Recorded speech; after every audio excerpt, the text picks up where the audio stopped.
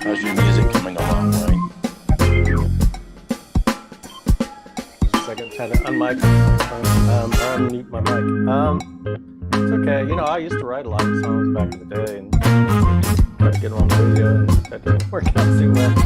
Nowadays, I just try to learn guitar and the acoustic, and the last couple of days, I mean, I found kind of pertains to the whole discussion. It's like time that I get tired. I mean, no matter how much I love the song, I get tired of playing it like for 2 days. I'm always constantly looking for like a song. Last couple of days, I've trying to learn a couple of Allman Brothers and Leonard Skinner songs. Songs I really don't know that well, but they're not the ones who did I'm not very good, but it seems so interesting. Something new.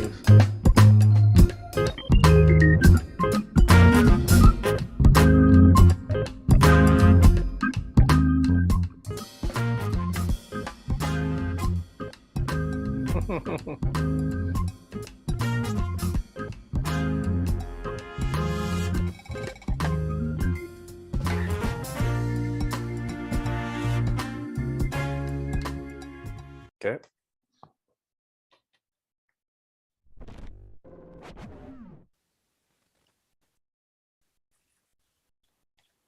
Oh, hello everybody, and welcome back to Forever Conscious Research Channel. Hope you find yourself having a good day today. We are moving on to with the Wayne Bush series, episode number 8, which is going to be the open panel question and answer with Wayne Bush. We also have a very special guest with us today, and that is Rudy, who some of you may be familiar with his story. Rudy is the near-death experiencer who claimed to have met the Demiurge, and Wayne did an interview with him a number of years back. And just to put this, let me just get this. I just want to put the link to this because I think everyone should listen to it. There is a transcript as well as audio file you can download in an MP3 format. So I'm just going to put this in the chat for you guys. For anyone interested, I highly, highly recommend listening to the entire thing. Okay, there's that. And, of course, Wayne Bush's site is trickedbythelight.com. That's trickedbythelight.com. And without further ado, we're going to welcome back friend of the show, Wayne Bush. And nice to have you with us, brother. Oh, thanks. Appreciate you having me back on. Got to be a little honest. I was a little hesitant and wanting to do a Q&A episode. You know, it's kind of like the Edie Brickell song, What I Am, that says, I know what I know, if you know what I mean. It's like, you know, I've shared just about everything I know, considered to be important, like over, what has it been, 24, 30 hours of material now. And so the thought of fielding all these questions from left field and stuff kind of terrified me. So I thought I'd bring on a surprise guest to help me out. And so it's, you know, it's been nearly 7. Yeah, I'll bet. So it's been nearly 7 years since I interviewed him. And since then, it's received, you know, probably tens of thousands of views, I'm sure. And, you know, he's been very instrumental in my spiritual understanding. And I can't thank him enough for taking the time to do that interview and this one as well. So, yeah, we had tried to schedule a follow-up interview a few years ago, but we actually had like severe flooding on the day of the event. So we canceled it and never got around to rescheduling. So since that interview, we've come to be really good friends. And so anyway, to great pleasure to welcome my dear friend back and get some more incredible information from him on his experience and what his views are. So I've got some follow-up questions for you, Rudy, if you don't mind. I'm sure FC's probably got a couple as well as the people in the chat too. So welcome back, my friend. How are you? Good. Well, I probably should introduce myself by the elevator version of my near-death experience, probably. Wouldn't you think? That would be great. I wasn't going to ask you to go through that, but that would be wonderful. Oh, yeah, that'd be great. Mm-hmm. Okay. Well, I'm from the former military. I'm certainly not in the military now. But when I was a young man, I don't know. I had lots of extra sensory perception kinds of experiences. I have, when I was like 11, I was being baptized, and as I came up out of the water, I heard a chorus of what I would have called back then angels, cheering me on, and a deep voice that says, "He is set aside." And I didn't understand what that meant exactly, but somehow the way things have unfolded since then, I could see I was set aside to talk to the world about I guess a loving being of light, as opposed to the lesser being that I met on my return from what you might call spaceship heaven, I guess. I don't know what else to call it, but I met a being on the way back right outside of Earth. Wayne has said it might be the moon. I can't deny it, but I didn't see the actual moon, so I don't know. Basically, it was this huge being with burning red eyes, a brassy face. He had a white beard, and he knew everything about the world. I mean, all of it, everything that there is to know. Is somebody who basically, I understand, the way I understand it is you contract with this being whenever you decide to have a earth experience, a physical experience. You have to contract with him for everything that you're going to do in your lifetime. So everything's already spelled out. But the problem with it is it doesn't always work out the way that you hope it will. It works out the way that it does, because it's like millions and millions and millions of if then else statements. If this happens, then this happens, or else that happens. So after meeting this guy, I was shown how the world goes towards the end, and it's not so pretty. In the end, I saw this time of darkness. The world gets real super dark. We're in a position where people just don't even want to be alive. They would prefer to be dead because life will get so bad. And there was this time of darkness where I had the complete understanding that this is our last bit. We are going to be riding this thing out, and for you not to go outside, because it's a real important message that I've been given, that if you wake up one morning and it's completely dark outside, there's nothing but darkness, and it's probably that way all over the world, and stay inside. I had the complete understanding that we should just be staying inside. Don't look outside, even cover your windows, and sing. I was talking to Wayne about his music. Singing is going to be the only thing that'll keep you from being frightened to death, because it's going to be so bad. But things will get better. I saw the world coming out of the darkness, and it was rather a much less populated world. And it went on for a while of rebuilding the earth. But then the earth turns into this different place. It's not going to be like it is now. There will be people won't eat meat the way that, we think of eating meat is. I don't know. I'm a barbecue cook on the weekends.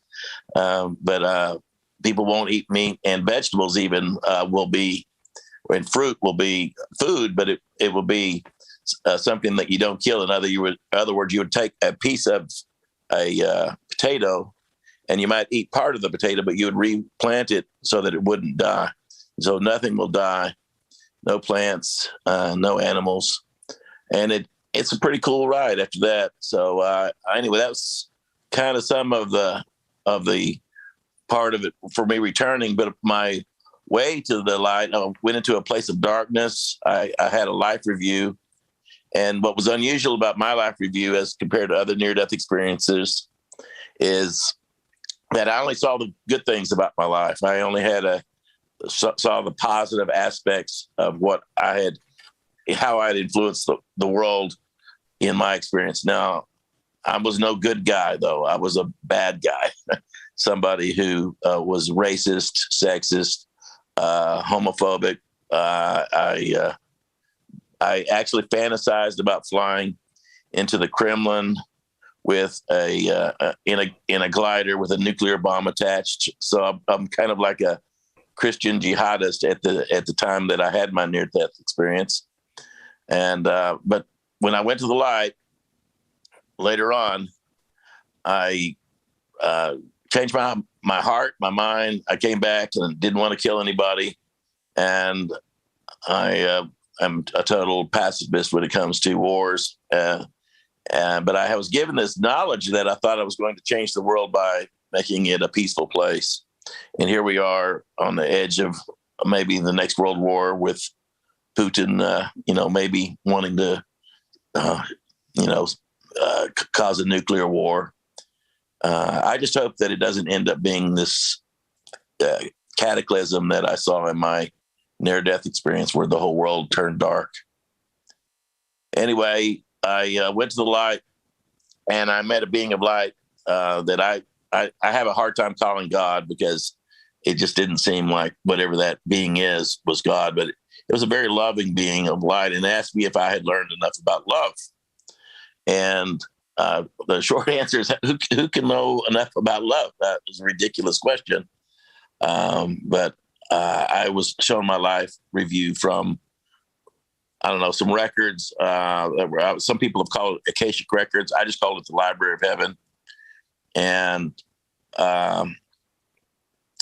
in the Akashic Records, I got to see lots of things that go on that are going to happen in the future that have happened since my near-death experience.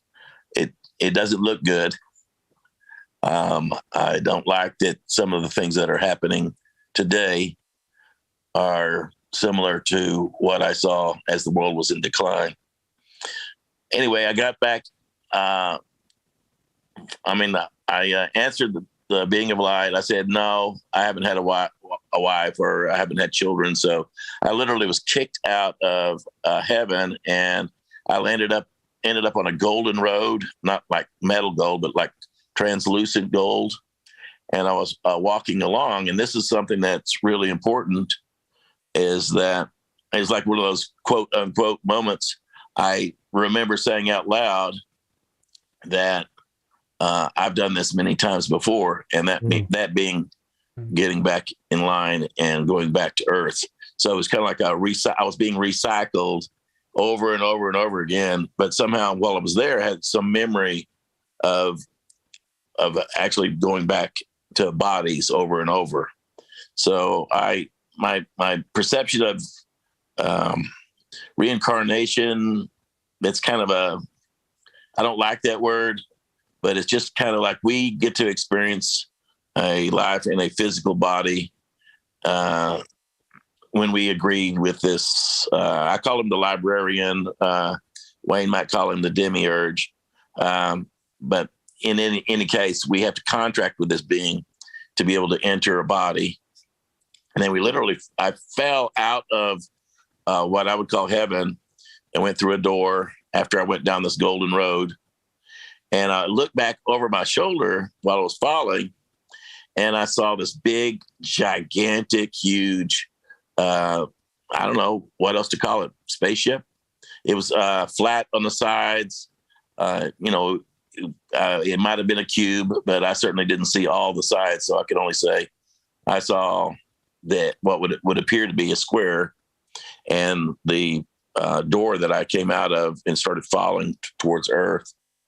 So that's kind of like a real super fast version of my near-death experience. I did end up back in my body, and I went through a lot of suffering from having a fractured neck.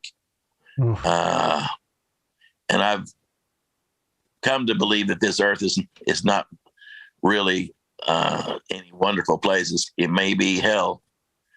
I don't know whether I would volunteer again if I could avoid having to come to a place where there are children being abused, where there is war, and no way to stop it. I mean, how do you agree to come to a world like this? It's a rough place for the vast majority of people, I would say. Yeah.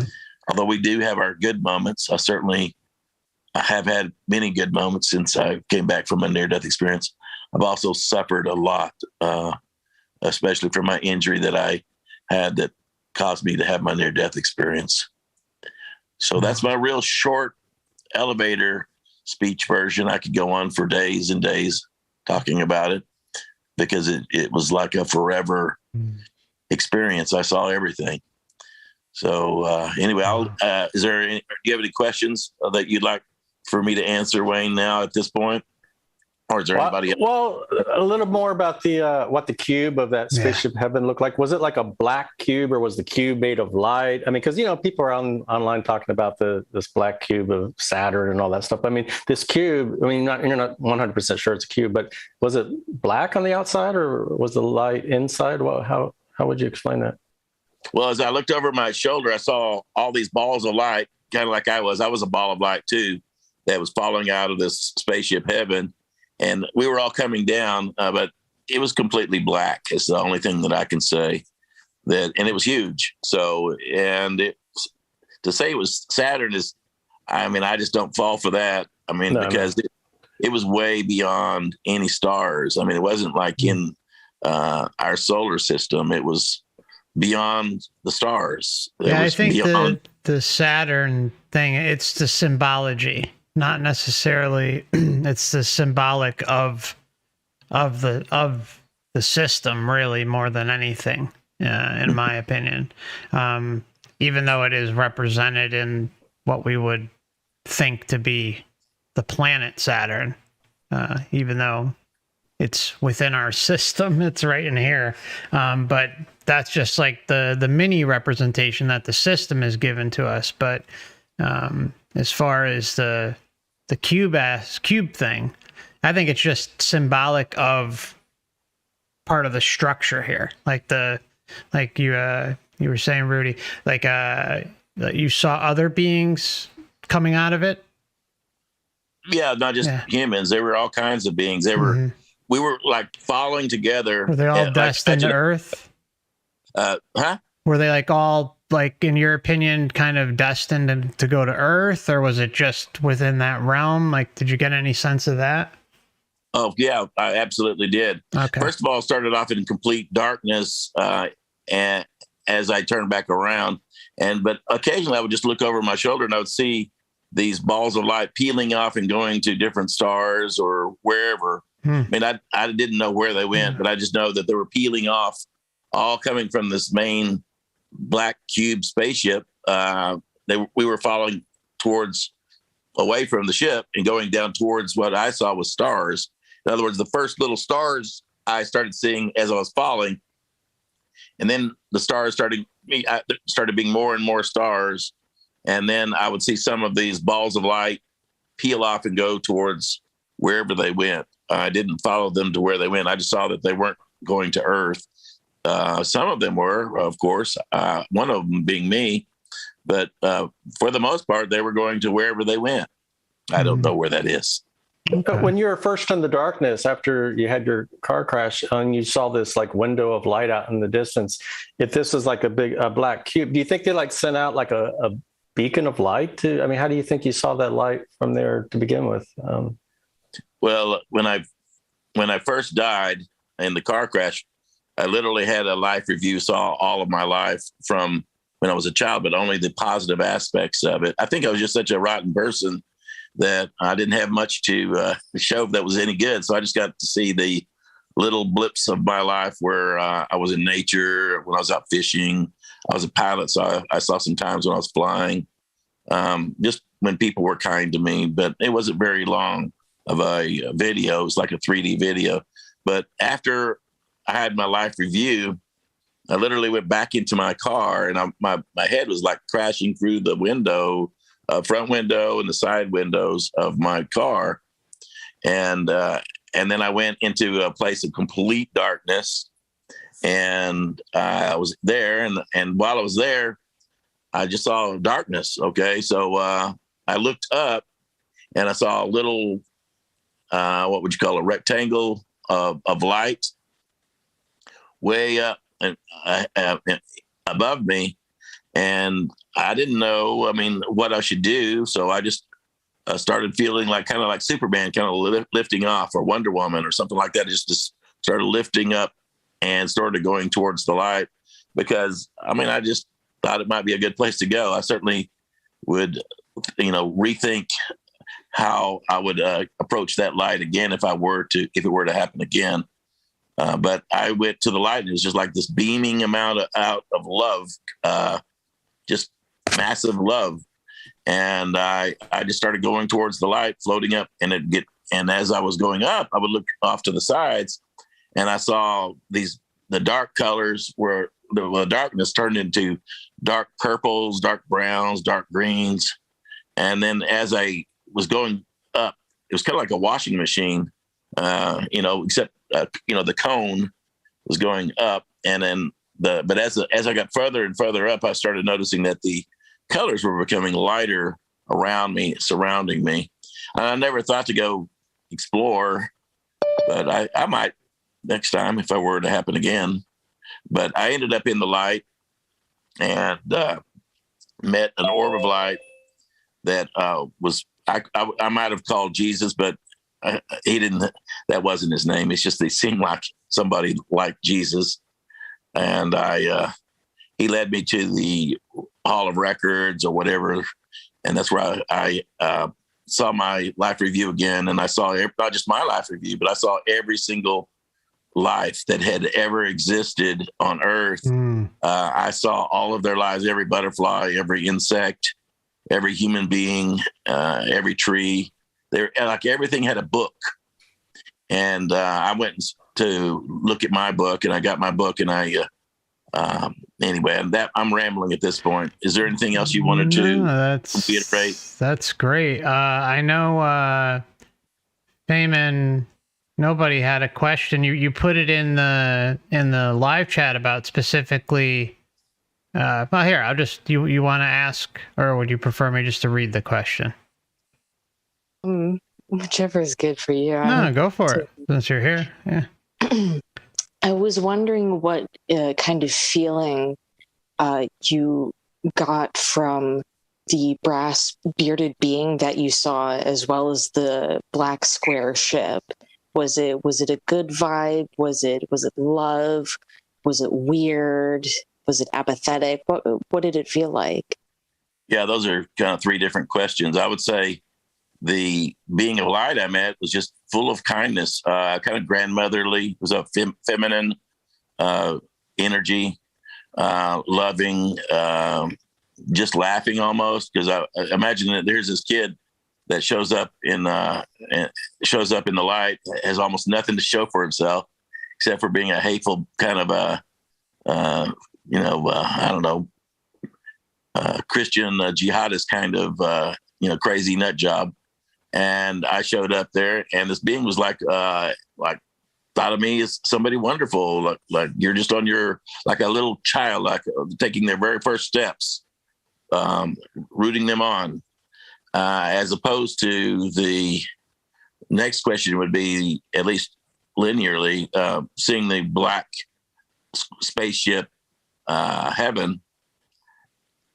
I'm not going to say it was foreboding, but it certainly was daunting. I mean, how large it was and how huge it was, and that all these souls, or I call them souls or orbs of light, were all being processed through this center, this place called heaven. That, well, I don't know if I would call it heaven, but it's something like that.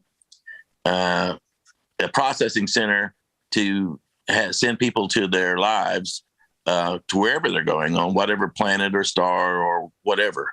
And then the being I met outside of Earth, no, not good at all. Okay. So it wasn't that I was afraid of that being, because I was almost like an equal. And I was kind of like stepping down to become a human. That's kind of how I felt.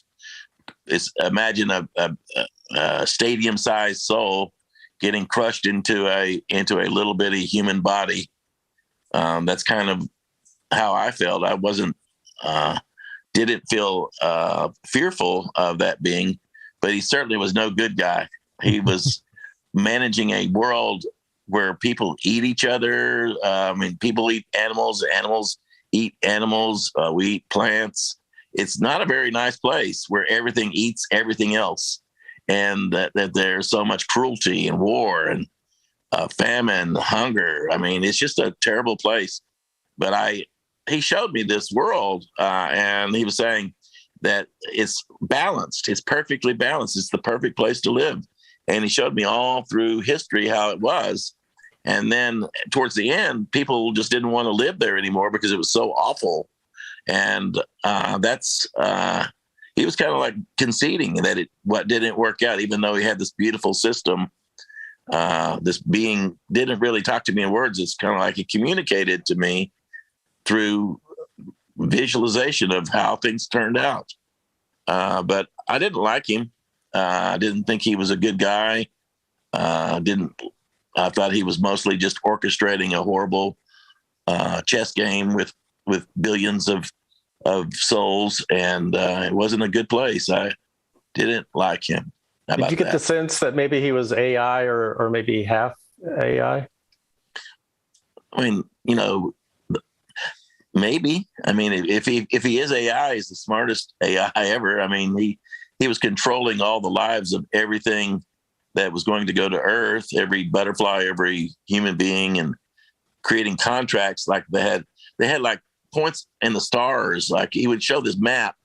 He didn't like to. They showed me these maps of how things with the stars interacted with each person and me in particular, and how there was all these mathematical equations of how things would turn out if I went back into a body, and the agreements that I had to make to go back to the body. It was kind of like somebody who was running a game, a huge chess game, and I had to agree to be a pawn or a knight or whatever it was that I was supposed to. I had this alleged life that was supposed to prevent wars. Okay, that was my whole reason for coming back to me, was to stop the wars, and maybe I did in some way before, but I'm certainly we're back in this situation right now where there might be a global nuclear war. So, but maybe I did come back and help out a little bit. Who knows? Given what you have learned about Wayne's work, maybe some of mine, and are you familiar with Dan from Overwatch channel at all, or Overwatch Project? You ever watch him? No, I try to not get too involved with other people's experiences, because I don't want it to tarnish I don't want mine to blend into other people's experience, if that makes sense. Yeah, sure. I'm just thinking, just kind of given, I guess, your conversations with Wayne, or maybe some of the things you've heard here, do you think that you were, considering you quite possibly did meet with the Demiurge, do you think that you were kind of given the the mission statement, like, oh, you've got a mission to come down and fulfill, like possibly prevent wars or help humanity, but in the same breath they also have just had a mind blank. Why don't we start with that, like the whole mission thing? What are your thoughts on that, looking back now, and kind of being familiar with how some of these other near-death experiencers say the same thing, do you feel like, I mean, not to take away from anything out of you at all, or anyone who has a near-death experience, but do you feel like you were tricked in that sense? Or do you feel like, you know what I'm saying? Well, to say I was tricked is kind of I don't know. I agreed to it. I mean, I saw the percentages, the mathematics of it. I saw how the stars lined up. I saw everything. So you're given it's kind of like a rolling the dice, because you really, after you have this picture, it's like imagine a snapshot of your life, how it could go. And the percentage chance that things will go that way are pretty significant. But then all of a sudden, everybody else has their the way they think too, and the way that they want to interact, and everybody interacts with each other. So things never go the way that you think they're going to go. So is it a trick? Maybe, but imagine if you've been in a world where every time you roll the dice, you rolled exactly the number that you wanted, and you just think, well, it's going to turn out that way because it always has in the past. And then you come to this world where there's chaos. There's this chance that things won't go right. And I would say that things didn't go right the way that I wanted them to go. But I'm not going to say it was a terrible life that I've lived since then. It's probably improved, right? I mean, it's or I don't want to put words in your mouth, but I know a lot of people, you know, it's that's actually two kind of questions. It can be rough getting out of it initially, but then it, you know, usually helps people in the long run. I mean, considering what you felt about yourself in the past, and then to years after, or maybe months, did you kind of go through a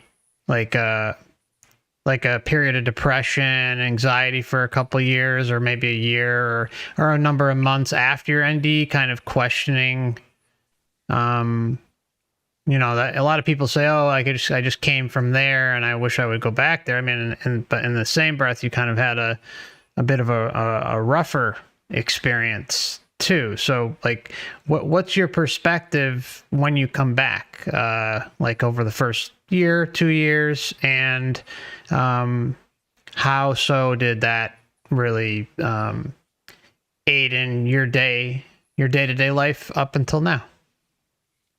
Well, I came back with a real positive attitude that God was love, and that love was the only thing that mattered. And I'll go around telling people I love them. It was kind of an unusual for me as some, kind of a crazy nut job, religious person that I was before then, to just go around telling people I love them. And, I really would say it was a positive experience when I first came back. It's kind of like I was high on meeting this loving being of light, and I was just trying to spread that message of loving kindness that I experienced. So for about a year, even though I was in horrific pain in a body cast, I, felt I had screws in my skull, and I was in horrendous pain, but somehow I couldn't experience life in any negative way for about a year. Afterwards, after I was out of the body cast and, trying to get back into my life, and I, went to work and was married and had children. And I had this, my wife had postpartum depression when we had she had my third child, and she just told me she didn't love me. And at that point, my whole concept that I was coming back to learn about love and through having a children and a family, I thought that was going to be, how my life was going to turn out, but it didn't end up that way. My wife and I divorced, and she took my children. And then I went into a closet where I had a shotgun, and I literally was going to blow my brains out, but my wife had hidden the shotgun shells. She must have known things were going rough in our marriage after she told me she didn't love me. But I basically just said that, this life is worth nothing at all. So if there's no such thing as love in this world, why even bother?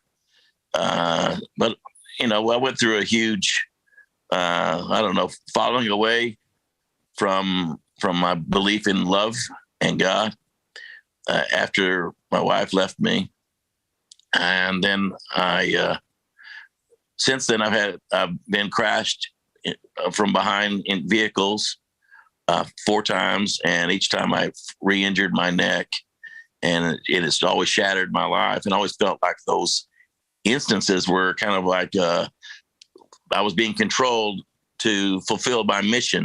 In other words, you can't give up, because we're going to just beat the hell out of you until you do this mission that you have. And so I've been yanked around a lot with chronic pain, severe, horrible pain since then. And I go through times whenever I'm doing good, helping others. That's when I feel the best. Whenever I'm doing things in the community, I used to do like a Habitat for Humanity thing. And then I've been a teacher of people with disabilities. I mean, those kinds of things, they make me feel good and make me feel great. But I never did fulfill whatever this big thing I was supposed to do. And so I was getting yanked around every time I would try to have a normal life. I don't know. I just went on for, I don't even remember what the original question was, but I would say that I wasn't tricked exactly, but things didn't turn out the way that I wanted them to, for sure.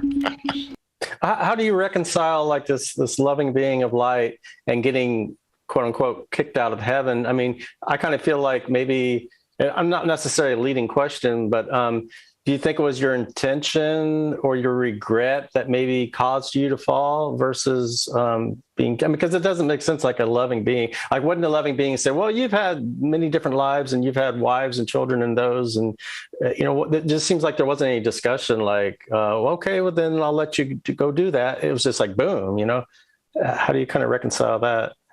Well, I just think it's a horrible place to come to. And if you want to experience this world and all the horror that it has, then, you're kind of like not permitted to stay there wherever that, I mean, it's almost like we go to the lowest common denominator is whatever our thoughts are. If they're down that low, then we're going to fall to wherever that is. Right. I certainly was no kind, wonderful person, but I did have these beautiful moments, and I chose to leave the light, and I fell back into my body. So I'm suffering the consequences of that every day with suffering, pain, chronic pain. But every day I get up and I think, well, what can I do to help others? What can I do to make the world a little better? And to me, that's this fight I have, this between this being in a horrible world, but also the reality that each and every one of us, by being loving and kind, can change the world and make it a little bit better. So I'm not saying that I'm glad I came back, but while I'm here, I'm going to try to do the best I can. You've also mentioned that you've kind of met some resistance, like when you wanted to accomplish that goal of world peace, that you set your intention. Like I think you mentioned wanting to be a congressman or something like that. What you want to talk a little bit about that, or? Yeah, I mean, I remember, sometimes we'll get little words that are whispered in our ear, and I on the other hand, I would get whispered all kinds of things in my ear. It was almost as if somebody was talking in my ear all the time, over my shoulder, talking to me and telling me to do things that were, that mostly were good things. So when I did those things, that I would get a lot of help. I started this Habitat program, and then I had this thought come to me. It's called HELPS, helping everyone through love, prayer, and service. And so inside of my mind, I was given this vision of literally becoming a congressman and asking every church in the state of Texas to adopt a welfare family and also to adopt a homeless person. And I thought if every single church would just do one person, it doesn't have to be millions of people, just one family, one welfare family, and one a homeless person and help them to become housed and help the welfare family to come out of poverty than just one, that we could eliminate homelessness and we could eliminate welfare by helping out those that are less fortunate. But unfortunately, I found out that becoming a politician was not a real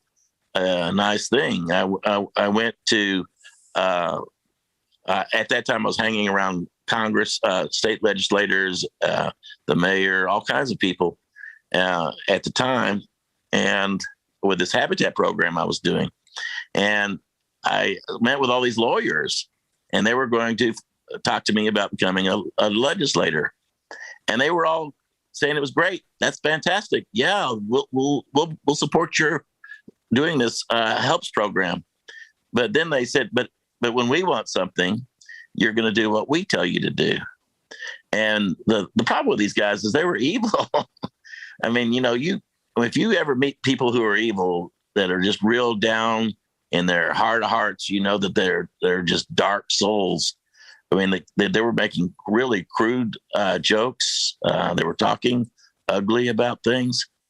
And at that point, I realized that I could become a congressman, but that means I'd have to sell my soul per se, because I would have to do unethical things to make this beautiful thing happen. And I wasn't willing to do it. I just wasn't willing to do awful, ugly things that they told me to do, so I could have my vision of helping people that were homeless and also those welfare families. So I walked away from it. But I mean, it wasn't a good thing walking away from it. I literally had my neck fractured, broken, over and over and over again for the last 30 years, maybe 5 times. I've had my neck smashed, and I've been out of work for 10 of those years, just being miserable and awful. So what it is, whoever these guys are that run the world, or whoever this, as you call them, I'm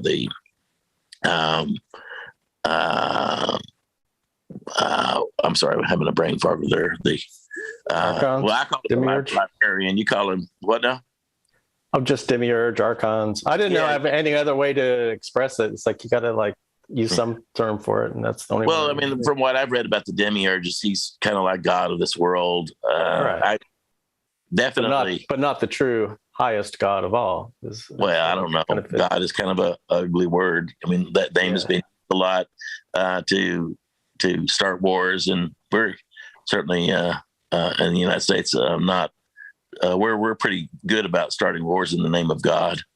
I certainly believe that every country that starts a war thinks that God is on their side. So whatever God that is, he reminds me of that Demiurge, the being with a brassy face, kind of like Santa Claus. He gives you gifts whenever you do things that he wants you to do, and but gives you a lump of coal if you don't do what you've planned to do, what you said you would do. If you don't fulfill your contract, then you're going to get your ass whipped. So soon after, learning that I was going to have to sell my soul basically to become a politician, I, gave up. I said, I don't want to be this. I just want to have my children whenever they want to see me. I've been divorced, so I started seeing them again. And I just said, I just want to be a regular human being, and I don't want to be a politician, and I don't want to change the world the way that they wanted me to. And because it was like, I would have to sell my soul for it. I don't know. I mean, they're like politicians that do ugly, horrible things to children so they can blackmail them. That's kind of the idea that I thought that they were going to have me blackmail. They were going to blackmail me somehow. And I knew it, and I just couldn't do it. So this whole time since then, I've been evading doing this great thing that they wanted me to do, or whatever it was. Yeah, I don't blame you. Follow up on the light, the being of light, and asked you, did you learn enough about love? And then when you said, well, not really. So then you came down. That kind of implies that they want us to come here to learn, whether it's about love or something else. And so you frequently hear these near-death experiencers who say Earth is a school and we come here to learn lessons and grow spiritually. What would you say about that? Do you think it's a school? Well, I mean, if you were my pre-near-death experience, person, I used to get the shit beat out of me for just anything, when I was a kid. I mean, that's the way parenting was done back then. And so in that way, in that fashion, yeah, we come to this earth school and we get our asses kicked. We get spanked, we get beaten, we get hurt to learn lessons. Yeah, that makes perfect sense. But I'm not that kind of teacher. I'm a teacher now, and I don't teach that way. I teach through positive reinforcement. I teach people to reach their best selves, and for them to become whoever it is that they want to become. Not at all like the take you out to the woodshed and beat some common sense into you the way that I was brought up.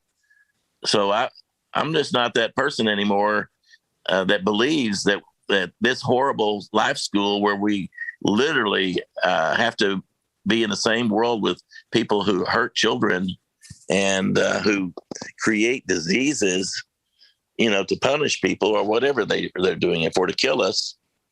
It's just not a nice world. I don't like it. I don't want to be here. But like I said, I just try to do the best I can while I'm here, and that's just going to be good enough. It has to be. It seems like the most effective way to learn would be to be put in an environment that's encouraging and you've got positive, great role models versus being sent to a place where there's so much corruption and everybody's trying to pull you down and you're traumatized. I mean, it just seems like there should be kinder worlds or places that we could go if there is indeed a need for any kind of learning. Right? I mean, I know that's something that you've talked about, maybe as an option of going to a better world than this.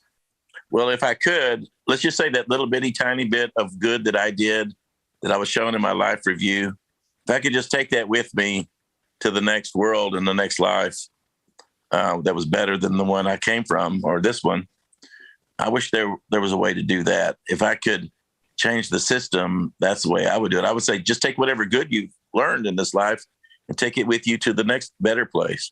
But that's unfortunately, we had back into a body down in this world where there's so much deception and hate and war.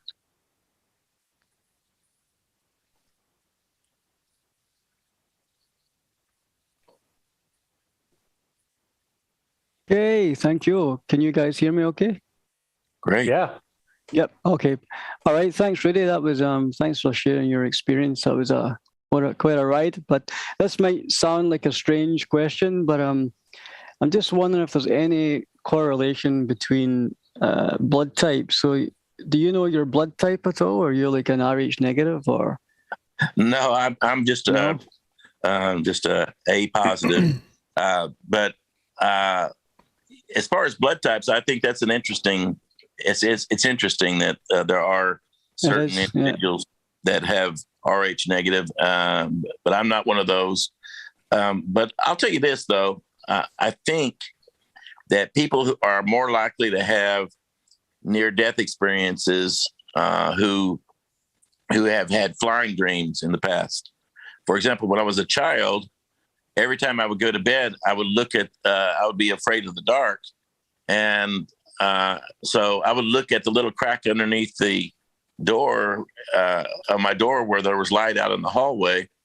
And I would keep my eyes focused on that. And as I would fall asleep, I would turn into this, I would literally fly out of my body and fly outside and fly around my neighborhood. And I would see, for example, a Frisbee on top of a building or a house in my neighborhood, or a rock or a stick or some toy that I had previously thrown up there.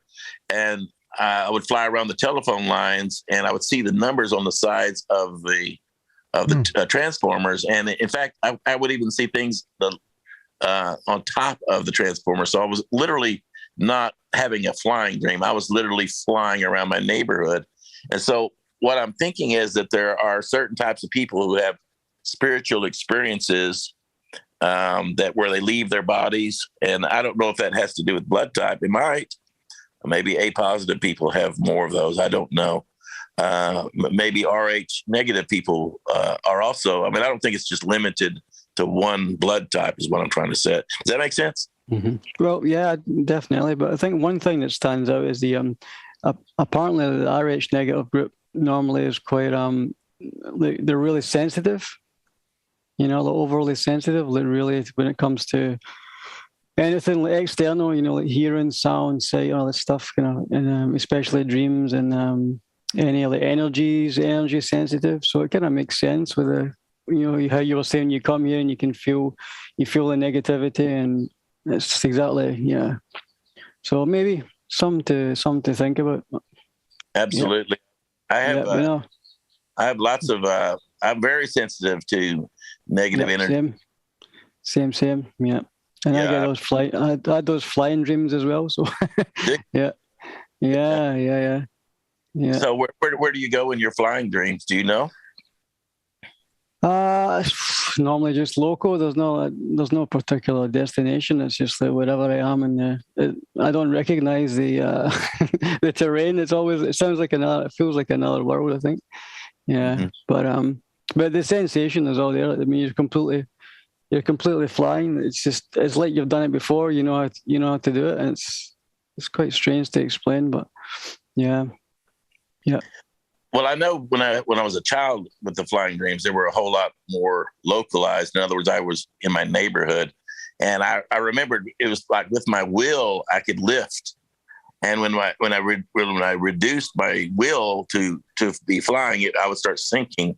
So it was exactly. It's so interesting that went on. And in my flying dreams that I've had since then, I fly all over the world. I go to weird places, you know, like to the Four Corners area of the United States. I've flown to England once, where I literally flew over a fence in this backyard where there was this garden, and a little girl was pointing up, and she goes, "Look at that!" And she was pointing at me as I was flying in her garden.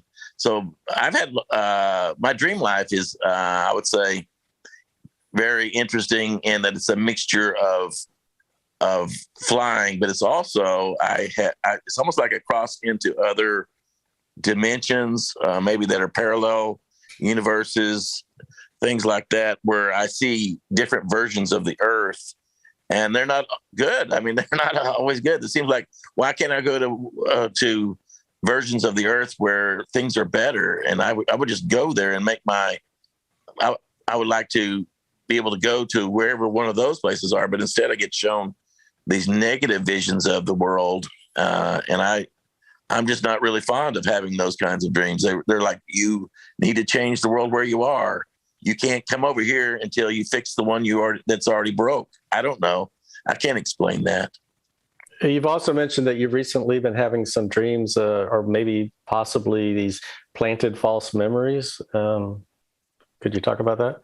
Yeah, I'm not real happy about having planted memories. Imagine if you were living in your life and somebody planted a memory that you had done something unethical or bad, and you didn't do it. I mean, but somehow that memory was planted in your head that you did something terrible. And if you've heard of thought crime, and what if somebody could tie you to a thought crime and say, look what you did in your thought? And but that's been disturbing to have those kinds of dreams where I see myself as somebody who's done something unethical or wrong when I didn't do those things. So who's planting it? And I tend to think that whoever it is that wants to control my life, my contract, puts those kinds of things in my way to try to motivate me to do something that they're wanting to do. Of course, they never tell me what it is exactly I'm supposed to be doing, but it's kind of like the people who come back. They get they go to the light, whatever, and then they come back to another body, and they get this big old mission, but they're not told what it is, and they don't remember anything about it. So I'm just not real happy about that situation.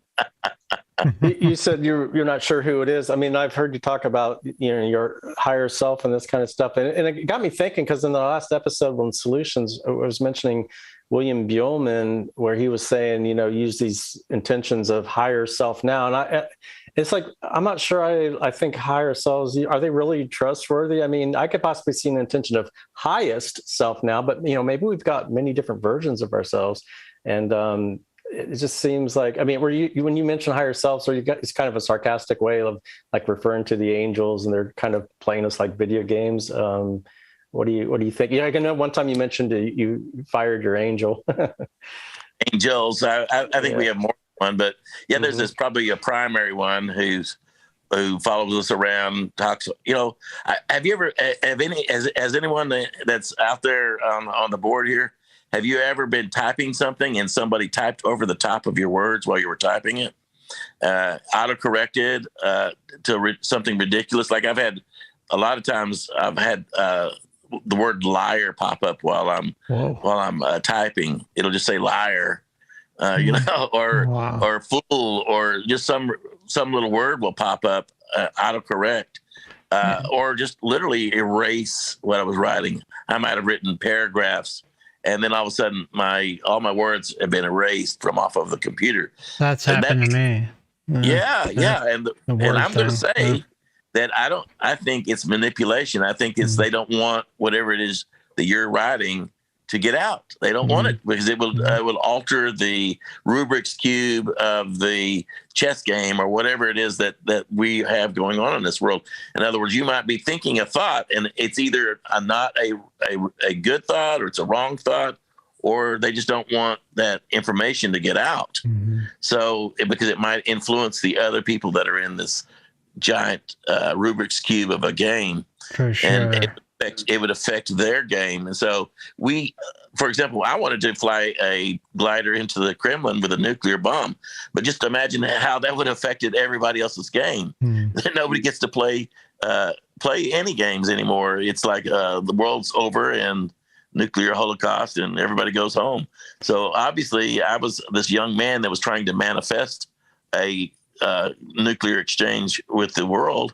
And I got sidetracked and had this near-death experience, because that would have ruined everybody's game. So I think people have powerful abilities as souls. In other words, we come into these bodies and we can make the best things happen, but we can also make the worst things happen. Sure. And I might have been somebody that needed to get pulled out of the game. Yeah, they had to shake you up a little. Anybody on the panel have any experiences like that they'd like to share? Feel free to unmute yourself.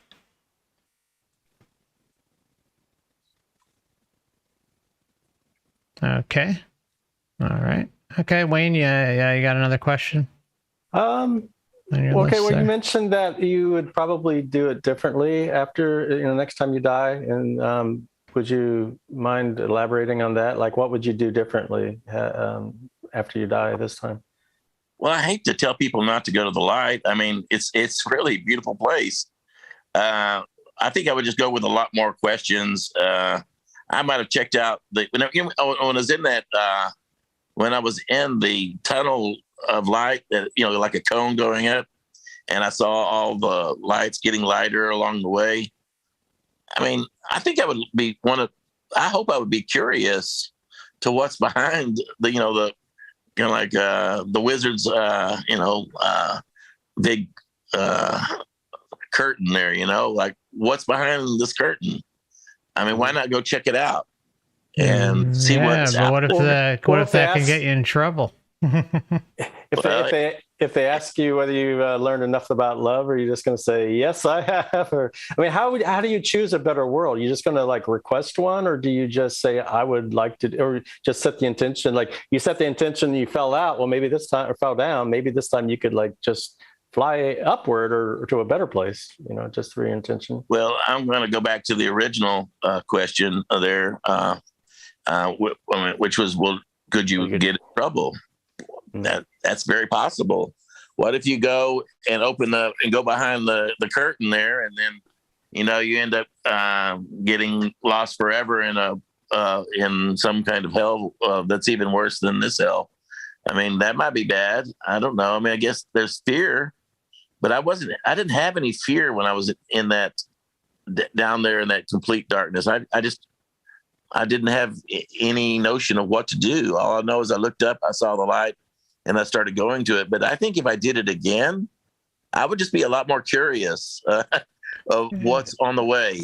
Curiosity would want to know. Killed the cat, though, right? I just think, do you think? Can I ask, like, what made you reach out to Wayne? I can answer that. He didn't reach out to me. I was curious about my theory, and I thought, well, I need to go to some near-death group meetings. I'm talking about this. I need to hear their perspective. And I was it's like, man, I'm going to go there, and they're just going to, I mean, I didn't really mention my site or anything, but I listened to, like, they went around the room and everybody talked.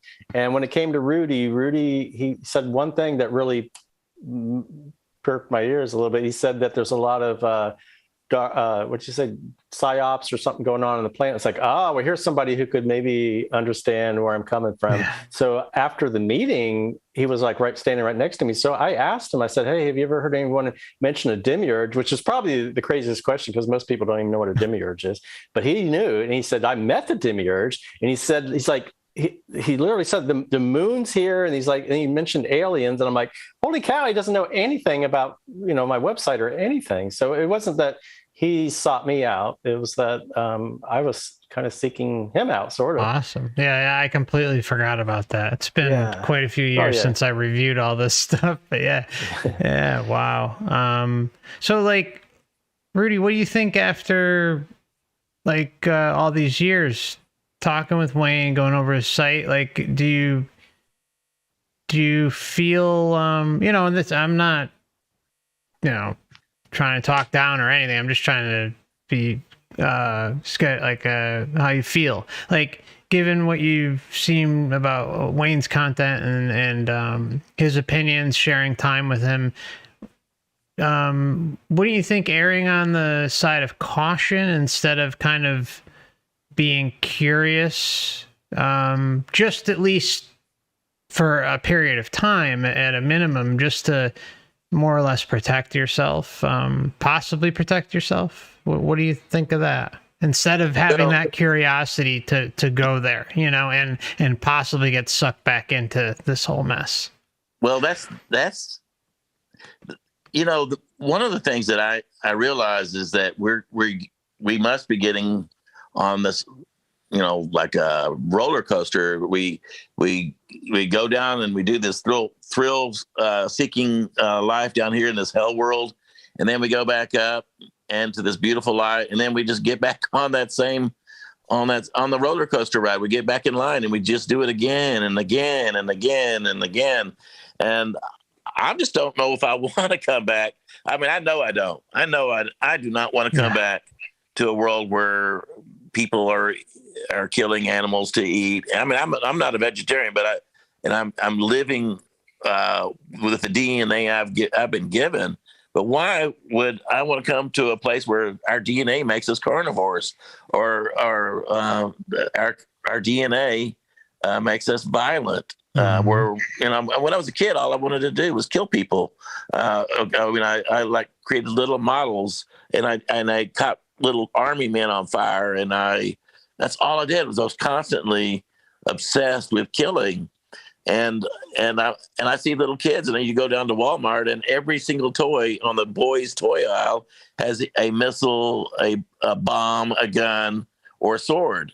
So it's the reason why kids are boys are interested in those toys is because it's a part of their DNA. It's literally this one desire to kill and to be in war. And but I don't want that. I don't want to come back with my DNA programmed to hate. Maybe overcoming it might be a good thing, but but why can't I just get over it? Why can't I go to a place where it's not that way? So like, what if you go to the light and they say, oh, we're going to help you overcome it? But no, you know, I don't want. Yeah, see, I mean, that's no. I don't want that. I don't want. That's what I'm trying to get at. I would rather try to go on to a better world, to some better place, and where I'm not programmed to have to get over it. Hell yeah. Well, I mean, why would you want to plant the desire to go to war and to kill into a little boy? I mean, you know, like little children when they're little babies, they're still normal. Okay, they're not hating on people. They love their mom when their mom hugs them and loves on them, and when they're getting praised for walking or crawling. I mean, those are beautiful moments for little babies. But then when that boy gets to be about 4 or 5, they go from listening to Barney as a dinosaur, a friend to you and you, to they shot Barney. They shoot Barney the dinosaur with a machine gun, and so there's this little trend. There's this change that comes over little boys, and they turn from this loving little boy into this violent little creep that wants to hurt people. Yeah. And I don't want to be a violent little creep anymore. I don't want to be born that way. I don't want to have that in my DNA. I want to go on to a world where people are peaceful with each other. They're kind to one another. Whenever there's kids are out of the playground, they're taught to share and to be kind to one another. What happens to the playground? Then they become competitive, hyper competitive. They're pitted. Boys pit themselves, and girls do the same thing. They just do it on a different level. Mm-hmm. Where girls, I mean, have you ever been in a group of women? Like 25, I was with around a group of women. All they would do is backbite each other all day long and gossip about each other. So it was like, gosh, dang, I know plenty of them, or did. Yeah, I mean, but it's like, so it's not just boys, is what I'm trying to get at. The people in general in this world, we're backbiting and we hurt each other, and I don't want to be like that. I don't want to. I think it all roots to, I'm sorry. Go ahead. No, I just said, I think it all roots to like the programming though. The big ones, like you're saying, Barney getting shot with a machine gun. I mean, I remember at a young age getting G.I. Joes, so G.I. Joes and little tanks and stuff like that, nobody. And then there's the cartoons and all the learning the so-called quote unquote history, which is mostly bull in our classrooms and this and that and that's all passed down intergenerationally. I think even though we do have that survival instinct built within us, and if you push that survival instinct to the limit, or, then something drastic can happen, violence, whatever. But when you have that mechanism mixed in with like hypermaterialism and violent programming, and that's all kind of being shoved down our throats at a young age, it molds us into something that we really were not meant to be or shouldn't be. So I think this place would be cool to experience. This whole earth would be great to experience if there wasn't, if like, oh, you knew the rules before you came down, you didn't have this memory wipe, and you might still have a body, you might still experience pain and suffering and happiness and love and all that stuff. So at least if we're eternal beings, we can have that experience. But it's the way the whole thing is structured and engineered to push us to the limit and basically destroy us and bring out the worst, especially like on a societal level. So that's just kind of my rant on it. Do you want to pick up what we watch on television and movies? Would anybody go to a movie where things worked out and people were kind to one another? They'd say, oh, that's just a Hollywood happy ending, and I don't like it. They'd rather have the whole world fall apart. And it's just what we're interested in. I mean, look at those those movies where women are treacherous to one another, or I don't even know, the live television. I quit watching television because it makes me cry. It's like I can't watch it. It just makes me sad. Being very sensitive, I'm very sensitive to suffering. And whenever I see children hurt on television, it makes me cry. And I know it's just fake, but I feel it. I mean, I feel their pain and I feel their suffering. And so it's just terrible. Why would we want to watch shows where people are murdering each other, and every other show's like a cop movie where somebody's getting killed and tortured, and I don't know, just that kind of thing. Yeah, it desensitizes us from a very young age, and then eventually you reach a certain age where it's like, oh, okay, this one's getting murdered on TV, this thing's happening, and then it kind of sneaks in stuff like, oh, well, our government's at war, and everything under the sun that you can think of that is vile and nasty here is a linkage to really what's being presented, propaganda or otherwise. So Wayne, I wanted to switch back over to you and see if you had any other questions. Well, because I have some over here from some listeners. But okay, I know you have some. So I got one that somebody sent in, but also thing we never mentioned during our interview, and I found out later, was that after he had the car crash, I think he had something that looked like an angel that came to help him. Is that true, Rudy? Some kind of angel? Yeah, well, I mean, I don't know what else to call it. Right. I was literally driving down the road on the way to this. We were preparing to go to war with Iran, and fortunately, that never happened. Who knows what part I would have had in that war? I'm glad I didn't end up being involved in that. But I was driving down the road, and I was going to go down this highway, and there was a branch in the road, and this siren started slapping back and forth from this wind and rain. It's almost like out of a Twilight Zone movie, and I went off, veered off to the right, and I ended up on a road called Double S Road. And while I'm driving down the road, the wind was whipping my little car around, and the water eventually just shoved me off the road into a field, and that's when my car began to roll over and over and over, and I had my near-death experience. But when I came back to my body, which is really cool, actually, if y'all want to hear that, I was coming back to my body, and I was looking down. All this time, I had just been this kind of like a ball of light. But at this point, I could actually see my arms and hands while they were out in front of me while I'm coming back to my body. And it was raining, and I could see the rain hitting my hands and bouncing off of my hands, which is really interesting. I was like looking at the rain bouncing off of my translucent hands. And I just thought I just kind of looked at it and said, well, that's interesting. And so I went back into my body. And after I went back into my body, I went into shock. And, but while I was in shock down there, there was a lady who had a pretty dress on. To say she looked like an angel.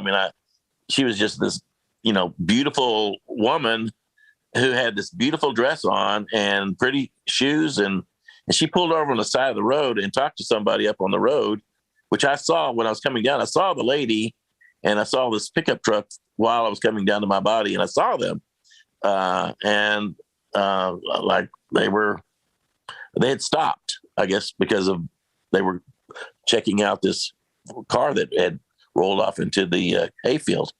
And anyway, this woman went out into that hayfield, and she was just came out to me, and it was just like an angel, I guess. She was just had this magnificent dress on, and she walked out there in that field, and she came to my car, and I came up, and my car was still running, but by some miracle. And she came up to me, and she says, "Are you okay?" And I came to, and I said, "Oh, I'm fine." I was in shock and had a broken neck, but I said to her, I says, "Would you follow me?" to a hospital. I think I'm hurt. And she says, I think you should probably just lay down. And she found a blanket that I had, a military blanket that I had in the back of my little car. And she had me lay down, and she covered me up. And immediately I went into shock again, started shaking like a leaf. But apparently that lady had talked to the man, and he had went and talked to the volunteer ambulance service, which was like 5 minutes away. And literally before I could die, this ambulance people show up out of nowhere. I mean, it must have only been 5 minutes or less. And they were out there in that field putting me on a gurney at this volunteer ambulance service. So, I mean, I have to believe that it wasn't by chance that lady came along, and it wasn't by chance that I was put on that the ambulance service came out in the middle of nowhere. I mean, miles, 30 miles from a city. Well, that they saved my life, so they must have set aside. Well, they need me for whatever game. I mean, that's the only thing I can imagine now, that I was an important player in whatever game that they're playing. I was somebody who was going to make a difference, that maybe the world needs to have good guys too. They need good guys and they need bad guys to make the experience real. And maybe they needed me to be a good guy. I don't know. I mean, I was just guessing that's why they came out to save me in that rain. It was terrible. I can't believe I never discovered that in my first interview. It's like, wait a minute, you're like telling me at a restaurant or something about this lady or angel. It's like, wow, I never got around to that. Oh yeah. She certainly was not who would go out into the storm? Yeah. A horrible storm, and literally the field was being filled up with water, rain, and wow, it was pretty crazy. Yeah. So just one more thing I had was this email I got back as feedback, and they said, hi, Wayne, I really appreciate your work. I've shared your website countless times on Facebook and with people I meet. I was listening to your interview on Forever Conscious, and you told a story about a man's vision of clowns. It brought this theory to mind. You might find it interesting. And he sent me this link to this YouTube video. And I think that you might have seen a video or something on these clowns that somebody is saying that it might be the Nephilim. Is that what kind of gave you the incentive to come forward? Because that's it's a thing that you're kind of reluctant to share with people, that you saw these clown-like beings. People think you're, nuts or something. But how'd that come about? Well, as to why I just read something about clowns, and they showed this picture of this big, huge, giant-headed clown, and it had big teeth in it, like from some movie. And it just sparked my memory of during the time of darkness. I remember being in this room where it's completely dark, and there was this clear understanding: don't look outside, don't look outside. But what does somebody do when they hear somebody say, "Don't look outside"? They look outside. So I remembered this time of darkness of looking outside, and there were all these people running around outside in the darkness. But what was remarkable, it was almost like a different kind of military was there too. They were chasing people down. But also they were in a strange uniform. They weren't, somebody might say NATO or whatever. I didn't know. They weren't NATO. I don't know what they were, but they certainly weren't NATO, and they certainly weren't American soldiers, but they were in these weird uniforms. But they were also these, I'm not going to say they're clowns, because they certainly didn't have makeup on or anything like that. But I just saw these huge giants with big, huge foreheads and big, elongated heads. And they were just, it sounds crazy. I don't even know if I want to talk about it, but I saw it. When I saw what I saw, they were like eating people. And that was scary. Certainly closed didn't peek out anymore after that. But it seemed like I saw in the future something terrible where the military or a military and these giant beings that look similar to clowns. They had kind of like, they had like hair tufts on the side and big, huge teeth, big, gigantic mouths. And anyway, they weren't really funny if they were clowns. Reminds me of the creepy clown phenomenon that the media was pushing around a couple of years back. Sorry, Wayne. Yeah, that makes sense. No, it scares people. The clowns do. We'll take one more, Wayne, and then we got to take a break. We're about an hour and a half. If you had any idea how long, it's probably a short answer. If you had any idea how long the time of darkness lasts and when it might occur.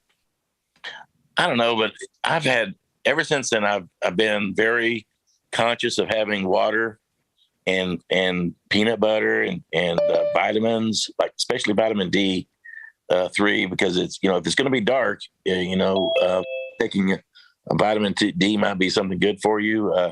I'm going to say I'm a little bit fanatical about having stores of food and water with me wherever I go, so that because my experience was that there was real time of darkness. Okay. How long it goes, I can't say in hours or something, but for a while, having water will keep you from going outside.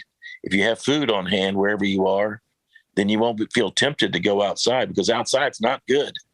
Whatever's out there, it was eating people and killing people, and the soldiers or military or whatever they were rounding up people too. So it's just staying inside, away from whatever's going on outside, seems to be the best, and not being afraid. I think fear was the number one thing. Singing. It doesn't matter what you sing. Doesn't have to be religious or nothing. Just happy songs. Just sing, and that's going to help you get through the time of darkness. There's going to be people eating people. So, everybody talks about the zombie apocalypse. I saw the zombie apocalypse, 30 years ago in my near-death experience. So it's not good. You don't want to be outside when that's going on. Yeah, we also made these water filters with, we take a 5-gallon bucket and we put river rocks and pea gravel and sand and activated charcoal. And you can add a little zeolite for good measure, but it helps filter all the bad stuff out of the water. It's Well, there's going to be a time after the time of darkness that's not so great either. So, it's just because the darkness goes away, the world's going to be devastated. So being able to, for me, I'm a avid gardener. I'm always trying to grow food that maybe there'll be a time whenever there's no grocery store to go to. Maybe there's going to be a time when getting clean water is going to be nearly impossible, and people will be killing people for food and water. And I'm a peaceful person. I'm just going to give them my food and my water if somebody threatens to kill me. That's one of the things. If you kill somebody during that time, it's going to have it's going to mean something. Don't kill anybody. Don't ever kill anybody, because that means you may have to face the consequences of killing somebody to survive. There might be a consequence. Have food, have water, and be willing to walk away from it and get more food and more water. You can drill down about 10 feet or 15 or 20 feet in the ground, and you can probably get well water. So something, and then you filter it and clean it up, and you can have water. You can grow your own food. I'm just saying that ever since I've had my near-death experience, I've always felt like I needed to be really vigilant about having food and having water, and also not being afraid. One of the things that I really, really feel is that people do bad things when they're afraid. You back a dog into a corner, and what are they going to do? They're going to bite. They're going to reach out and bite you back. So don't be afraid. If you encounter something like this, just be peaceful and die well. It's okay to die. Dying is not even that big a deal, but being a coward while you die and killing somebody for their food or killing someone for their food or water, to me, that's the ultimate betrayal. I don't do it. Don't eat your pets. Don't kill your pets. Don't to eat. Sorry, go ahead. Don't eat your pets. I'm sorry. Continue. I didn't mean to cut you off there. Well, to me, what it is some people say, that they keep their dog around just in case they're going to starve. They'll eat their dog. Don't do it. I mean, I think that's like the ultimate betrayal to your family member. I mean, your pets or your people. So that'd be like eating your brother or your mother or your child. Yeah, I couldn't agree with that more. The way I live my life personally is what will be, and if a day were to come that were like that, I'm not going to fight.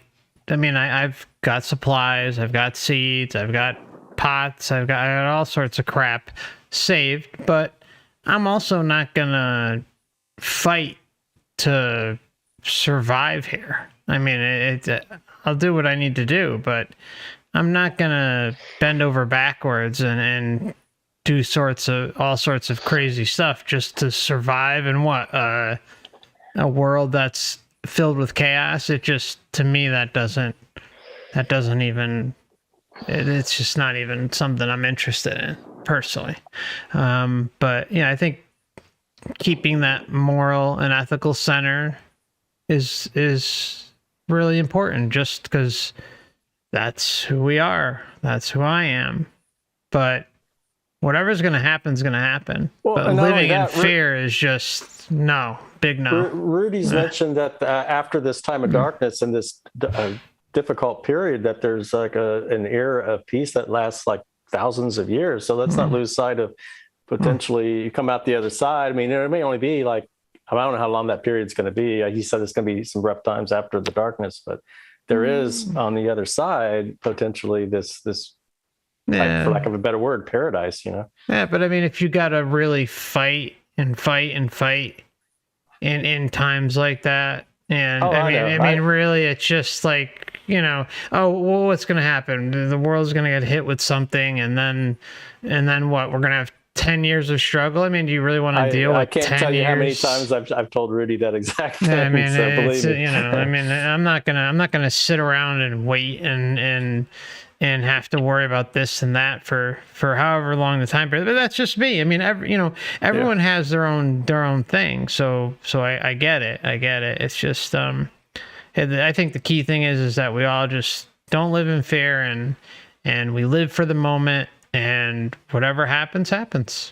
But don't be silly and not prepare either. I mean, it's important to buy some canned goods, buy some seeds, buy some soil, pots, some grow lights, solar panels. I mean, if the world's in darkness, then you're not going to be able to use them. But I mean, that's like the extreme. You can store up the energy in some batteries if you got some. Yeah, but I mean, again, I guess that kind of goes to the question, like, how much you're going to put into this, Sure, exactly. So, but yeah, I mean, sure. I mean, I guess it just depends on the extremes that people want to go. So what we're going to do is just take a 5-minute break, and we will be back shortly. So if everyone can just mute their microphones for the time being, it would be great.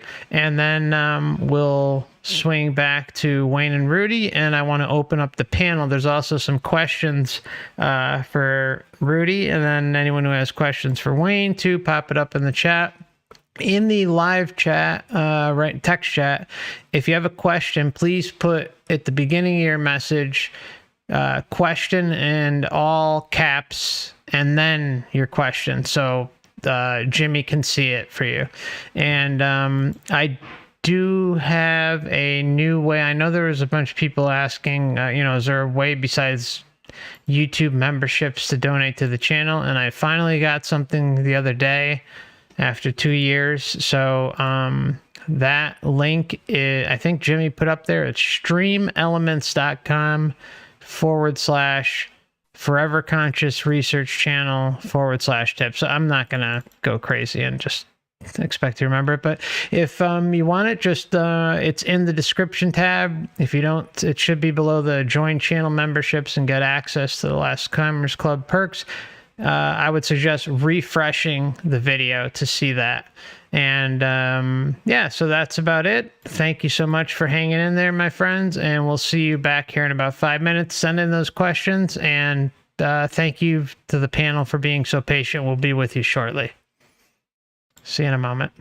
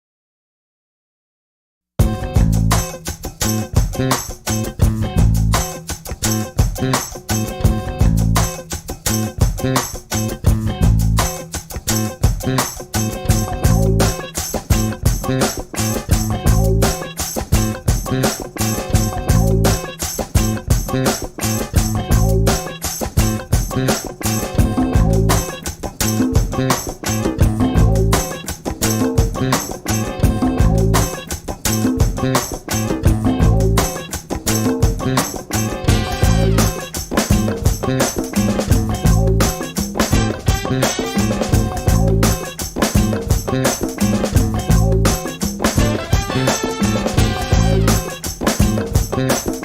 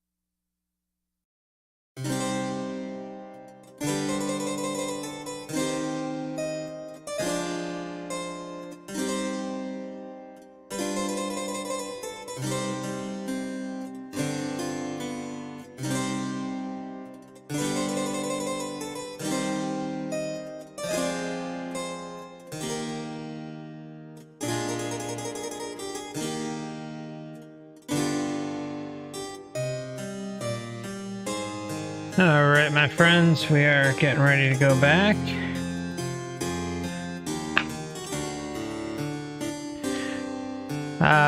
Rudy, if you wanted to put your camera back on, you're more than welcome. It's up to you. I have it set up so at any time. Okay. All right, we're going back. 5, 4, 3, 2, and 1. Okay. Oh. Welcome back, everybody. Thank you for hanging in there and being patient. We are going to continue on with episode number 8 of the Wayne Bush series. Please check out Wayne's website at trickedbythelight.com. That is trickedbythelight.com. And I'm also going to include the link in the chat right now to the interview that Wayne did with Rudy back a number of years ago. And you can see the transcript as well as download the audio interview. I suggest the hi-fi MP3 that he has up there. It's 166 megabytes, and give it a listen. It's what, about almost 3 hours or something like that. Very interesting. Right. Yeah. So yeah, let's pop back into it. And thank you, everybody on the panel, for your patience throughout today. I appreciate it. Let me just pop into the questions that we have from... Oh, actually, you know what? Before I continue, let me give a big thank you to Enemy of 322 for his $10 YouTube super chat. Thank you so much. That's very, very kind of you. Thanks, brother. Okay, but let's move on to some of the questions that the live chat had, and then what we'll do is jump into the panel. Question, Rudy, you mentioned you saw a time of chaos and anarchy. Can you elaborate in detail what you saw, and are we in that time now? I mean, we've got a little bit of that answer, but is there anything else you want to elaborate on that? Well, at the time of my near-death experience, I mean, we were going through a time during the Cold War where we were switching over to Muslims as our key enemy. But my whole background had been one of hating Russians because they're communists. And it's just amazing that we're now transitioning back to hating Russians. Not saying that what the Russians are doing is good and right and their cause is correct, but I mean, we're having people that are starting to attack Russia. I mean, with nuclear power, with, crazy amounts of nuclear missiles. War, supporting it might just embolden the people to be crazy enough to do something like attack Russia. I mean, to me, we have to be peaceful in our own hearts, and we have to not give any of that energy. It's hard for me when I hear the people of Ukraine being attacked, and I feel terrible for them. I do. But I know that there was, the Ukrainians weren't saints either. I mean, they were doing terrible things to some of the Russian-speaking people in parts of Ukraine as well. So, but I think being on any side in a war that might start what I saw, and I can't say it was a nuclear war, but it sure has a look of it. This time of chaos that I saw, the world was just getting darker and darker, and people were, their hearts were hardened and hateful. And does it look like now? I think so. I think we're in a time whenever there's a lot of people that think that maybe a nuclear war might be acceptable. But I didn't just see this nuclear war as the only thing. I also saw the world just go, something bad is going to happen to the world. But I also want to believe that I just saw a snapshot of how it could be if things go the way that they are. I'm hoping that people will, with their will and their hopes and their dreams, and try to steer this thing away from a horrible outcome, because I saw the world splitting in two.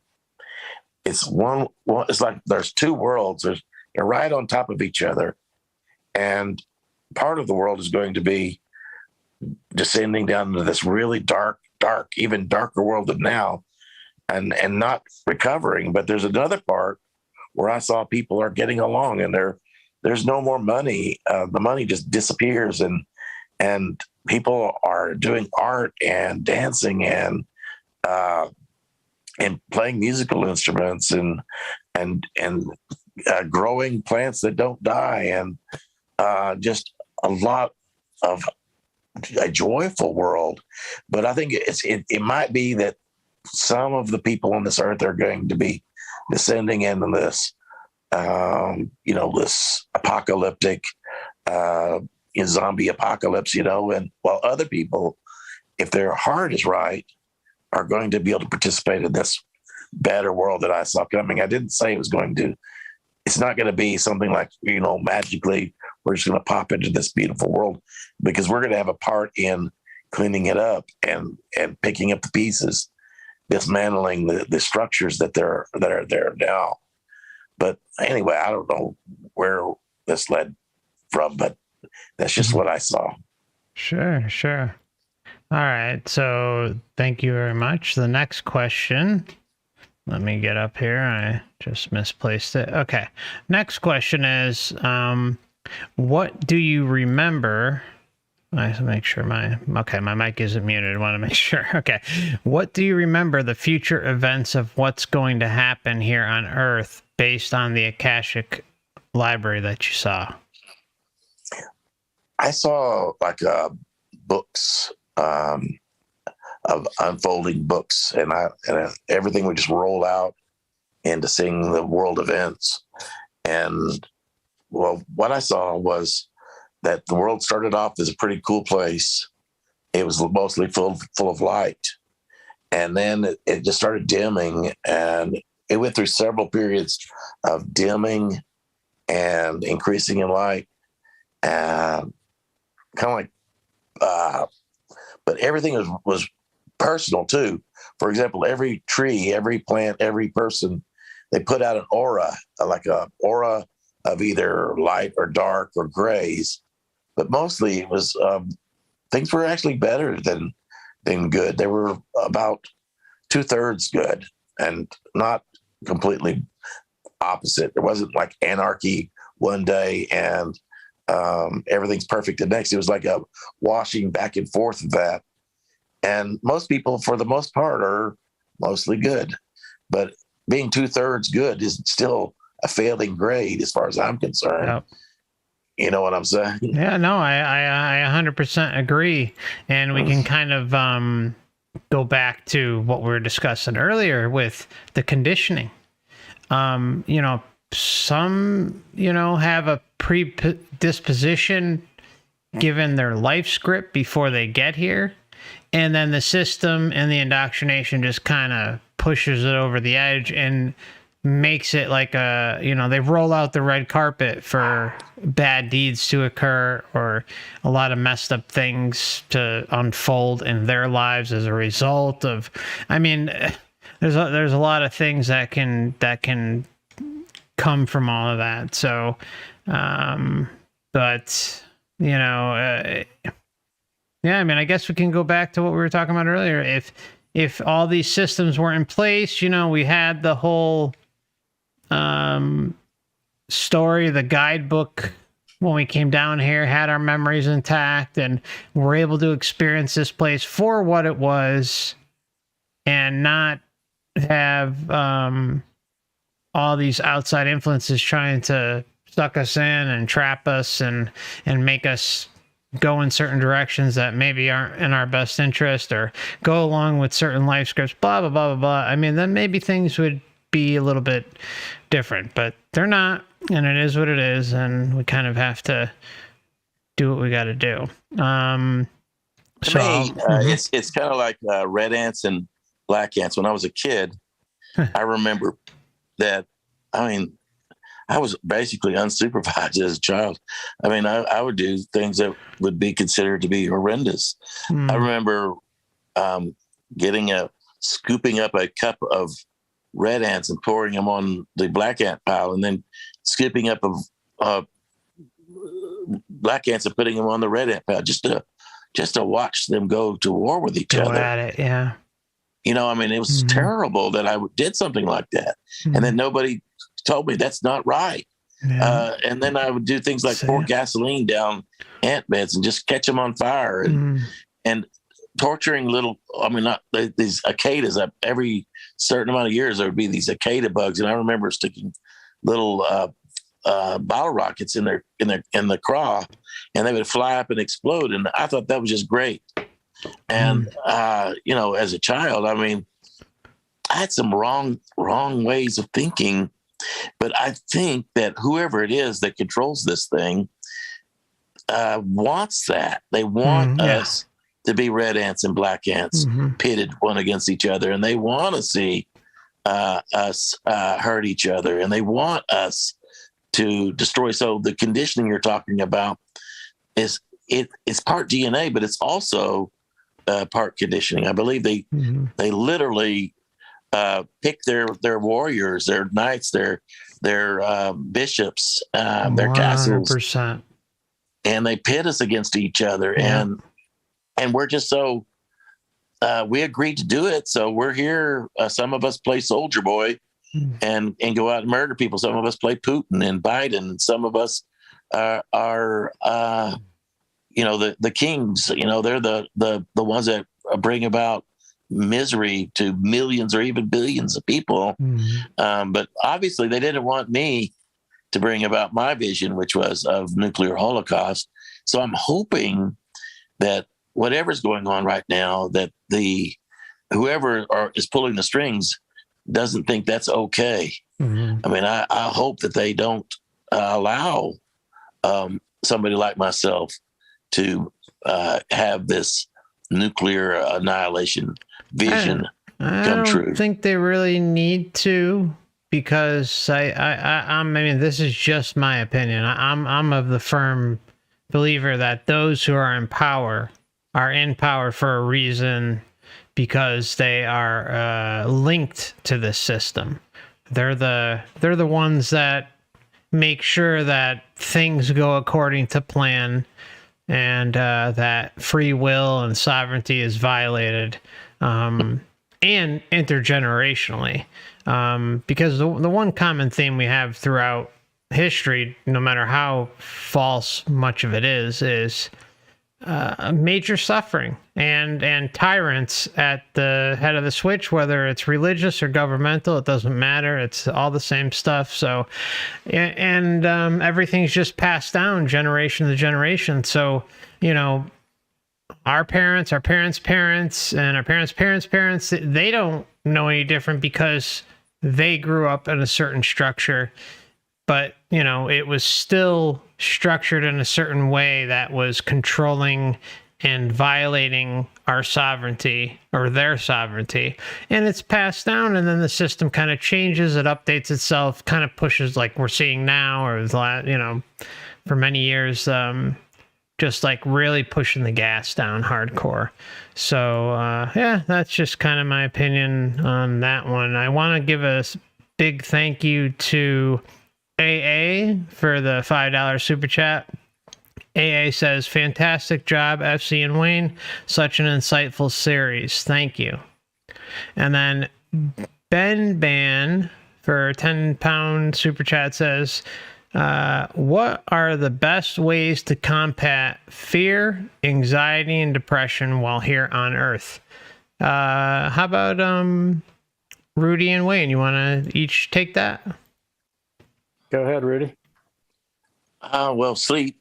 So, I mean, sleeping a good 8 hours, 7-8 hours is really, it helps to fight anxiety. I have been diagnosed with PTSD because of the ass whipping that I've had all my life since I've been an adult.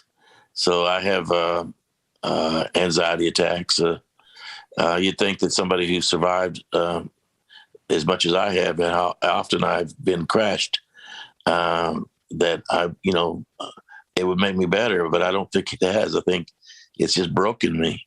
You know, there's people that say more pain, no pain, no gain. I just don't agree with that. I've just been broken a lot. I mean, a bunch. I've had so much pain in my lifetime, physical pain, that I'm broken. Mm-hmm. But resting, 8 hours of sleep, you know, throw your phone across the room. don't look at it, you know, 8 hours a day.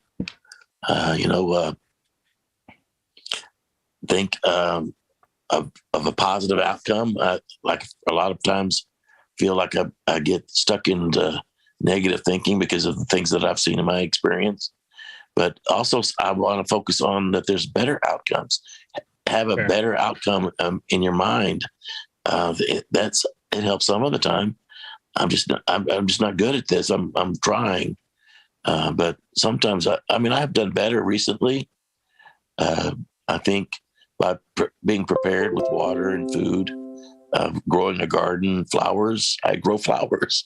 I've never did that before, so this is something new. You know, having some positive. Good things to do. You know, do something positive every day. Help somebody. I think those things help. Maybe. Yeah, no, that's great advice. I love that, and I'm a big proponent personally of getting a daily dose of sun, even if it's for a short moment, 10 minutes, 20 minutes. Just get a little bit, like you were talking about earlier with the vitamin D. You know, if it's a cloudy day out, take the vitamin D, you know, organic, non-GMO, no soy, no bullshit in there.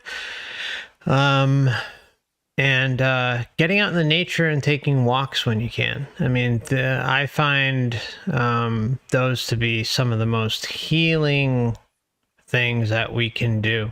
You know, something about getting out there and getting on the trail and walking around, having that peaceful environment that really rejuvenates you. And also things like camping can help too.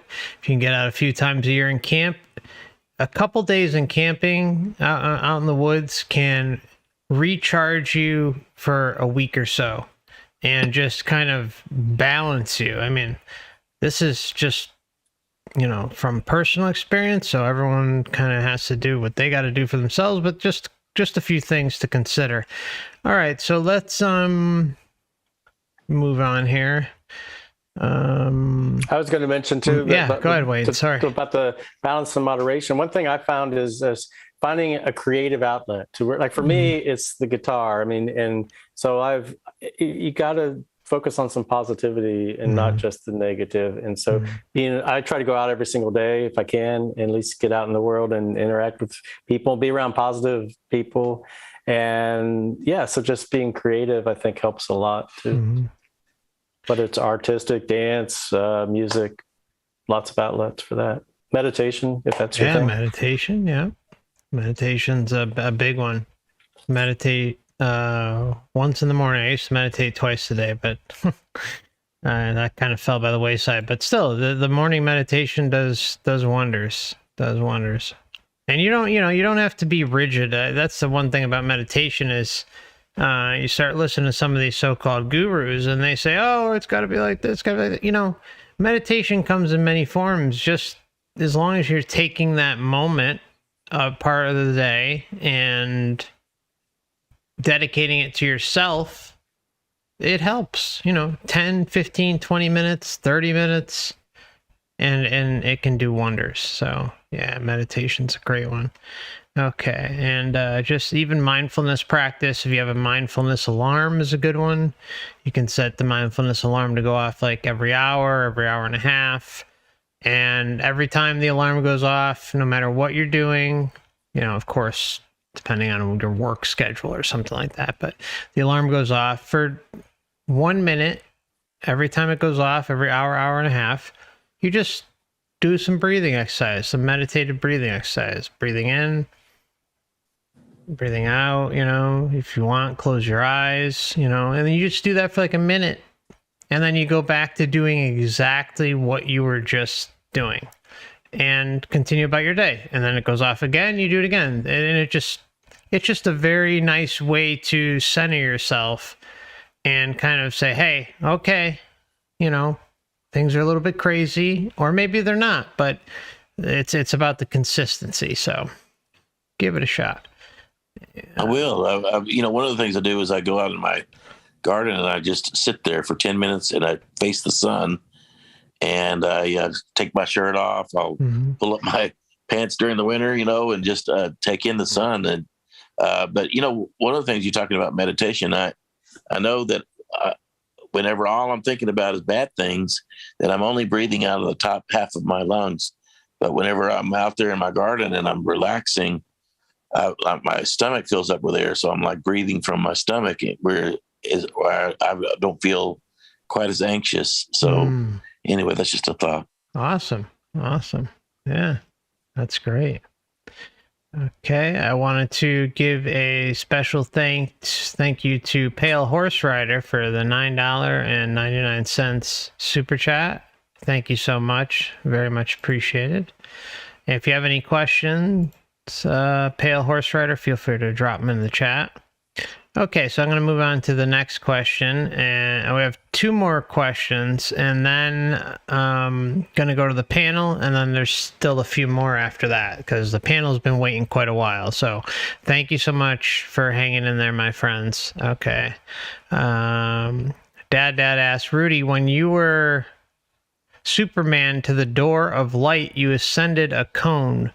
When you were falling from spaceship heaven, did you get the sense you were falling through a tunnel at all? No. I mean, I was kind of like getting kicked out of the, getting kicked out of the bus. I ended up, I was in this beautiful, awesome place of light. And also there was crazy, beautiful singing and musical instruments. It was a beautiful, beautiful, just wonderful place. Like getting kicked out of the bus. Like you were the bad child, and the bus driver pulls over and kicks you out. So you're yelling too much.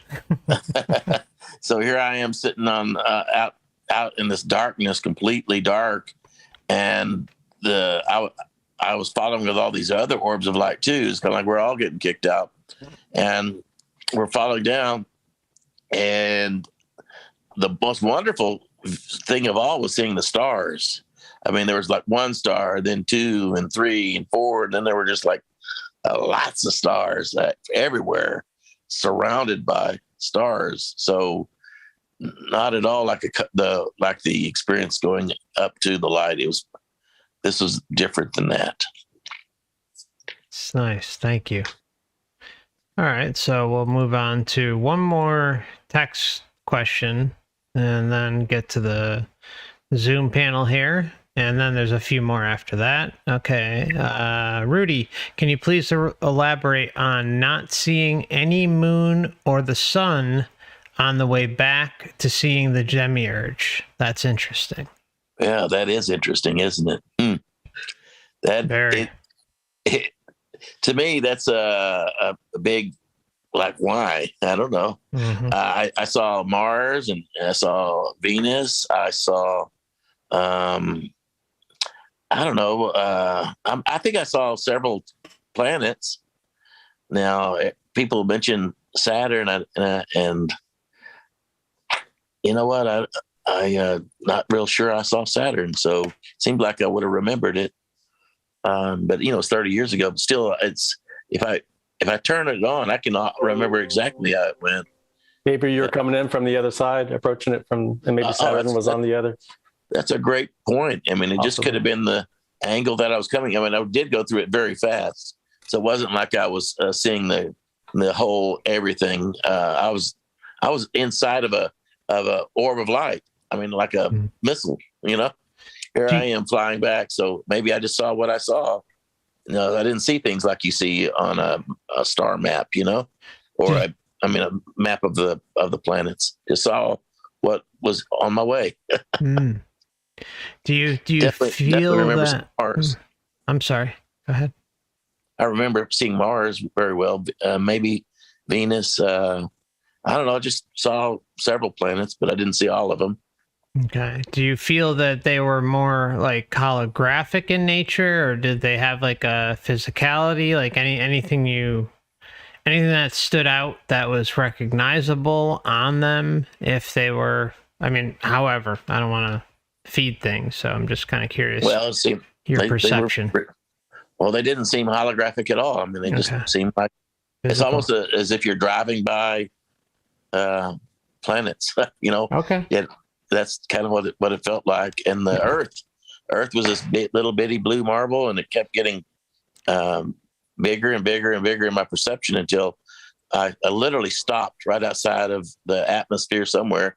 I mean, it could have been the moon, maybe, but I didn't see the moon. But I definitely stopped somewhere outside of Earth's atmosphere, and that's when the Demiurge, is right there with his burning red eyes and his brassy face, and he's like, "You can't go on until we have this conversation, and we're going to,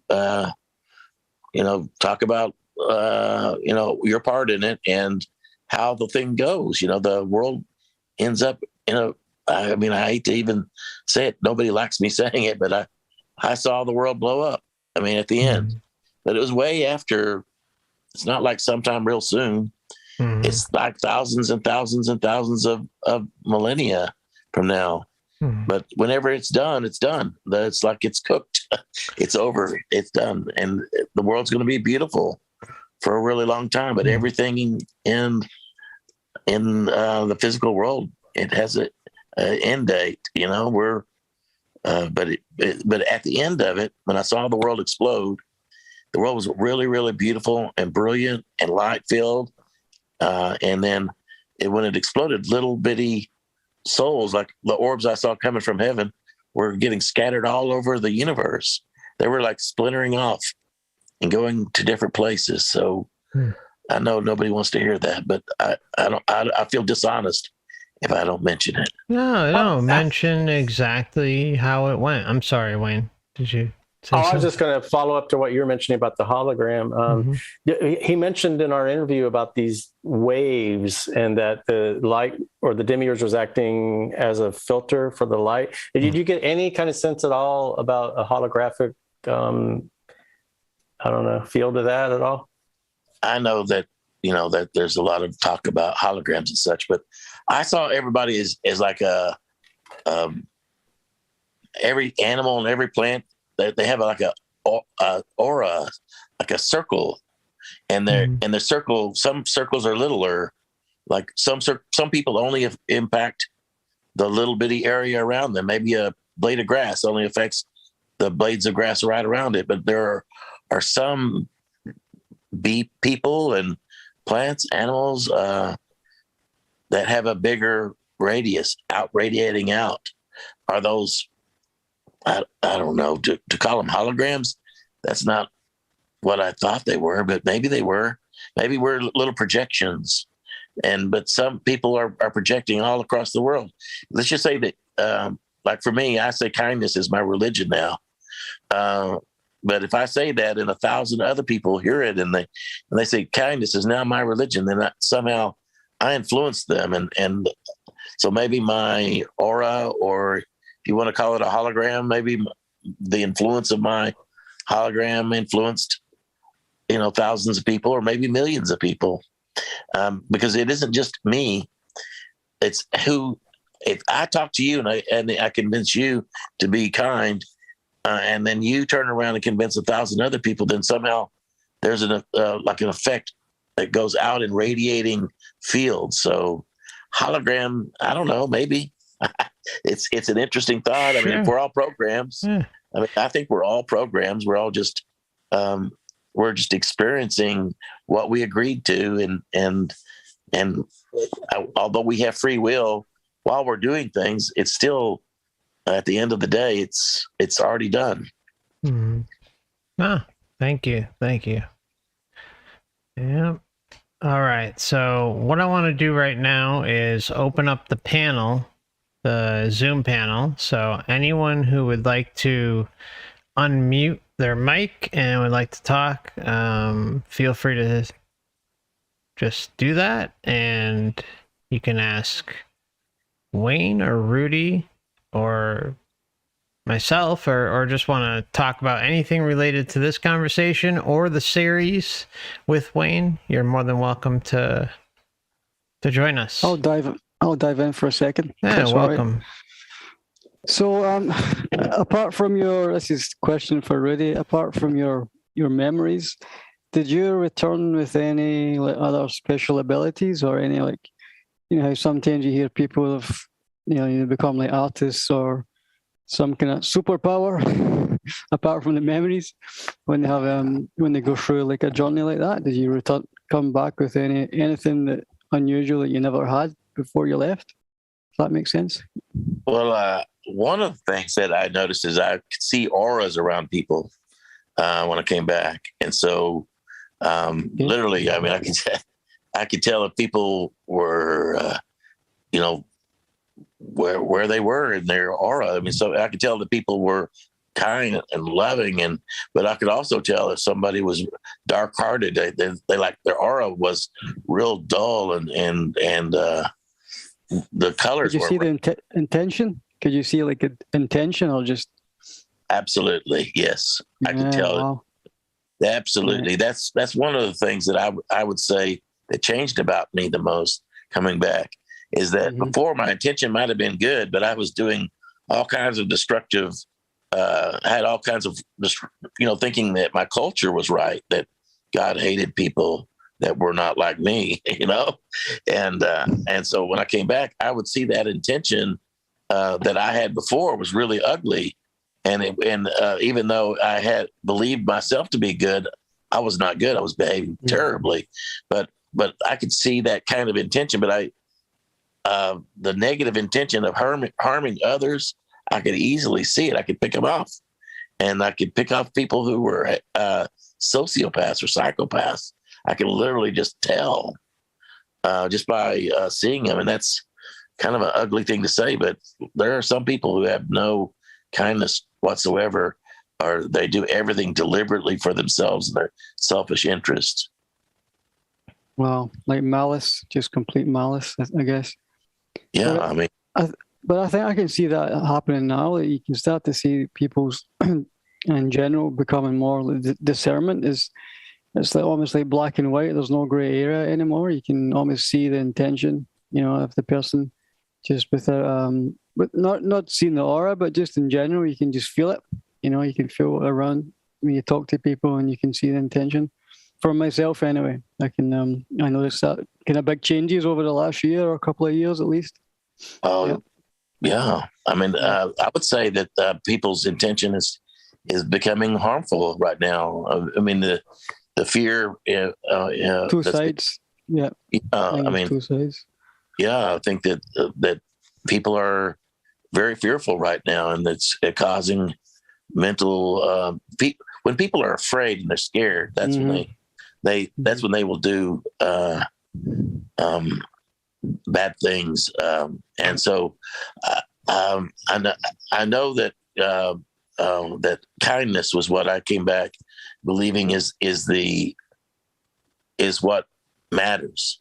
And it's almost as if when I was before I had my near-death experience, I believed that, having, some kind of good job or being the best at something, or having money or cars or whatever, girlfriends or whatever, I thought that was somehow was going to make me to be like that. That was something that was good. That having and being the most powerful, like being the strongest country, having the best religion or the best culture, those kinds of things to me were important, at least on some level, even if it wasn't conscious. But when I returned, what I found out was simple acts of kindness were like my gems. They were like piled up. Every time I did something good, it was kind of like I was getting a paycheck. and it wasn't that I became wealthy because of it, because I certainly have not. But I don't know, something about it just feels good to help people. And whenever I'm kind to somebody, it just feels like it's better than gold, better than jewels and gems. I mean, it's like the best thing there is.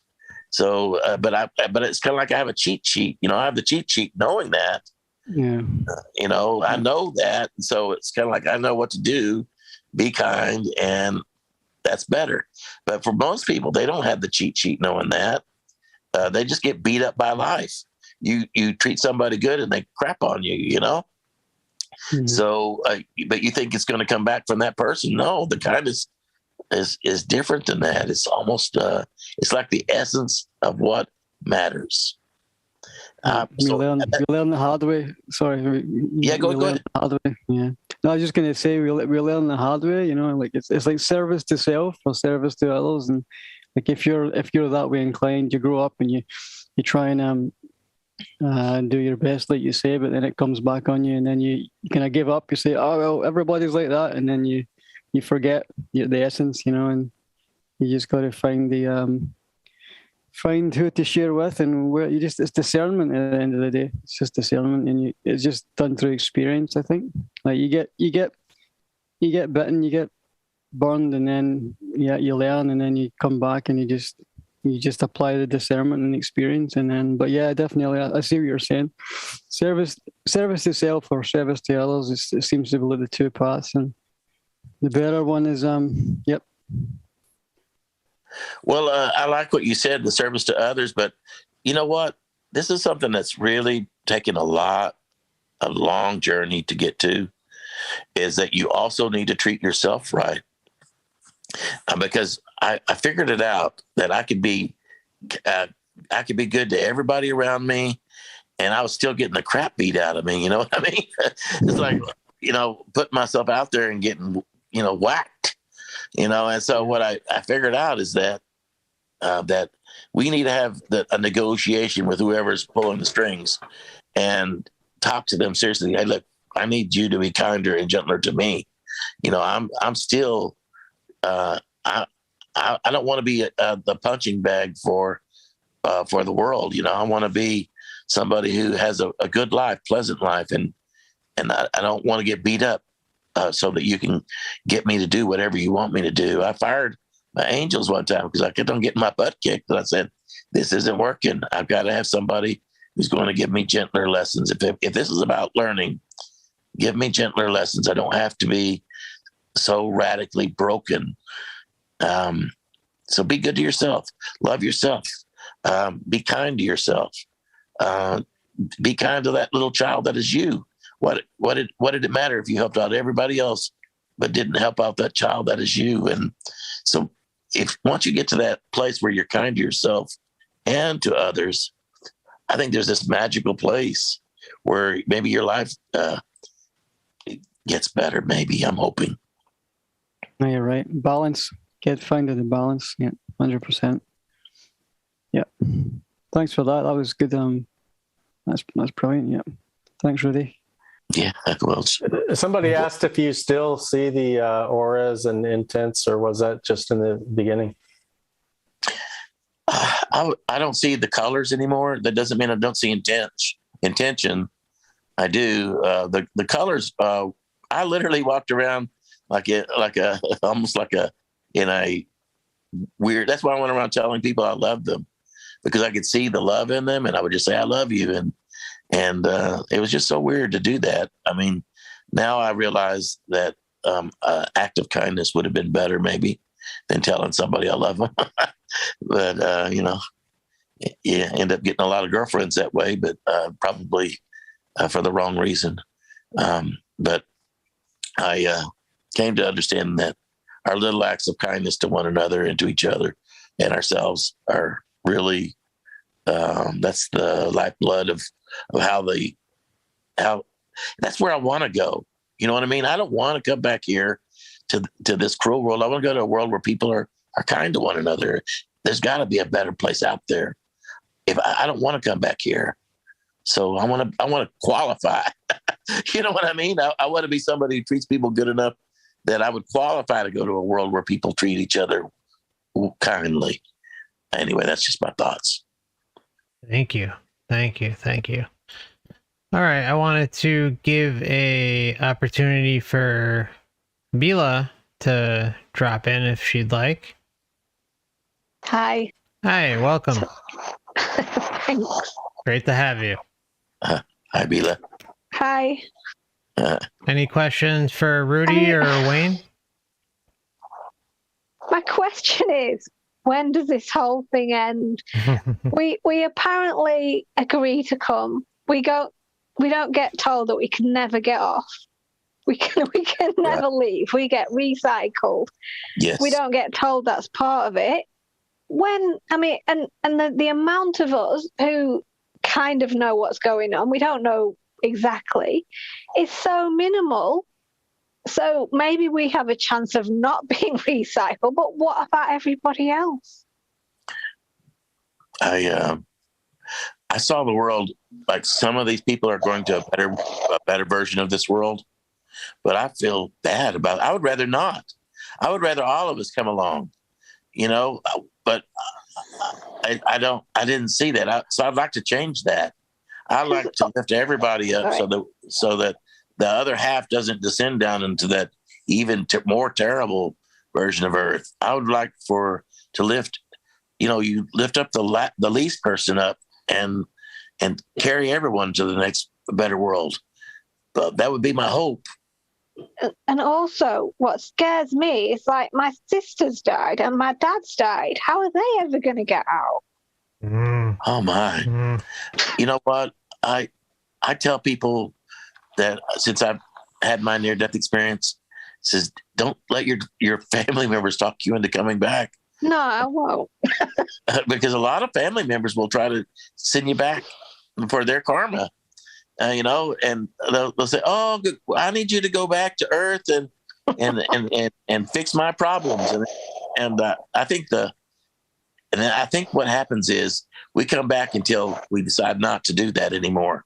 But I think it might just be one person at a time. I mean, until everybody says, "Hey, forget it, I ain't doing that no more. I've had enough of a beating. This beating has got to stop." And so maybe it's just one person at a time that says, "I'm not going to do that anymore." I do try to tell people, don't let your relatives talk you into coming back. No, that'll be a tough one for me. Well, I think with the relatives, this is kind of how I've come to grips with all of this. And this applies to anyone in your life. I mean, you can have pets, you can have relatives, close friends. It doesn't matter who it is. If they've already gone, then it just wasn't their time to question more thoroughly. Does that mean that they won't question the next lifetime or the following or the following? Who knows? It might take a while, or they might figure it out the next one.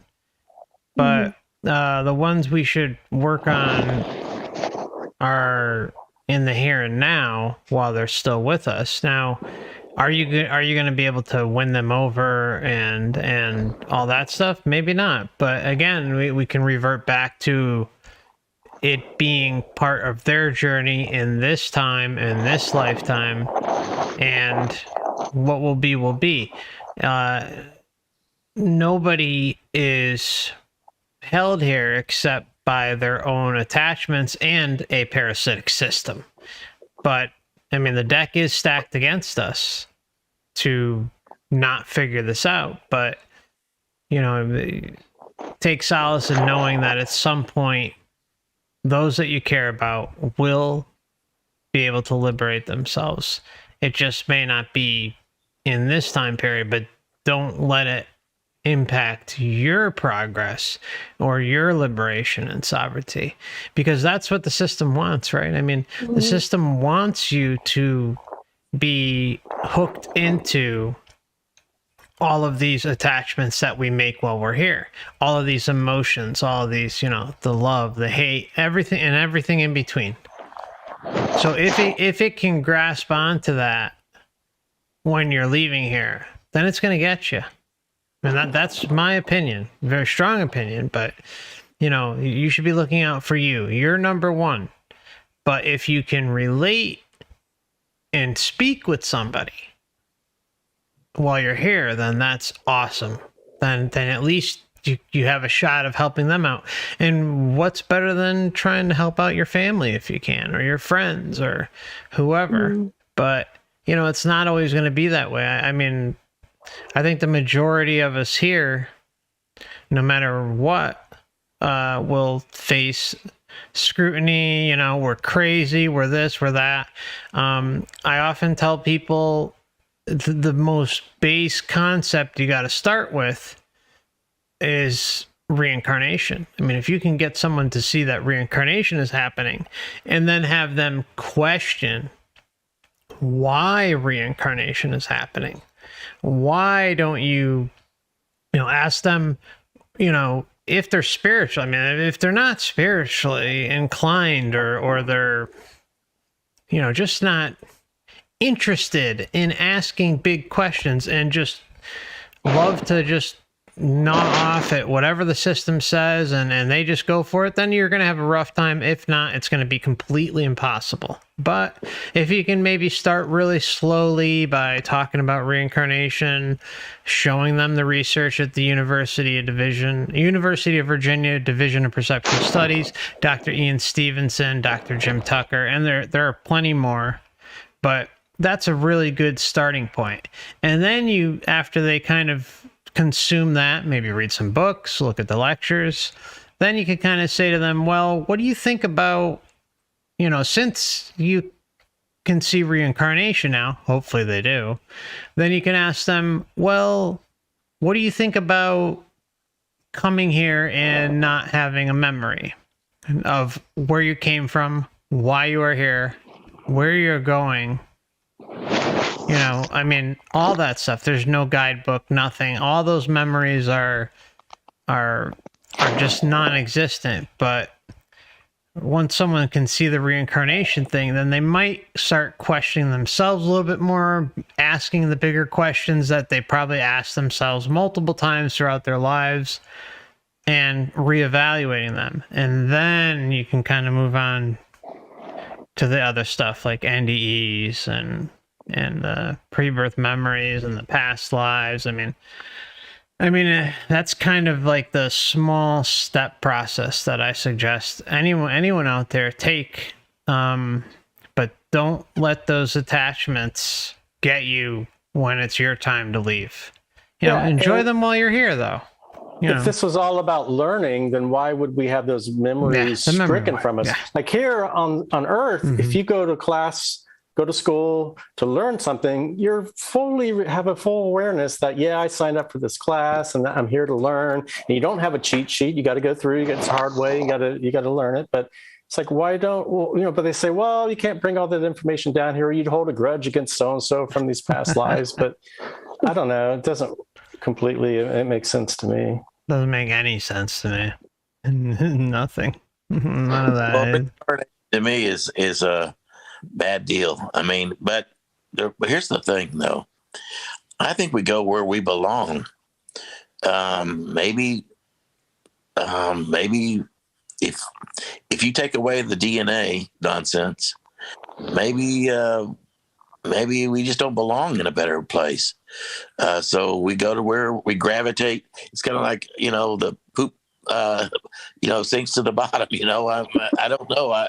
Maybe you only lift up as high as you can go, and maybe you're not allowed to go on to better places if you're going to misbehave there. And that's kind of the feeling I have, that if I didn't learn my lesson in this lifetime, and I've had the hell kicked out of me, but I also have the cheat sheet. I know I learned some stuff this time, but if I can't take that with me by living a life that is mostly kind, I'm not going to say I'm, you know, Mr. Perfect or anything, but I've tried to live my life acting through kindness as my guide, then maybe I get a shot. But what if my whole life was miserable, awful, degrading, and humiliating others? You know, do you get a chance to go to better worlds? I just don't know. If it's just your DNA doing it, then maybe that's such a cruel deal. You get it from your family members, your genetics. And if you're a hard-hearted psychopath because your family members are cold-hearted psychopaths, that's kind of a tough DNA class to go through. I don't know. I'm just throwing some thoughts out there. Sure. Yeah, society seems like it's almost a collusion to kind of pull you down, right? Yeah. It's like it's difficult to rise above it when you're constantly getting bombarded with programming left and right. But yeah, maybe you have to rise above it. And if you can demonstrate at this level that you're not going to do, because let's face it, on the next level, everything's instantaneous. It manifests right there. And if you're going to have hurtful feelings and hate and stuff like that, it's going to manifest instantly. And those people aren't going to want you around. Yeah. Well, those are like spirits that attach to you. That's one of the things I noticed, that on my way to the light, it's just almost like spirits were like peeling off of me, almost like a washing machine, like taking layers off of me of the spirits that attached to me during my lifetime. So until I was when I went into the light, I was like, I don't know. It's like I had those were all gone. Why can't I just keep on going? Yeah. You know, why did I end up coming back? I don't want to be here, but I also want to do the best I can since I am here. Yeah, I think, that's awesome. I think we all should strive for that. I'll just say that, you know, for me personally, I'm not gonna go down judgment alley or any of that stuff. I think, you know, even though I did some messed up things when I was younger, I learned from them while I was here. So if there is a learning experience that, you know, you can be honest about with yourself while you're here and see that growth and acknowledge that growth, not in an egotistical way, but just in pure honesty with yourself, then you know, we should leave here knowing that we have reconciled that within ourselves, to not have it as a burden when our time comes to, at natural death, to leave our bodies and fall victim to a possible parasitic system all over again. So that's just kind of my approach on it. All right, so I wanted to go back to the panel. Drian, I'm sorry if I'm butchering your name. You've been sitting on panel for a while.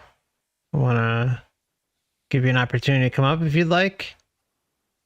Hello. Hello. I don't know if this question of mine relates to the topics which are mentioned before, but I'm thinking about when one astral project And there's this silver cord which attached to your body.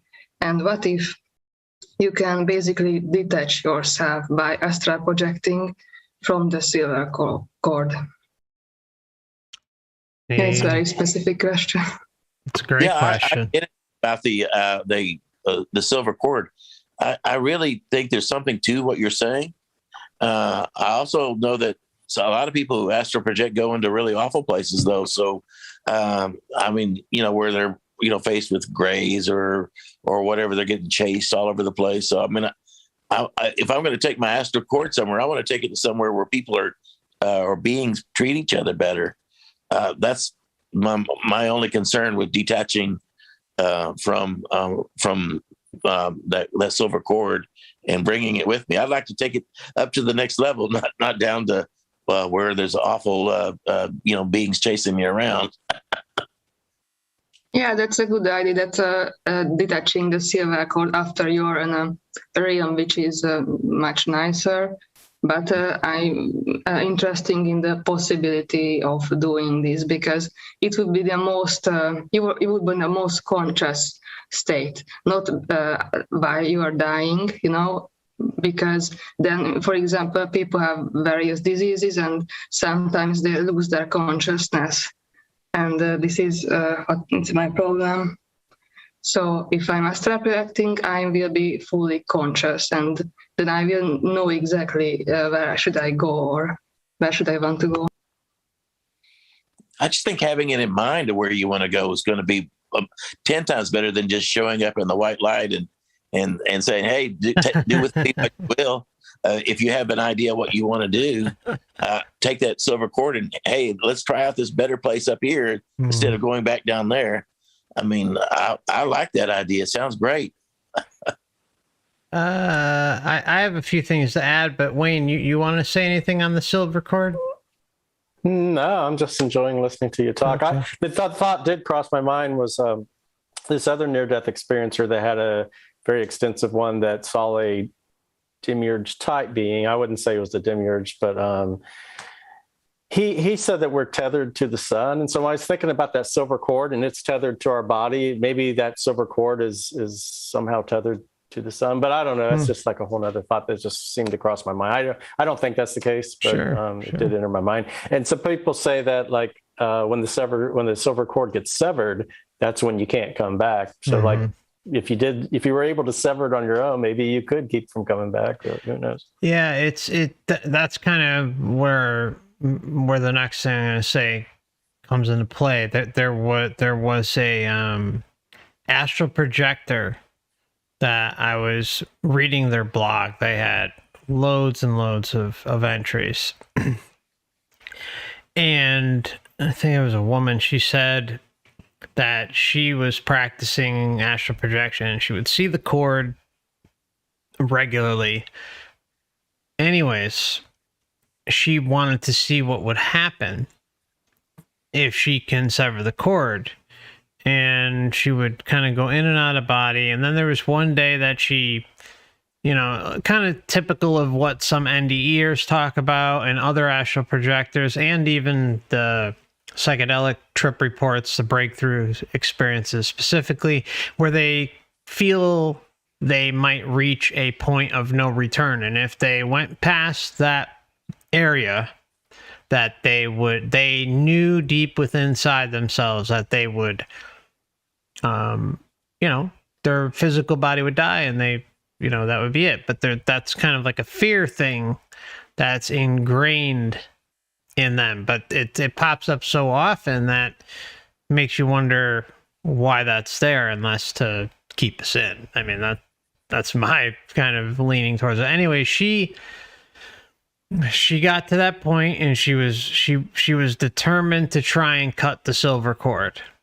And she went to do it, she cut it, and then was immediately shot back down to her body and woke up, had a migraine for the next 30 minutes, 45 minutes, something like that. And that was her experience with it. But, then there's all these other cases where the astral cord isn't even present. So maybe it's dependent on the individual, how deep that goes. I don't know. But I mean, the astral cord, I would just, her intention was to cut it, but I would say keep that intention firm and don't worry about it. I think once we leave here, that astral cord is related to the body, because it always leads back to the body. But Wayne, you said there was that link to the sun, but there's that link to the body that pops up time and time again. So when the body expires, then the silver cord naturally would go with it. And if the body's expired and you have that intention, putting aside the experience that I just mentioned, then you don't have anything to worry about.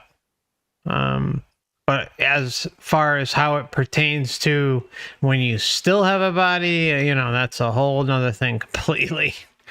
So yeah, that's kind of what I just want to add on that. Let me pop in the Zoom here.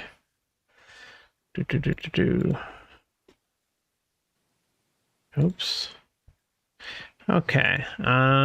Beer Christ, you've been waiting a while. Thank you for your patience. How you doing today? Good to have you on again.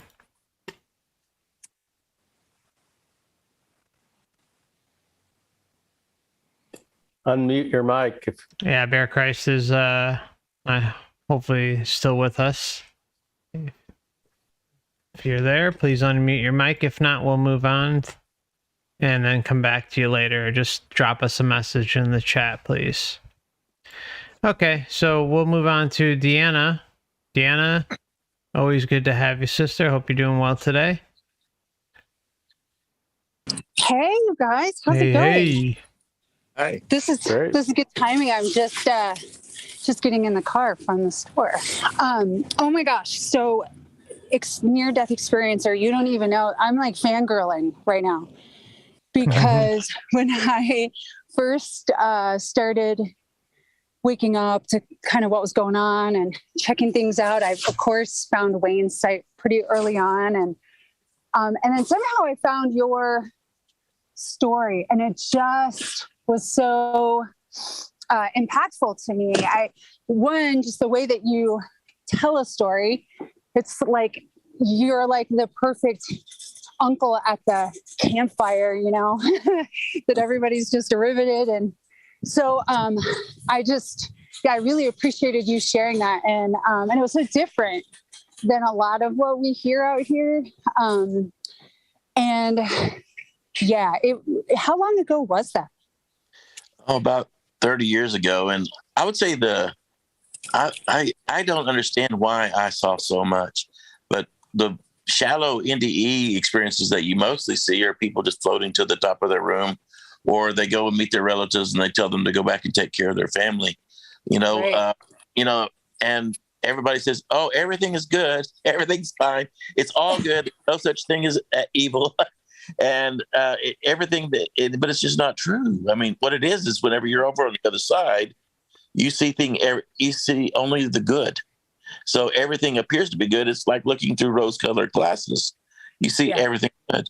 But for some reason, I was shown the other side of that, the part where people are cruel from the Demiurge. I don't know why the Demiurge, or I call him the librarian, why he picked me to show me how hard it is, but how special it is. But how in the end, everybody says, "Phooey on this. We don't want to do this anymore." But almost as a consensus, human beings finally say, enough. Enough is enough. We don't want to come back to live in bodies where we're being subjected to all of this horror. Yeah. I mean, people get hurt here all the time. Even people who love each other, they hurt each other. Yeah. All the time. All the time. It's like people kill in the name of love. Yeah. It's like, how do we get through this thing to where we don't hurt each other physically and emotionally? And I don't know. I just got to see that the Demiurge, or I call him the librarian, because he knows everything. He's got everything recorded, all of it, that he actually gives up. He says, I give up. Okay.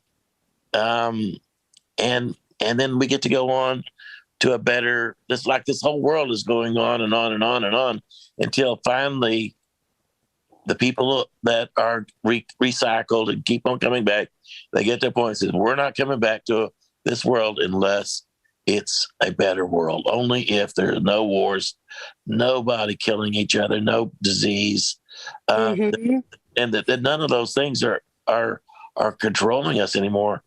And then we'll come back, but not until then. It's like, just say no to war. I mean, it's a real simple thing. Wars end when people quit participating in them. You know what I'm saying? Right. Yeah. So would you say having that experience profoundly changed the direction of your life? Oh my gosh, are you kidding me? I was planning to fly a nuclear a glider into the Kremlin, and I was like manifesting that.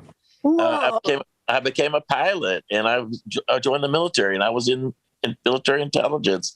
And oh my gosh, it was like I was manifesting it. And the only thing that stopped me was this sidebar, go to the light and see that we're all a part of each other. I'm a part of you and you're a part of me, but I saw the earth as a one organism, like it was one thing, like a plant. And that we were all a part of each other, and that if you kill one piece of it, then you're killing a piece of the whole. And I don't know. I'm not who I was. I was not a good person. No, I was not. Wow. I'm not great now. I'm not like, perfect or anything, but my guiding principle every day is when I get up, I'm going to be kind.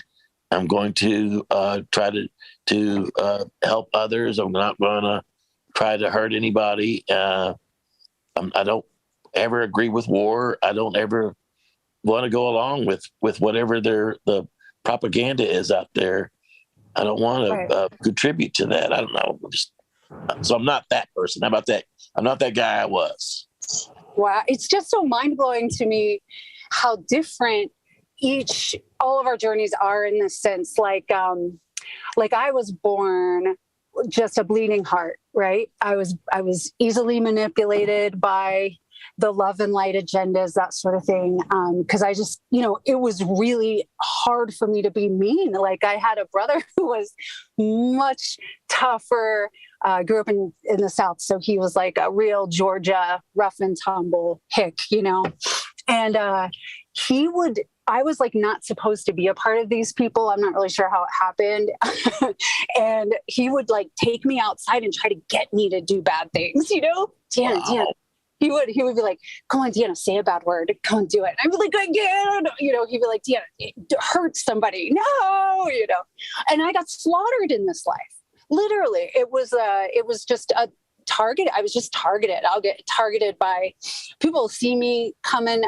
Even now that I'm not like that anymore, it'll still happen. I just am faster at pushing back.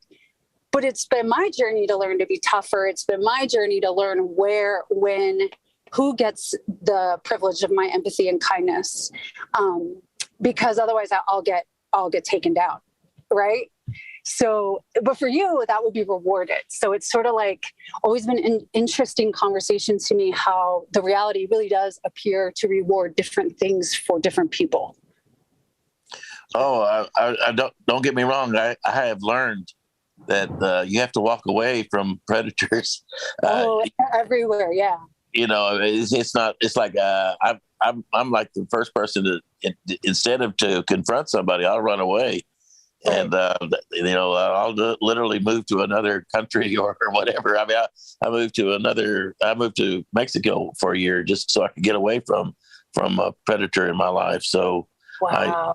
But my point is that, you can't let people plow over you. I mean, you got to have your space where you are, where it's safe. Having a safe space is super important. And I have been taken advantage of for being kind-hearted. I mean, I'm just look like somebody who's going to help you out, and I do help out lots of people. But at some point, there's got to be that pushback, and I'm glad that you found that balance too.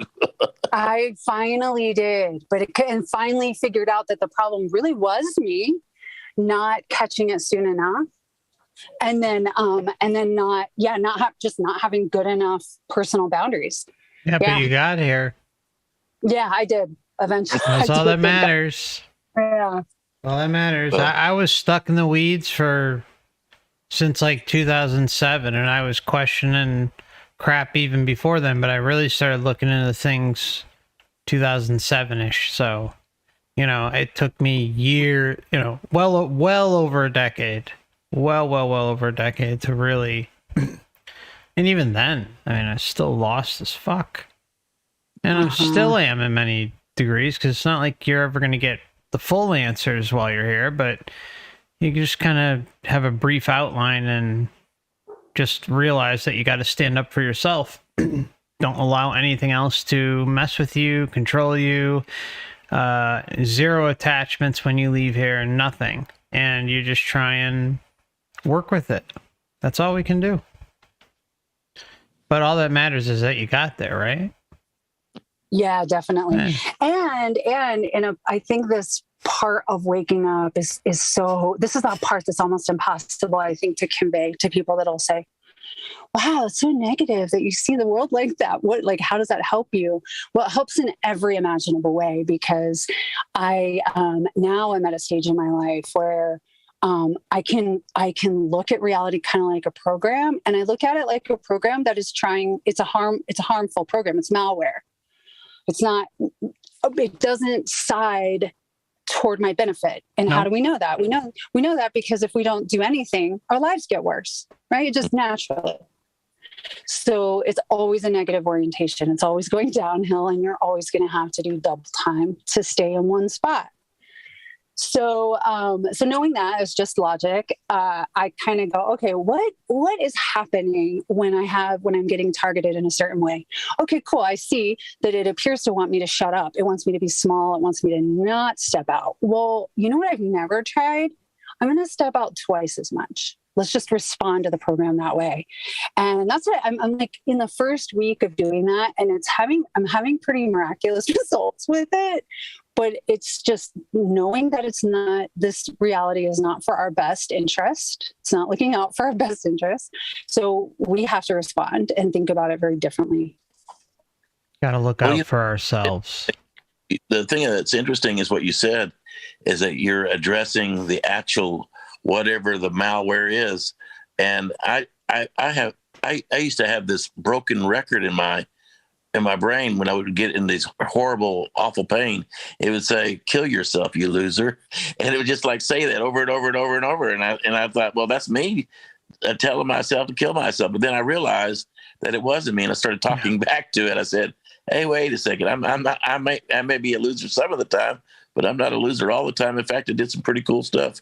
And I would talk back to it, and it was just like, "Shut up." Whoa, that's so cool. Yeah, the internal dialogue would stop, and then it would sneak back again, and then I would talk to it again. It was almost like, I mean, Wayne's talked about brain parasites, but it's almost as if there's a parasite in my brain that's telling me. That's what it feels like, a brain parasite. Yeah, that's talking to me. Have you ever seen that picture of that little alien inside of the brain pulling the wheels? And I don't know what movie that was from, but whatever. The point is that it's almost like something's in there pulling these little levers in my brain whenever I'm in a lot of pain. And so the only way I could get through it was to talk back. I know they say don't talk back to yourself, or that's what makes you crazy, but it worked. So why not just talk back to it? Anyway, maybe I am crazy. Yeah, no, you're not. You're not. You're not. Because I had the same thing when I was younger, where you're all these intrusive thoughts and bordering on exactly what you just said, and I was lost in myself for many years, until you realize that you basically tell this thing to fuck off, and you stand up for yourself, and that's the bottom line. And seriously, since that's happened, my life isn't a cakewalk. Nobody's life is a cakewalk, but it's way better than it ever was. And it's about asserting that dominance and intention that this is the way it's going to be, and too bad. So, I'd agree with it. All right, so let's see. Deanna, did you have anything else to add? Move on. Okay. Bear Christ, I want to check back in with you, my friend. Hey, can you hear me? Yes, we can hear you. Good to have you on. Great to have you again. Thanks for having me. And I wanted to say thank you to Wayne. This is the first time I heard of you doing this whole series. And it was right when I found you, FC, your channel. So you guys came on at the same time, and there's a lot of good Saturdays for me and Sundays. So thank you very much. Oh, you're welcome. Glad to hear it. Really appreciated all the information. And been looking at your website and looking at your other interviews. It's awesome stuff, man. It puts a lot of my pieces of the puzzle, helps put my puzzle together. And thanks, Rudy, for your story today. Thanks. Man, love you, bro. It's a awesome story you've laid out today.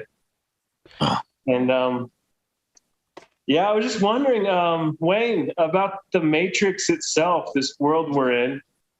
It seems to be some like inverted world run by a angry, hateful God, and everything's inverted. And there must be like a right side up reality somewhere where there's a loving God and, things make sense. So is that the point, like to find that place, or, get out of here and find like, is there like, is that what you're looking for, is to that's my intention. Find a better world.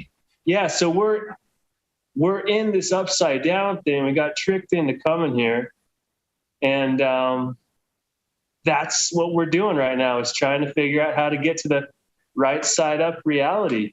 Yeah, I don't know if tricked is the right word. It's hard to, you're just like splitting hairs. I mean, now my message is basically to transcend that first light that you see. I mean, maybe you do go to the place where you deserve to go, where the level of the purity of your heart's at. I mean, I don't know all the answers, but I think we definitely want to set our intention on being better and going to a better world than what this one is. And from all the experiences that I've read in, past life and pre-birth and life between lives and all the alien stuff, all that stuff, including near-death experience, is that, there are these guides and counselors that are trying to convince us that we need to come back to this god-awful place when, and all in the name of spiritual growth, when, I don't know, it doesn't all add up to me, especially when you see creatures down here that are predatory. And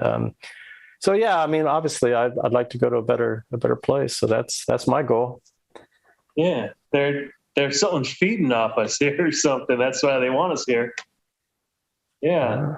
Yeah. So it's just like setting your intention, and that's your compass, and just start heading in that direction. And I think if you have a pure heart, even if there are beings out there that can direct things. I mean, if you have a pure heart, then I think you'll be allowed to go in those better places. So if not, I mean, if it's just a simple setting your own intention and then ignoring all the negative stuff, then that's the best scenario of all.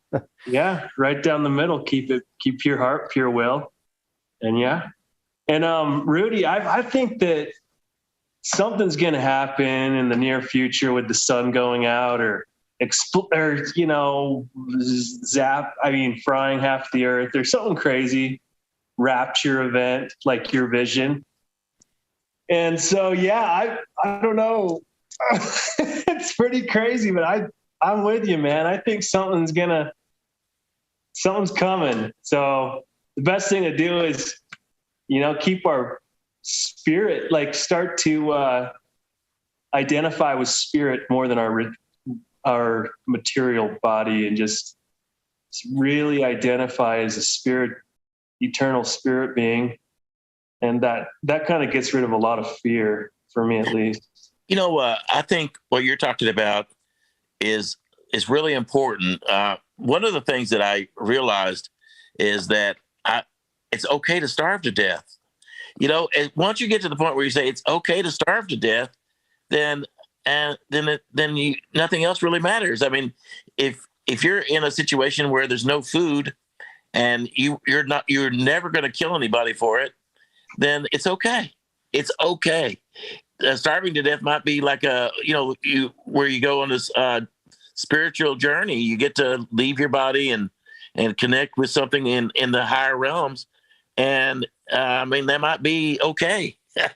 Rather than taking that time of darkness or this, whatever the heck's going on, that's going to make the whole world get it's going to be a really tough place to live. It's going to be hard. It's to be in a place where you're joyful, even when you're starving to death. So, if you can stay there, I think there might be this point where this other world will connect with us somehow. I don't know how to explain that, but it seems to me when we get beyond eating anything in this world at all, even food, that we might go to that other place and this light might just surround us. And I don't know, that's just something that came to my thoughts. That in itself would prove the pureness of your heart and your disattachment from materialism, going without food and saying, I'm okay with that. It's got to be some sort of, proving of your essence, ready to move on to a better place in itself, seems like. Think so. I'll let someone else talk, but thank you so much, everybody here. Have a great Saturday. It's beautiful out.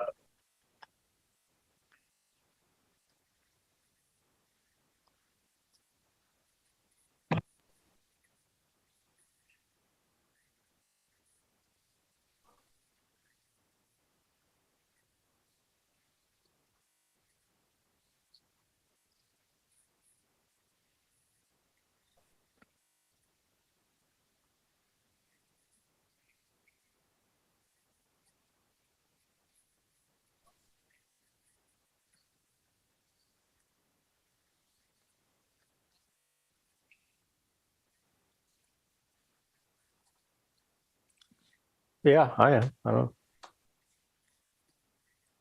know.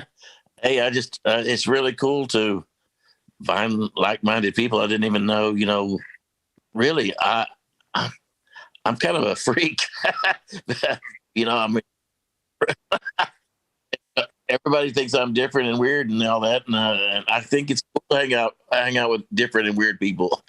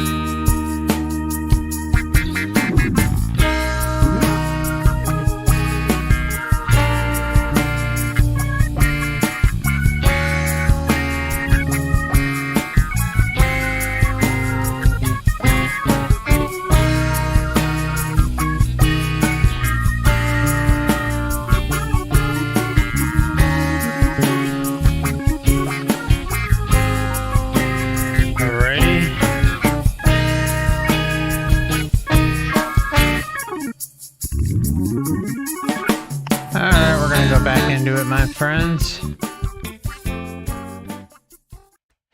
Yeah, Rudy, I'll drop you a link if you'd like to join. Okay. All right, 5, 4, 3, 2, and 1. Okay.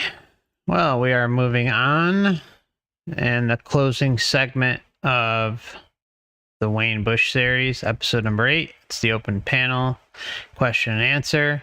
And we also have Rudy, the near-death experiencer, who's been joining us this entire time. And can't thank you enough for willing to spend the time. And Wayne, all the hours you've spent, good Lord. Thank you so much for, I mean, it's been an honor to have you on for this many episodes and to just dive deep into the material and go back and forth about it. And Rudy, same thing. Really appreciate you coming on today and willing to open up with us and share. So thank you to both of you.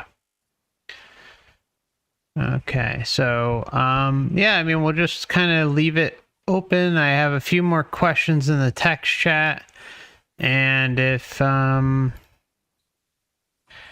anyone on the panel has any questions, we can get to that, and then we'll close it out. So let's see.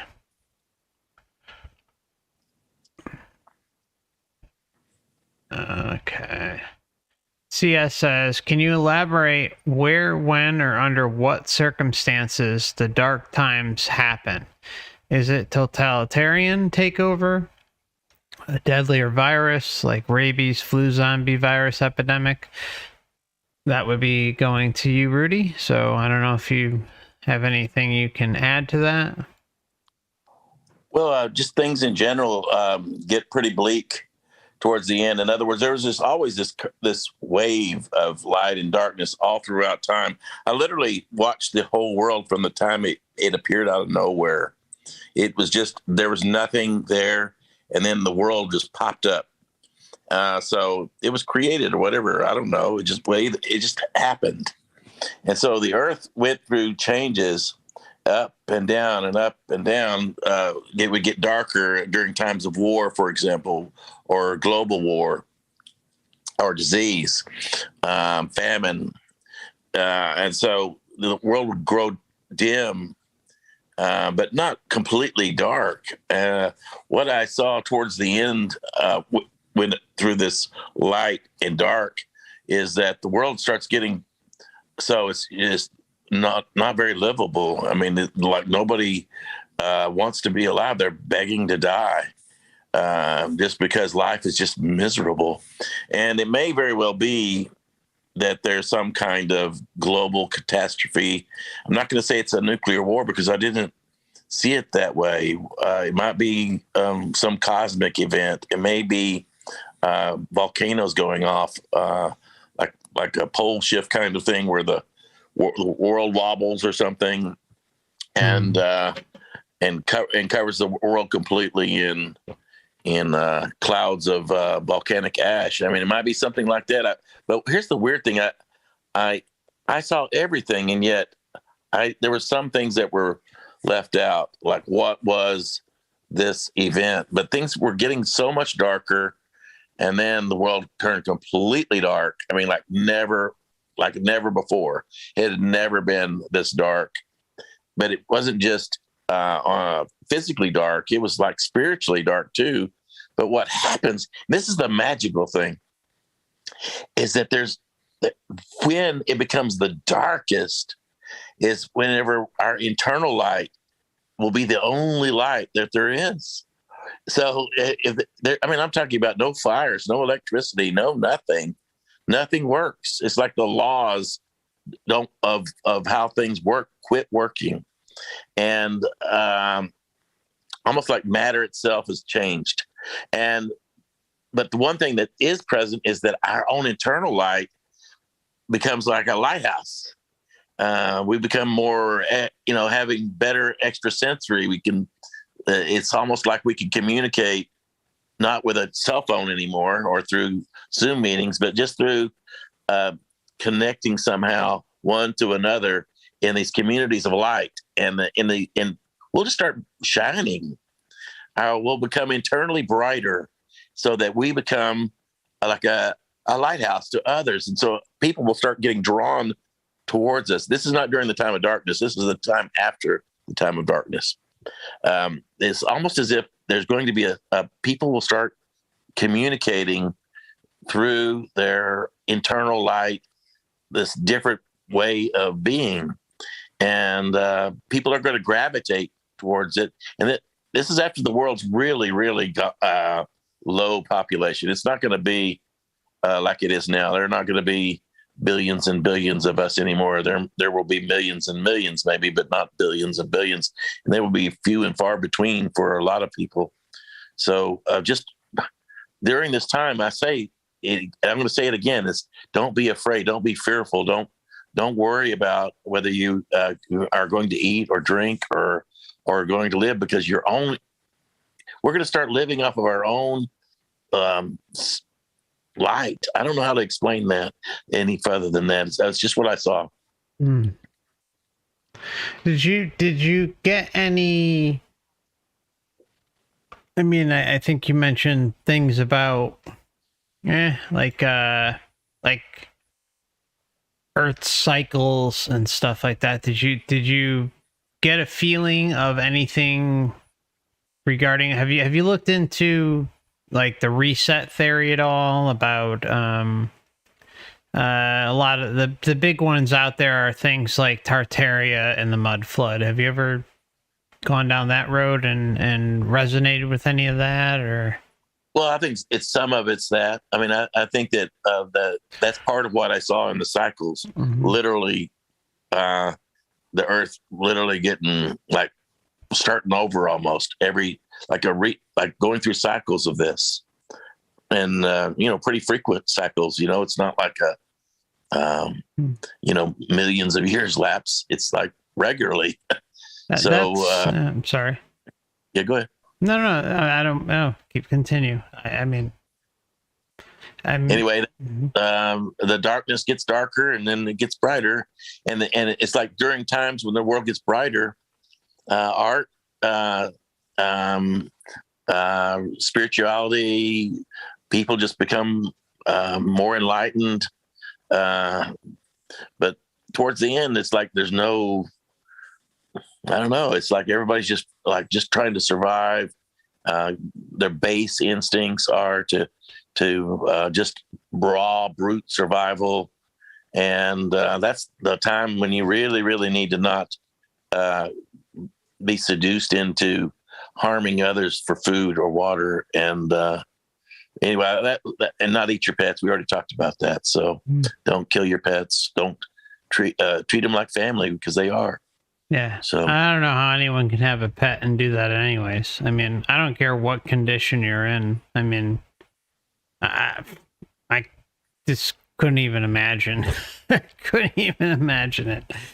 But humanity can do some really dirty things when their back and survival is up against the wall. Well, I saw people are going to eat each other. So I mean, that's pretty bad. Yeah, I'll pass on that. So, and I don't, if you eat somebody else, that's it. You're not getting to play in the next world. I'm sorry. Well, I think that would kind of be expected, though. At least, kind of it would be expected from my perspective, because if you're going to go to the lengths of eating another human being or your pet, then what are you doing? You're clinging on with attachment to this realm.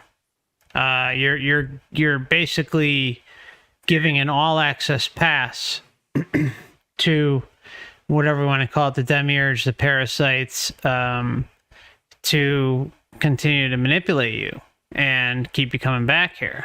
But if you're at the point where, like, okay, like you were saying, like, oh, I'm content with starving myself. You don't want to, but if it ever reached that point, you would be okay with it. And that's kind of that's pretty much how I feel too. Like 100%. I'm not gonna change my morals or my ethics to survive in this place. It's just not gonna happen. I mean, there are people out there saying they're going to take your food. I'll let them. They're saying they're going to take, if the world gets turned upside down and there's no food, they're going to be coming into your house and taking it. And the instinct is to say, well, I'm going to resist that. And I'm okay with resisting it, but I don't believe that killing somebody to survive is the right answer. I think give them your food. Say, hey, here's my, take it. I'm with you. Like, resist, but if they're gonna blow your head off over it or whatever, then whatever. That shows their character. We can go down the whole road of seeds and soil and all that type of stuff, and making sure that you have something, grow lights, assuming there's electricity if something like that were to even happen in the first place. So many different things. Zona, just so you know, I sent you an email with a link because I know Zona wanted to call in really quickly. But yeah, I mean, fighting for this place is just something I'm personally uninterested in. I just don't care. Whatever happens, happens. And I live each day as if it's my last, and I'm cool with it. Let's see. Have another question from CS. Are you referring to timeline split possibilities depending on one's vibrational levels? That was from a while ago, so I don't know if you need any context for that. Well, yeah, in my dream, I would see like different timelines where I'm not such a good person. And it's like, why is my dream showing me this other person that's not me, or that looks like me, that's exactly like me, but is doing something that I would find reprehensible or loathsome? And I said, that's not me. I didn't do it. You can't sit there and finger me for something that some other timeline did, or somebody that looks like me and maybe even is me in another timeline. I'm not that guy. And I hate that they're getting squished together. I hate that whatever is going on with these false memories, that I keep getting them regularly every day now. And it's bothersome that I'm being accused of something that this version of me isn't doing. You know what I'm saying? I don't know. Sure. All right, let's see. All right, Elaine. Elaine talks about life. Always good to see you, Elaine. Hope you're doing well. Elaine says, have you or Wayne considered a discussion with Jerry Marzinski? I'd be interested because he and Sherry Sweeney talk about talking back. Might be interesting. I know for me personally, I've interviewed Jerry twice. You can find those interviews, actually 3 times. The first time was a joke because we were being interfered with. It's funny because we were talking about that before we went live tonight, just talking about random interference that occurs when big hot button topics are discussed. So that happened with Jerry and I. We tried to do a live stream. You can actually see the carnage of that a little bit if you dig throughout the channel. I think it's like under the interview playlist. But then after that, we decided to not do a live stream format. We did a one-on-one. I recorded it and put it out. And then months later, we did another discussion, or had another discussion. And that was a live stream, and it went off well. So, yeah, I mean, I respect Jerry greatly. The work he's done is just, there's a man who just, I can't speak enough highly about Jerry and what he's done to help people. I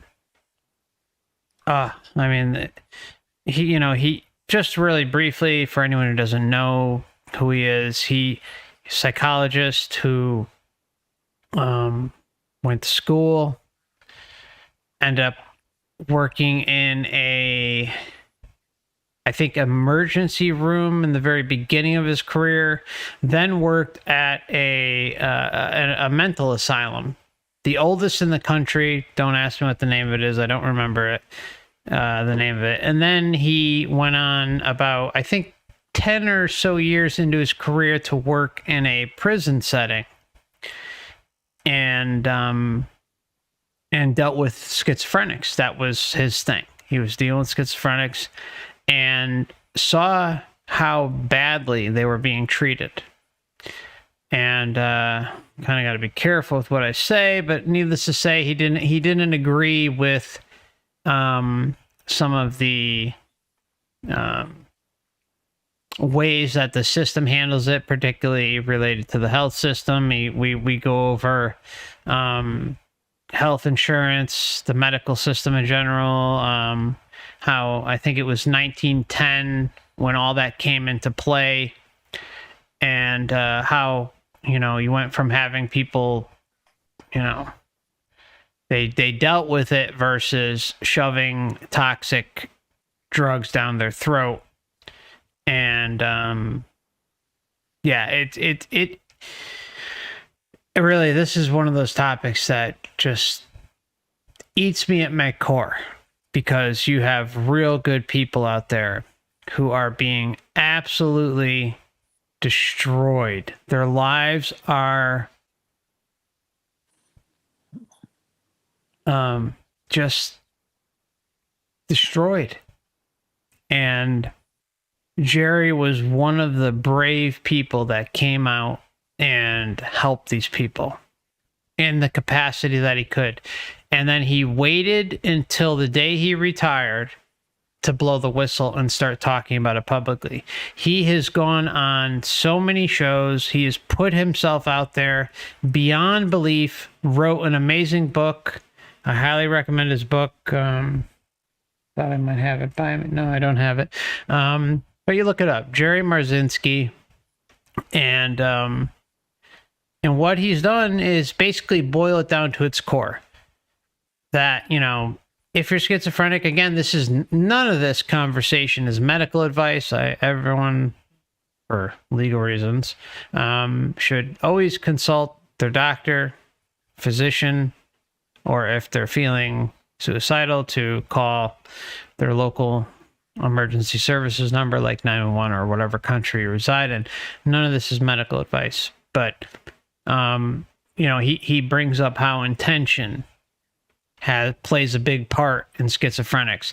Obviously, not involving yourself in high-level drug use like amphetamines, cocaine, meth, heroin, all that type of stuff kind of brings you, or alcohol, getting drunk all the time, and abusing your body beyond belief. It can open, let's just call it portals to being messed with. So, and he taught a few people. I'm not going to rant on too much longer, but this is one of those topics that really gets to me, because I know a good man when I see it, and I know someone who's trying to help people, and I like to promote him because it's important that his name is out there, because there are 51 people watching right now.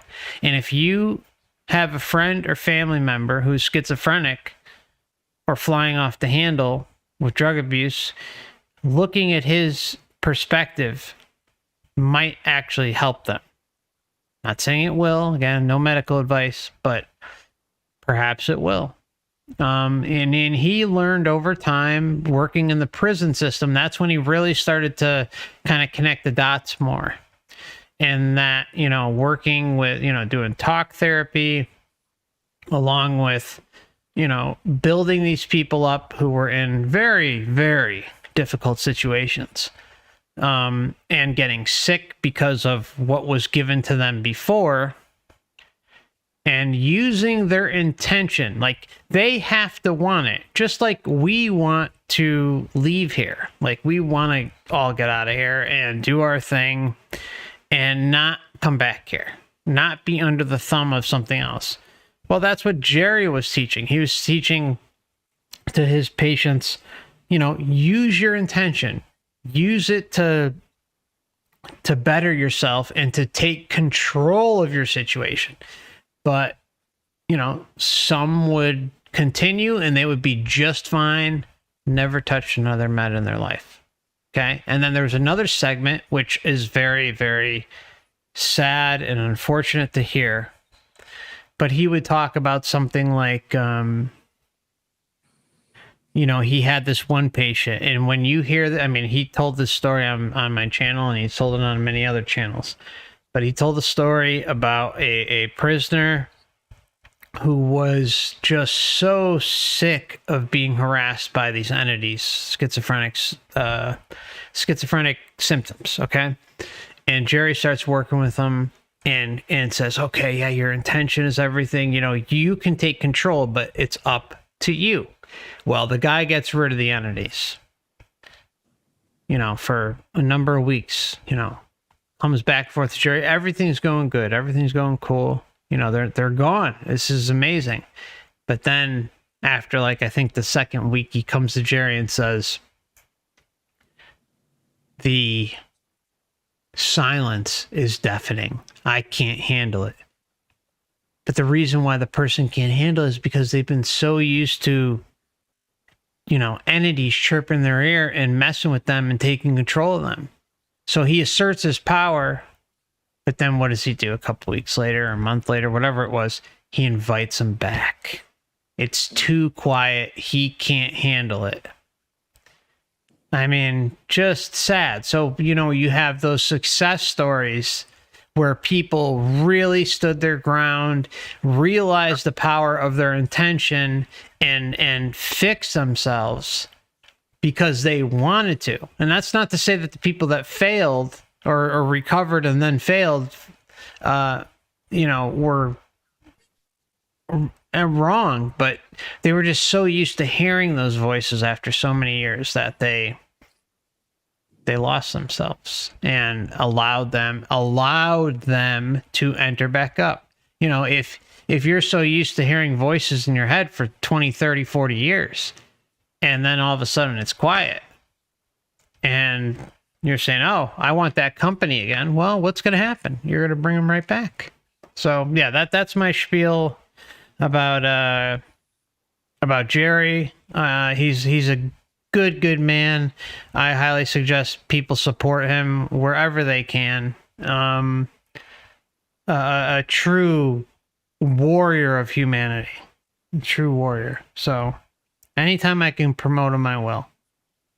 I love him. Love him. Okay, so that's my rant about Jerry.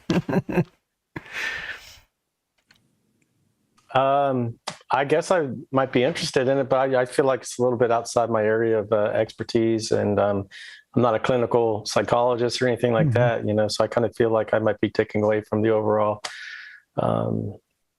impact of it all. But I mean, I'd definitely be interested in, like, say, if we got David Jacobs on, yes, for sure, because that's a little more up my line of research. But I don't know. I mean, I'm open to it. I'm not familiar with Jerry's work, so I'd have to look at it a little bit. But I'll send you some stuff, Wayne. But yeah, I'd love to get Jacobs on. That would be incredible to do a panel with us together and talk to him.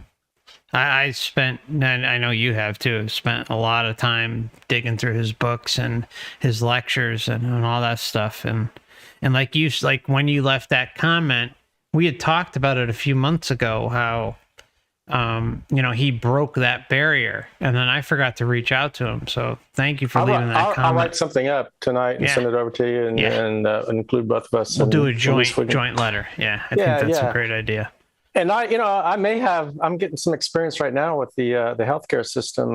My mom was diagnosed with cancer, right? So she went through 3 weeks of radiation therapy, not chemo, which goes through your entire body, but radiation. And so I'm dealing with them right now. So I'm seeing some of the flaws of the system. But but like you said, there are some good people in there trying to do the right thing, and I'm not trying to throw everything under the bus, because but I just don't know they're as open-minded as perhaps we would like them to be. I said I found a couple studies about certain things that have been found to slow the growth of tumors or help, be preventative, and they're just like, oh well, we got people looking into that all the time, and they just kind of dismissed it offhand. They didn't like, hey, I'd be interested in reading that article, why don't you send it over to me? No, they just weren't. So anyway, such a shame, man. The one thing, I think I'm pretty sure we talked about this privately, was I got recently a GB 4000 Rife machine, and I'm telling you, turn that thing on the first day, and within about an hour and a half, I started feeling better. But you kind of gotta go through the book. There's like a whole booklet. You gotta dial into the specific frequency or something like that. Yeah. If you got a certain ailment, the ailment has a code, and then you put that code into a receiver, basically a dial pad, and then it transfers it and puts out a frequency through a plasma tube. Or if you don't have the plasma tube, you can, there's I don't think I have them, like grips, like metal cylinders that you can hold, and then there's some that you can put on your feet, and haven't even been using them that long, but it's helped. And what's really interesting, something I ran across recently, was there was a frequency. Now, mind you, that's not in the book, and I even talked to the company. So please, no one out there go and buy this damn machine because of what I'm about to say. There is a code that is in there that talks about, or a code in a separate website, not in the like a quote unquote official book, that says if you put it in that you might be able to astral project easier, or you might be able to bring about past life regressions easier, things like that. So I'm at the beginning of all of this. So, if I find anything of value, I'll be sure to let everyone know. But we're talking about almost a $5,000 machine. So, anyone out there, don't just go buy this thing because of what I just said. I will give updates, and positive or negative, I will put it out there. So, and in my mom's case, she let this go, and she had this like almost softball size, baseball size tumor on the back of her leg, and she can't really see it, but at some point she got concerned because it was starting to seep and all that. So anyway, I felt like this is reaching the stage where we got to like go to the professionals and make, at some point they're going to do a test to see if it's spread, and they've already done one in the past and they said they don't think so, but they're going to do another one next week or about 10 days or something like that. And if it has spread to the lungs and stuff like that, the only course they would recommend would be radiation. And at her age, chemo. And at her age, that's just probably too much. And even they were saying they wouldn't recommend it. But at that point, if we're just desperate, then I might be open to some kind of alternative thing like this. Not that they would ever agree to it. But I would suggest, let me just put it this way. I was impressed just with day one. We've had this thing for, about a week and a half or so. And the cable that we got didn't fit in the back of it. So we were, even though we had it for a week and a half, we really couldn't use it to its full potential. But just a couple days ago, we just started messing with it. And, it helped. Like, it has a calming code. Like, I was kind of dealing with some anxiety and kind of wired, and I put it in there, and within 20 minutes I felt better. I also there's a thing, like, I've chronic Lyme disease, talked about a few times on the channel, and when you have it, you if you're treating it with antibiotics, often high dose antibiotics, you can get a thing called Herxheimer reaction. And a Herxheimer reaction is basically the body responding as well as the parasites in the body to being attacked. So like, you attacking the parasites, they put up a fight, or your body puts up a fight, like the body's not used to it, so defense mechanisms go up. And so you feel like shit. Like, for instance, I put in a few of the Lyme things, and I started sweating like crazy. My skin was sensitive, and just, weakness. But all of that is completely normal. I mean, that's what is to be expected. So just from a very preliminary standpoint of what I've seen the machine do in just the first few days is incredible. Yeah, this is called the GB4000. I'm gonna pop it in there when it's with a thing called a MOPA. I'm gonna pop a link up there. And if any of you are actually gonna buy this machine, reach out to me. But if you're gonna try and buy it, let's say if you're gonna try and buy it for astral projection and lucid dreaming, I'm gonna tell you right now, there's nothing out there that can there's nothing out there to support that it can do that. And so, I mean, there's mentions of it.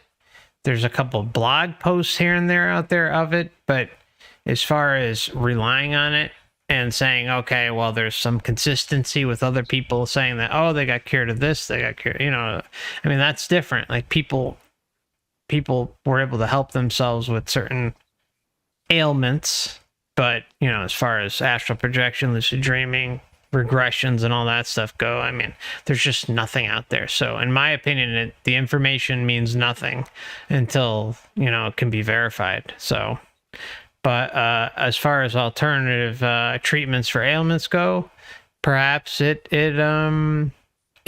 may help certain things, and there's quite a bit out there on this. And again, everything that we've talked about in this whole segment, there's no medical advice being given. Everyone should consult their physician. So, yeah, my mom had breast cancer, like, I don't know how long ago, 15 years ago. They totally took out her breast was removed and everything, and she's been great. I mean, they really, and the doctor's name was Dr. Slaughter, and everything went great. She was fine, and just recently, it's come back behind her knee. And ironically enough, the doctor's name is Dr. Moon. Oh, I'm going in with a positive mind. Dr. Slaughter, he was great, man. He slaughtered that tumor, man. He got it out of there. That's right. Yeah. He's slashing prices. They did a great job. And so far, they've done, the radiation went by. She didn't have too much bad side effects, although lately she's been tired. But I think partly she's gotten off on a bad sleeping cycle. But yeah, so far, I'm not trying to tell people to ignore doctors or the medical community at all. So, hello, can I intervene a bit? Yeah, is that Zona? Yeah. Hey, Zona, good to have you on today. How you doing? Hello. It's late here. It's about 3 a.m. Whoa. And I just want to drop by and say hello to your guests. And about the cancer thing, William Buhlman, like, he healed with astral projection, like 80%. Well, he admitted like 20% was the chemo and stuff like that. But the rest he describes, I think in his last book or the previous one, he describes how he managed to heal his body from the astral form. Who are you talking about? Royal Rife or William Buhlman? Yeah, he talked about it, how he healed himself. I mean, yeah. Wow. Well, from my experience with the Morrow Institute, it's a truth there, but I cannot verify it. I tried it with my mother when she passed, like from 1 year now, and it's not that easy. Maybe on yourself, sure, but at the spirit level, everybody has a resistance, And if the person you are trying to heal doesn't have a spiritual nature or connection, like a knowledge, it's hard to project energy upon another spirit, So maybe when you work on yourself, you are already open, but to work on someone else is very hard. Even if they say, "Oh, okay, you can do healing, do it," But the subconscious level, they have many blockages, and when you try to interact with them in the astral form, they are very scared because they are not perceiving you like like your son or like a relative. They perceive you like an energy, or maybe they perceive you like a scary thing because their subconscious just projects, like the decoding mechanism sees you like something evil or maybe something angelic, and they put let's put it like that, so you can perform the healing. So it's not that easy, Mm-hmm. You have a question for Rudy or myself? No, not right now. I'm just listening. Okay. All right. Well, thanks for talking to us. Yeah, Zona. Hey, well, I really agree with you that I've tried to tell people. Sometimes I get information to tell people, and sometimes they just aren't ready to receive it. So it's, even when something's going to help somebody, sometimes you should just shut up unless they ask. It's like, I didn't ask you for help. So why are you offering it? Some people need to go through whatever they're going through, I guess. I don't understand that. I wouldn't want them to go through suffering, but it's like the vaccination for me, as I have a really negative reaction to vaccinations, but for other people, they take a vaccination and it's fine. But for me, it does a real number on my brain. So maybe we're all listen to your body. Yeah, you got to listen to your body. And other people, they're not listening to what you're saying because it doesn't match what their belief is. Anyway, well, I mean, we can. That's a whole nother discussion, and it's unfortunately we're on a platform where we can't speak about such things. Unfortunately, right, well, and I'm sorry, brother. I'm sorry. Yeah, it's just the way it is here. I wanted to go to a question that was sent in to me for Rudy. Says, let me see here. I have a question for Rudy. Has he ever heard of the phrase "as above, so below"? If so, does that play into how he views the above, or what he would call heaven?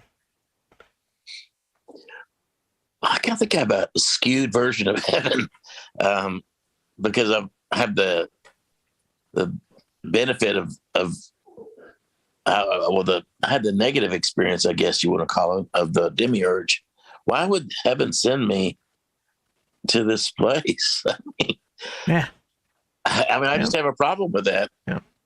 So I'm fully, the light I met, just, there's nothing better than that. Just the best way to be treated. I felt so honored to be loved that way, and in a way that's kind. And I tried to emulate that in my own personal life. And still, I wonder why I deserve getting my ass kicked so bad, by being here. Part of it is just because I have this wonderful cheat sheet on how to live. Be kind. It's just really is. It covers everything. And still, my butt's still been kicked. So if I wish that I could make what I experienced in the light or in heaven, at least spaceship heaven, I wish that I could make that as below.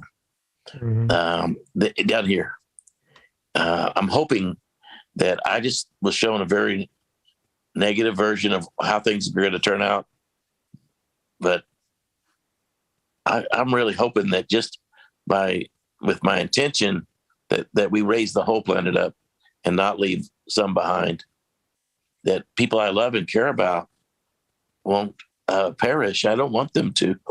It's like wishing bad things to happen to people you love because of some dream you had. I don't want that to happen. I don't want my experience to actually happen that way. Mm-hmm. So I want to have a better outcome than the one I was shown. Yeah. So that, if that answers your question, I hope.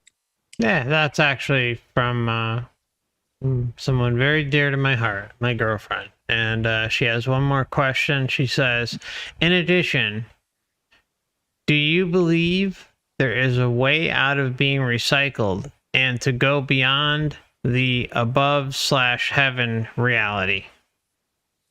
I think I'm ready. I think maybe we're not ready until we're ready, and I'm ready. Yes. Yeah. Okay. So I don't want to play this game no more. This one's not nice.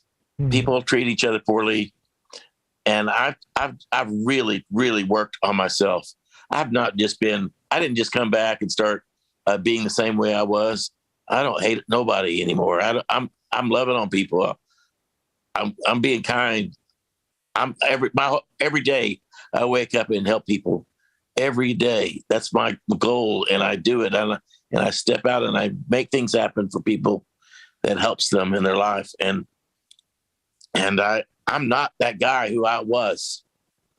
I'm not. I want a shot. I want my shot. And I think we all should be working on getting our shot at something better than this place. We do. If we're working on ourselves, let's get our chance. I might get up there and fail, but at least give me a shot. You know what I mean? Yeah, you got to. Well, you got to give I think we all got to give ourselves a shot. You know. Yeah. I'm a proponent of, if we are thinking something else has to give us a shot, then we're kind of opening the doors to something else. You know. Well, I agree. I'm just saying I'm going to try my best to not get recycled. I'm going to do my best to say, I'm going to project that building it in fear, in a place of fear, is probably a bad idea. Mm-hmm. You know, I'm going to get up there and get my, sit back, mm-hmm. but instead have the vision of, I'm going to go on to better places after this. I know that I'm ready for that. Damn right. You know what I'm saying? Damn right. That's right. I mean, just have that intention out there beyond belief, and you will not, we will not waver. This is the way it's going to be. We're not going to allow anything to mess with us. But I think everything really boils down to, just don't make snap decisions. Just allow yourself to do your thing and see what happens. I mean, we're all kind of shooting from the dark here, but I always say on this channel, like, no matter what I present and no matter how hard I may say certain things and present them, at the end of the day, nobody has to believe anything. All I'm asking people to do is just, have a sovereign mindset, a liberated mindset, a intention that you're not going to come back here ever again, if that's what you want, and to control your own destiny. Outside of that, I feel, leads to attachment, leads to something, because, we've been so clouded by this experience. This is what we know. Obviously, Rudy, you're a little bit of an exception. You've had a near-death experience and things like that. I mean, even though I've astral projected and had lucid dreams and stuff like that, but, in my opinion, the the true knowing is when you really, really cross over for the final time, or not cross over, but leave your body for the final time at when natural death occurs, and take control of yourself. So that's just kind of, it's just kind of like, let's just play this thing as safely as possible, because the alternative is, we may possibly get mind wiped, recycled, and sent back down here and have to figure this stuff out all over again. Maybe we'll have a different outlook. Maybe we'll be more connected in somehow, but all I know is, like, I'm more of the analytical mindset. I know Wayne is more of the analytical mindset, and we like information, we like data, we like patterns, and questioning the reality around us, which pretty much every one of us does in this chat, in this Zoom meeting. And outside of that, it just feels like, why risk it? Why risk it? No snap decisions need to be made when we leave here. Yeah, don't get seduced by whatever's pretty and gold. Shiny things. Don't get it. Don't be impressed by that. Have your mindset of, I'm ready to move on to better outcomes, and for yourself. It's just the right thing to do. Yeah. Why put this little why send your soul back into a body that's just going to get beat up and killed? Why not go on to where people treat each other with respect and dignity? Hell yeah, brother. Hell yeah.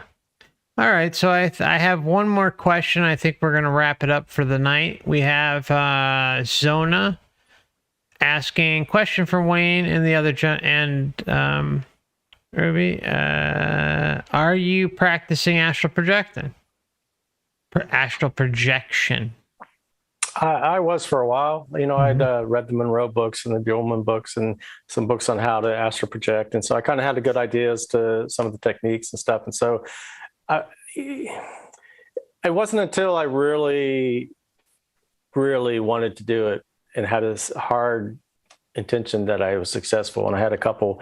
And the second one was I was so disappointed with the results of the second one that it just didn't seem that real, that it kind of detoured me from wanting to go into it more. But it's something I do want to get back to. I mean, it's, as well as practicing lucid dreaming and setting intentions, dream yoga, that kind of stuff. And so I just get distracted with my mom and research and coming on shows and stuff. And it's like, by the time I go to bed, it's just I'm exhausted, and it's not really my intention.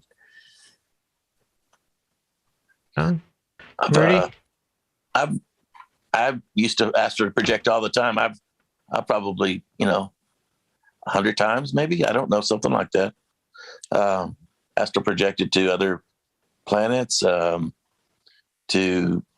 other locations. I've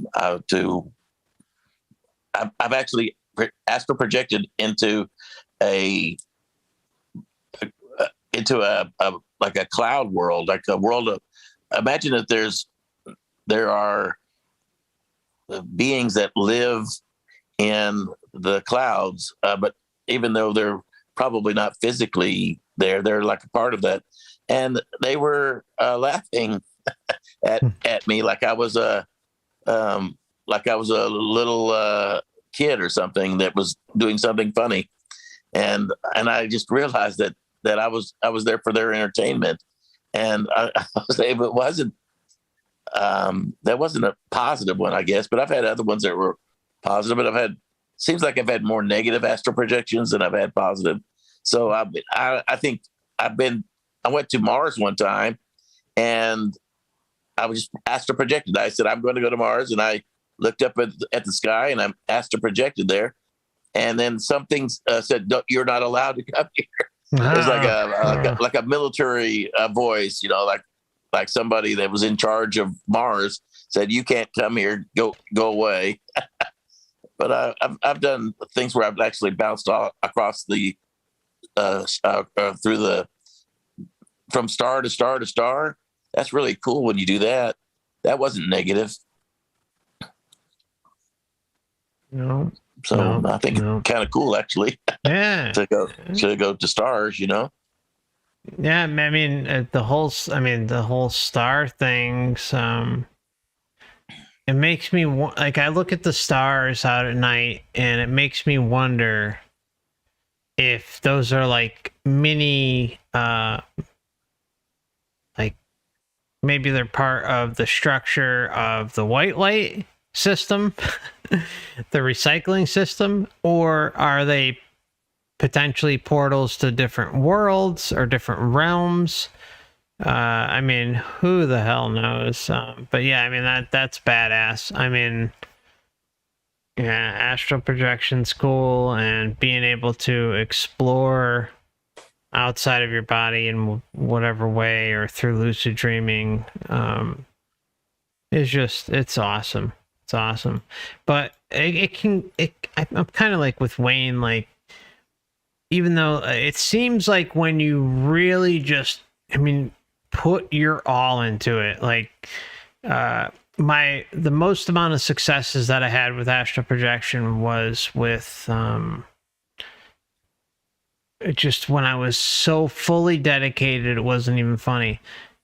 And part of me, if I'm being honest, even though like there's Night Sky and I created the astral projection group, I've been in it, but I know, looking back on when I was really, really into it, diving into the books, just like completely enamored with it. Like I was living my life dedicated to it, dedicated to making it happen. And it happened. It happened multiple times, but there really needs to be that drive, because, I mean, kind of the whole crux of everything, what is it? It's intention. So if you're putting that intention out there, well, you're going to have a much, much higher chance of getting it to happen. But then, a few years later, we create the Discord server. My intention is in it, but my experiences are so few and far between that it's the most frustrating damn thing on earth to do. So yeah, I don't want to ramble too much about that. The one thing I will say that I had success with when I implemented was the meditation pyramid, a full-size meditation pyramid. I would put it on the ground, and like a single, like, long mat, like a meditation mat, and I would just sit under there. I'd put the different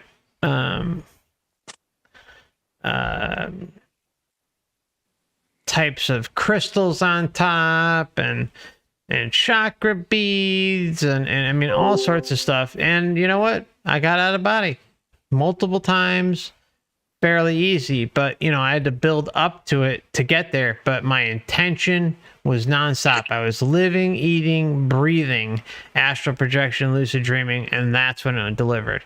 I think if you're half-assing it, I mean, again, this is for me. I mean, I know some people out there who can, it's like boom, boom, boom, no big deal. They can do it, and they call it a day. It's like, just, eating dinner, eating lunch, and it's just like, okay, they can do it. They're just really good at it. They're maybe even, well, I would say they're more, their intention is just there. Like, it's more hooked up and connected than mine is at this moment. Even though I put mine out there, it's just like, I don't know. Like, I don't want to be like a sad sack, but it's just really, it's frustrating. It's so fucking frustrating, because I really just want something consistent that I can do to get out of my body.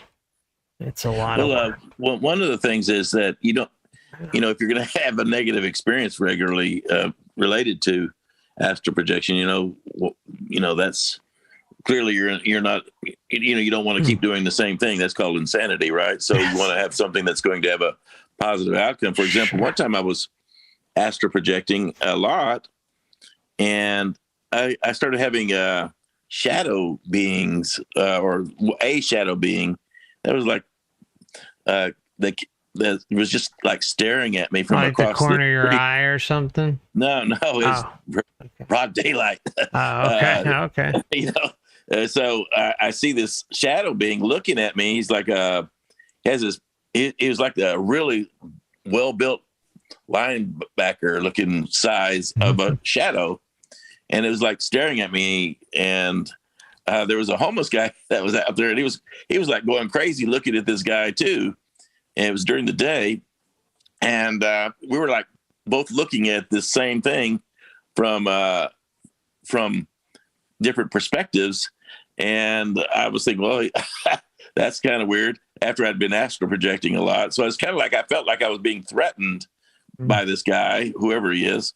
And then like a couple of days later, I see him again in the middle of the night. I wake up and he's just like across the street looking at me. And I can't help but think it's kind of like the police, trying to say, hey, you need to quit astral projecting. So I did for quite a long time. And I don't know, maybe I was not that I should not astral project out of fear, but it's just like the interest in astral projecting kind of left me after that for a while. I think the fear can shut it down too. I remember I was like 21, 22 or something like that. And I had this, I call it bed shaking experience. And I was just laying in bed, and all of a sudden it started shaking. And I thought it was an earthquake, and I got scared. And I started praying to Jesus or God or whatever to, because I thought I was going to die. It's like, I don't want to die. I'm young. And so I prayed not to die, and it stopped. And I remember like wanting to talk to my downstairs neighbor. I can't wait to hear what it was on the Richter scale and nobody else had the experience but me. And then years later, I read that bed shaking is one of the symptoms of like astral projection, but also alien abduction. So it's like my fear and maybe memory of that event. Like I could have been on the verge of having the most wondrous out of body experience, but my fear shut it down. Yeah, that's exactly what I've been experiencing lately. It's so freaking frustrating. It's not even funny.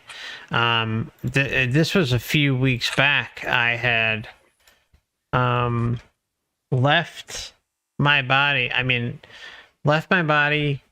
4 different times. Now, mind you, I'm not talking about traveling. I'm talking about just the initial process of getting out.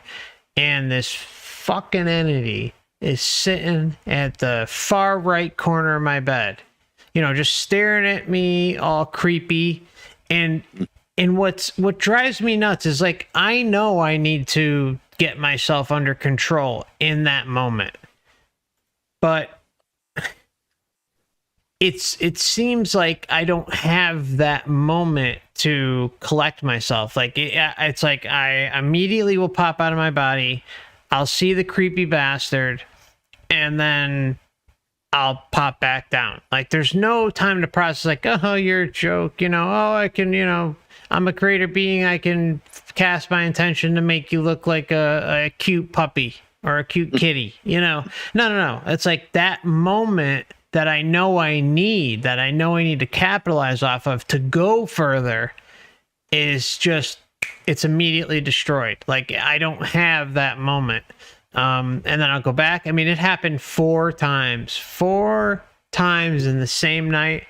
And it's like, talk about frustrating. I mean, you leave your body 4 times and faced with the same bullshit, time and time again, and you can't get a grasp on it. You can't take control of the situation. So yeah, you got to overcome your fear. This wasn't an OBE, but I had a dream once where this like big ogre like being was coming toward me, and he went to grab me with his arms, and instead of like fighting back or running or fleeing, I hugged him, and he just disappeared. So there you go. Not being afraid, or maybe love even can.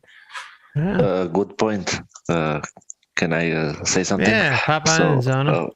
By the way, all these like experiences you have when you try to astral project, like in the beginning, those are like in the vibrational state. Yeah. If your body is vibrating, if you're hearing loud noises, Bed shaking. Bed shaking, exactly, yeah. Or the falling sensation, or your name being called. So that's auditory hallucinations. Also, you can have like tactile hallucinations, and those are the worst. When someone drags you off the bed and you're out of body, and you say, "Okay, I'm out of body." So it's shocking. Happened a lot. So when you see entities, when you astral project, try to reach them. As Wayne said, you hug them, they disappear. Try to reach them and don't try to like run for them, because you are reinforcing the energy. So those are mental projections or mental blockages.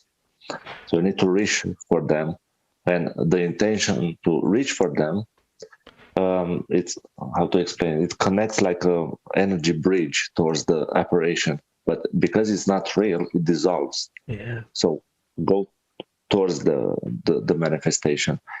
When you will encounter, like when you do astral projection and you will encounter like a real entity, you're gonna feel it, you're gonna know it. It's not like it's not fear based.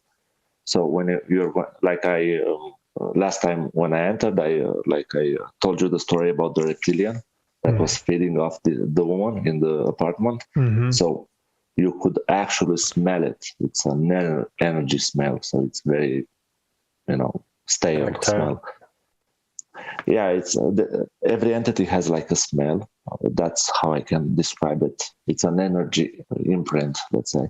So the things that you see in the hypnagogic state or vibrational state, they are nothing. They don't emanate nothing. You feel the fear inside you. It's not like you're perceiving the fear outside you. It's kind of hard to explain, because on an energy level we interact differently.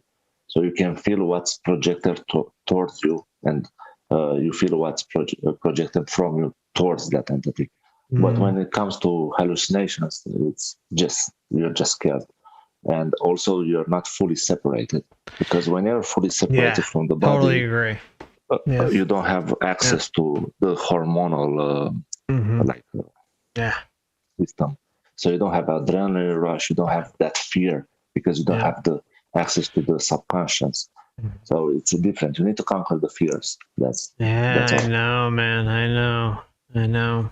I think I need to make like a hypnosis track for myself or something, because it's it's weird, Zona, is like I'm not even afraid of it. It's just like I don't have that moment. Like there were of course there were times I was afraid and freaky in the past, or freaked out in the past, but like I'm not even afraid of it. It's like I don't get that moment to like I see it and it's like boom. Like it's there isn't even like time to have that fear component, at least recently. But in the past, I absolutely had that fear component. I just need to, I think maybe I need to program myself or something to not buy into it and have that moment to neutralize it and not feed it. First of all, pick the time of day. Because if you want to conquer your fears, it's better to do it in the early morning or in the late afternoon, and not during the night, because the chemical balance is not right. So the serotonin and the melatonin, they are not like equal states in the brain, and you're not like exiting the body fully. And the awareness is not transferred to the energy body, right? So maybe the best time of day is to you need to pick it. For each person is different. Yeah. So maybe in the afternoon is better to project. Yeah. Or in the early morning. That could be the case, because most of my experiences, through the wake up method, I'll set a light alarm and stay up for a few minutes, 5-10 minutes, 20 minutes, and then boom, I will fly right out. But I will just, I just hit that point. Like I've got a, it's not in here, but I have this chair, this zero gravity chair that I bought, and I'm not as successful during the day, but you know, that's not an excuse. I just need to work on it more, I guess. Get you one of those flotation tanks like what Joe Rogan has. I want one so bad, Wayne. So bad. Yeah, that's a samadhi tank. They invented in the Arabs, and you can buy one like better than Joe's. It's Isopod. It's called. It's like 80,000 euros, something like that. Yeah, I think the ones I was looking at were over $4,000. Well, I wanted to say that when I have entities in my astral projecting, that's usually not a good astral projection for me. But what I do is I just point at a star and I astral project to it, and then sometimes I'll go from star to star. It's kind of exhilarating to pop up out in out there in space somewhere, and just to be aware that you're there. Mm-hmm. That's very exciting, actually, as opposed to, having some battle with an entity. I sure don't like those ones, but the ones where it's not flying exactly. It's just like popping up somewhere out there at some star that you pointed at, and then triangulating. Maybe like say I'm going to go to that star and that star, mm-hmm. and then going to wherever they intersect. That's kind of the fun astral projections that I've done. I don't like the entity ones so much. Yeah. I never saw any stars. Oh, go ahead. Oh, sorry. That was the Rudy, that I had an experience just like that. The only one I remember, I didn't know at the time what they were. I've shared this before on the channel, but I took a nap one day and I had the vibrating paralysis, and then poof, I was out. I mean, I was out and I was gone fast. And I would look at a star and be at it, look at a star, be at it, look at it, be at it, look at it, be it. It was so immediate. It wasn't like travel time. It was literally where you looked, you went, where you looked, you went in the blink of an eye. And there was a voice behind me because they're just always on our ass, And he said, haha, whatever you do, don't look down, because I would be, I would have crashed wherever. And I don't recall that person thing staying the whole time, because I just went off and had an experience. But it was really cool how fast it was. It was like, boom, so fast. It was the only time it ever happened. Like Mark, I find it all very frustrating because I just can't consciously get out ever since that moment for that day that happened. But yeah, it was cool doing that with the stars. When you can pull it off, it's the most empowering thing imaginable. I mean, here's a question for people who do consciously get out. Is it dreamlike? Because I think I've gotten as far as lucid dreams that I've astral traveled, but it's too dreamlike. Is it really dreamlike when you're out there and consciously aware? My opinion is that if you feel it's a dream, then it's probably a lucid dream. Yeah. Okay. Yeah. I mean, that's just my opinion, but Zona, what do you think about that? I can answer that. Yeah, I can answer that. It depends.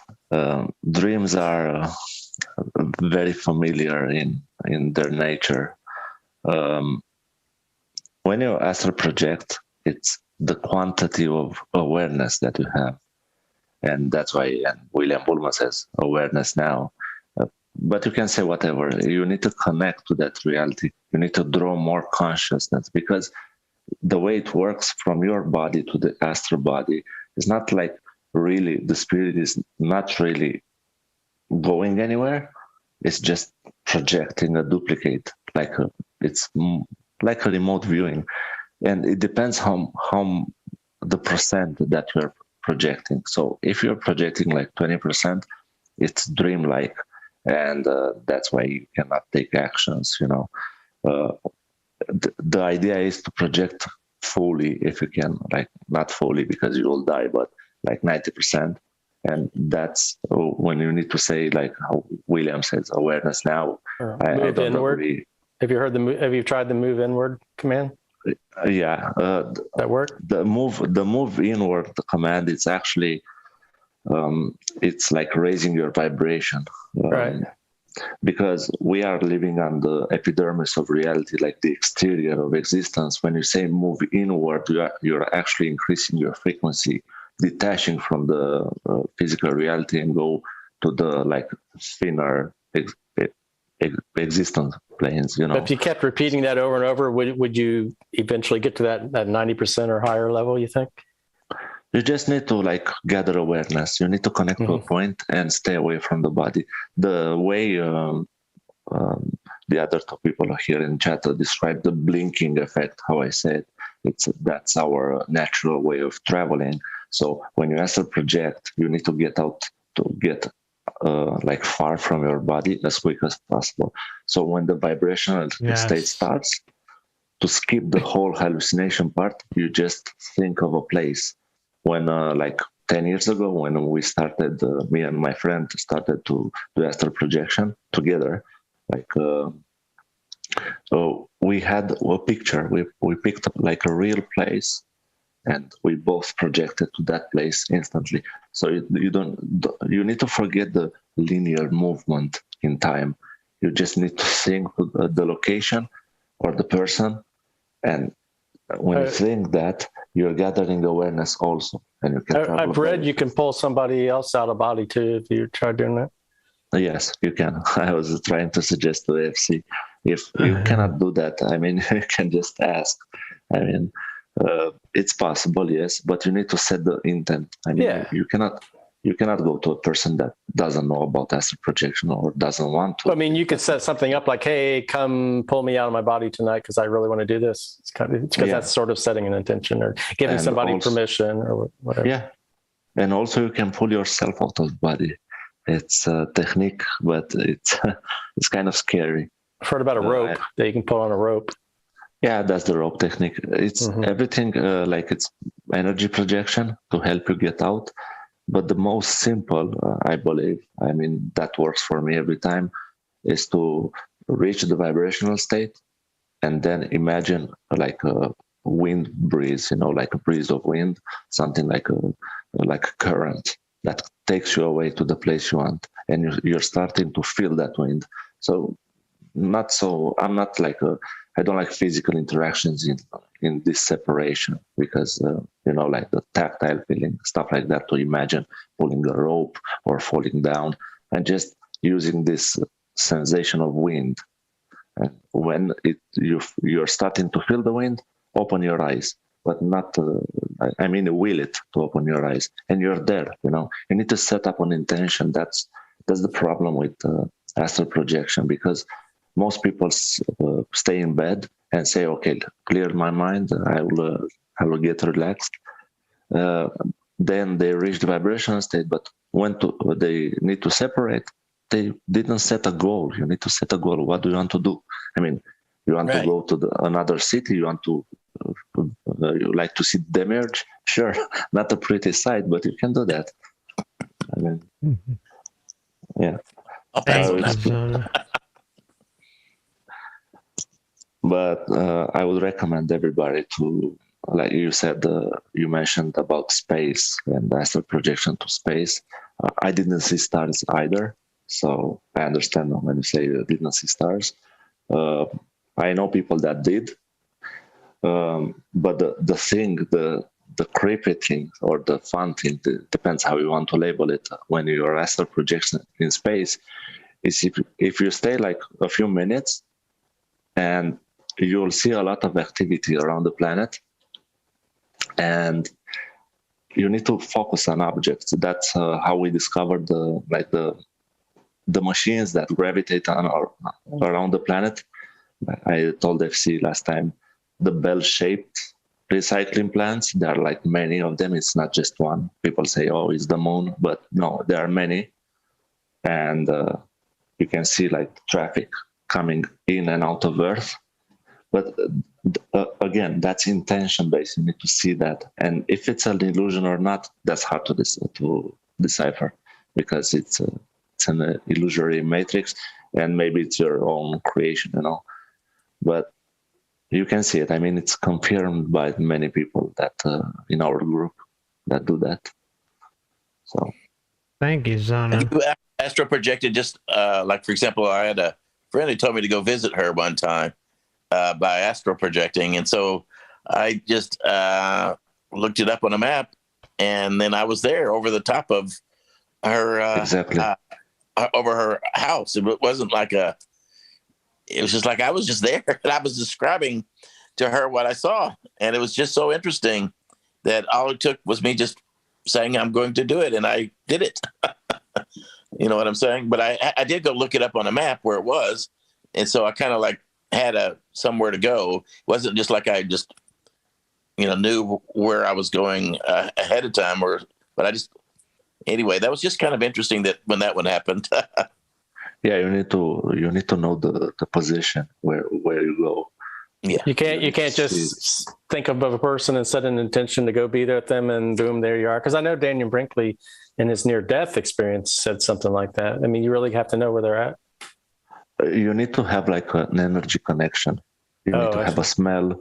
You need to have a visual place, like a visual anchor. You need like a smell, like a taste, like something. I mean, if you want to go in an orange plantation, you have to taste orange before you know where to go. So you need like an energy imprint of some kind. What about all the memories? Like, you've been with that person before, and you know what they smell like, or you know what they look like, and there's obviously some kind of connection right there from the past that you've had with them. Yeah, is that enough? That's enough. Yeah.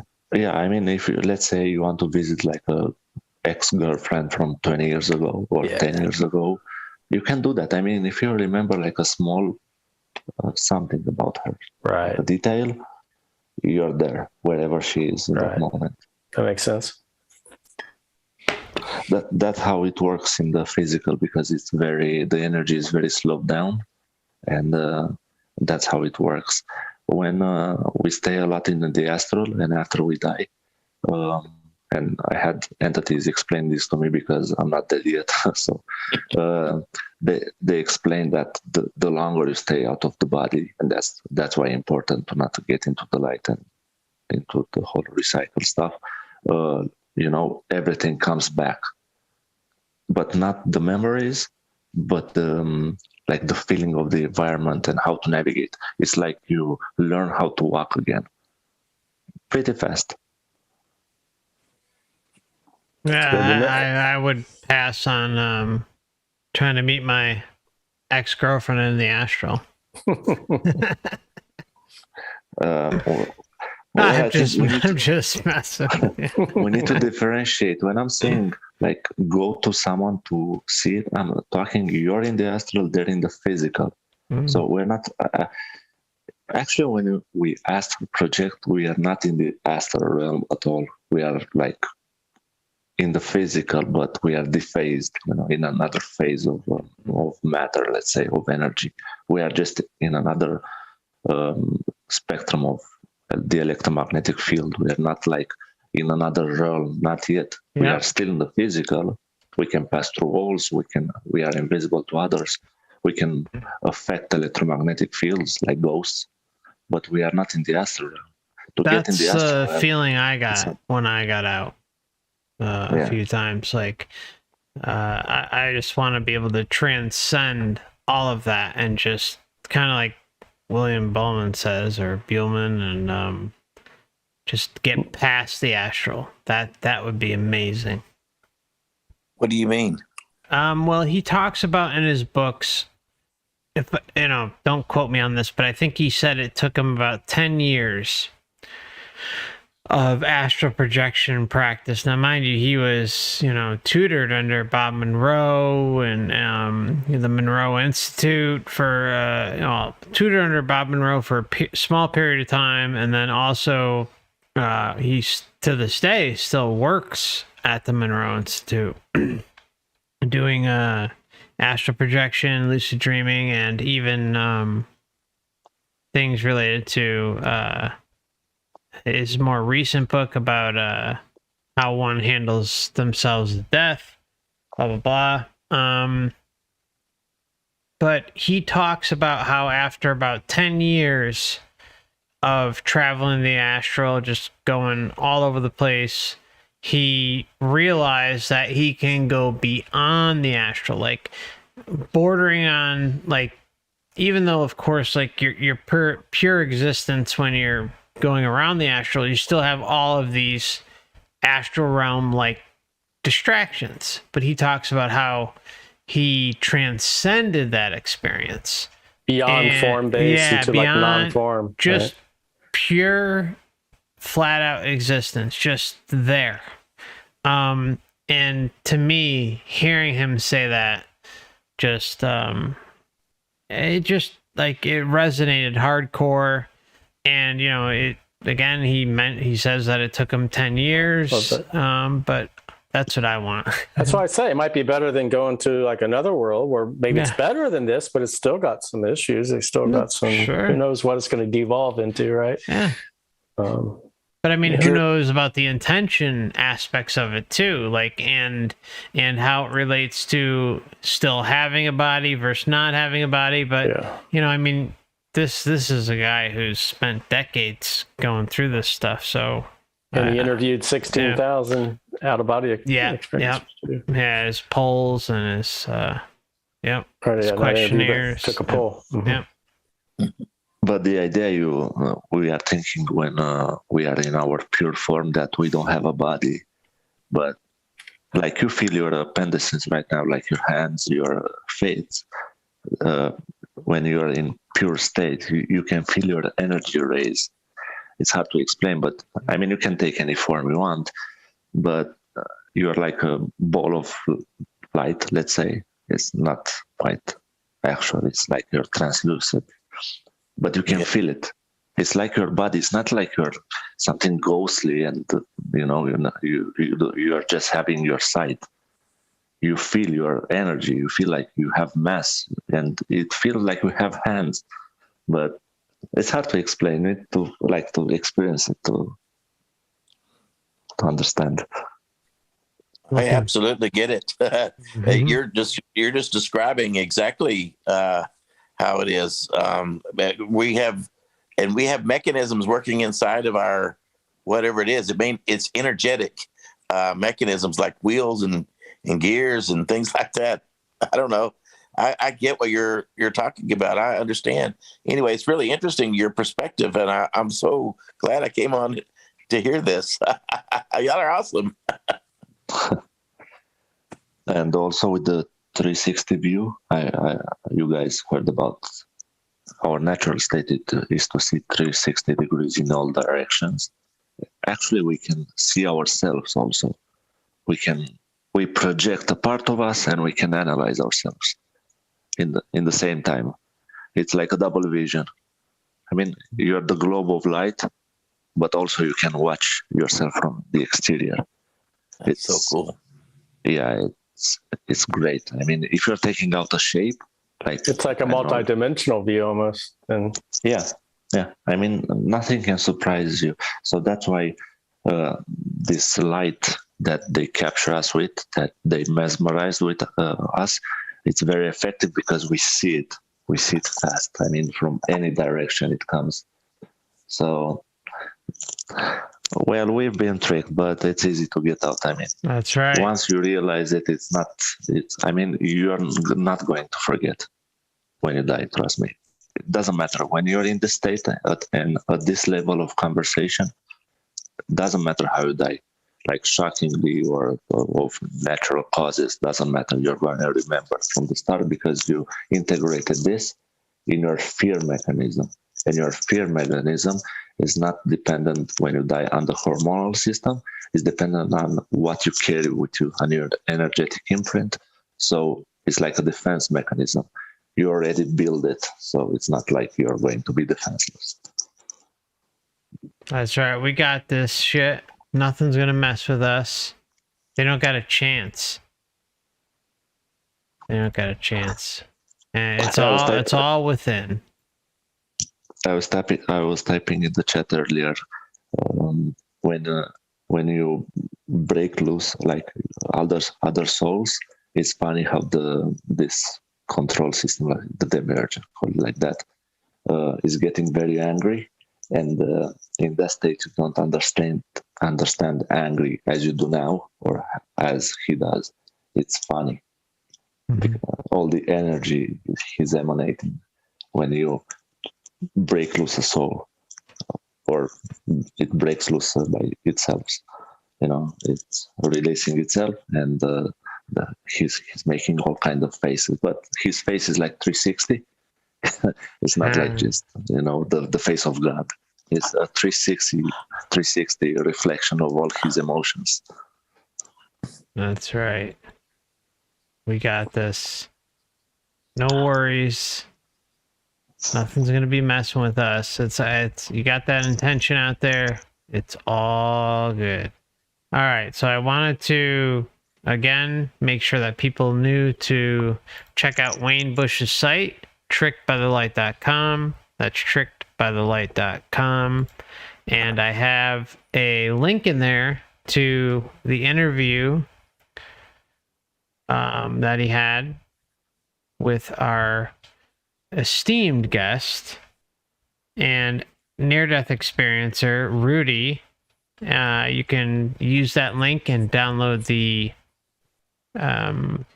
interview in audio format, but there's also a transcript that Wayne put up because he's awesome like that. So. It took me like a week to type that whole thing. I bet, trust man. me. Yeah, I would have hired someone with that mess. Oh my God, that's so much. Oh my Lord.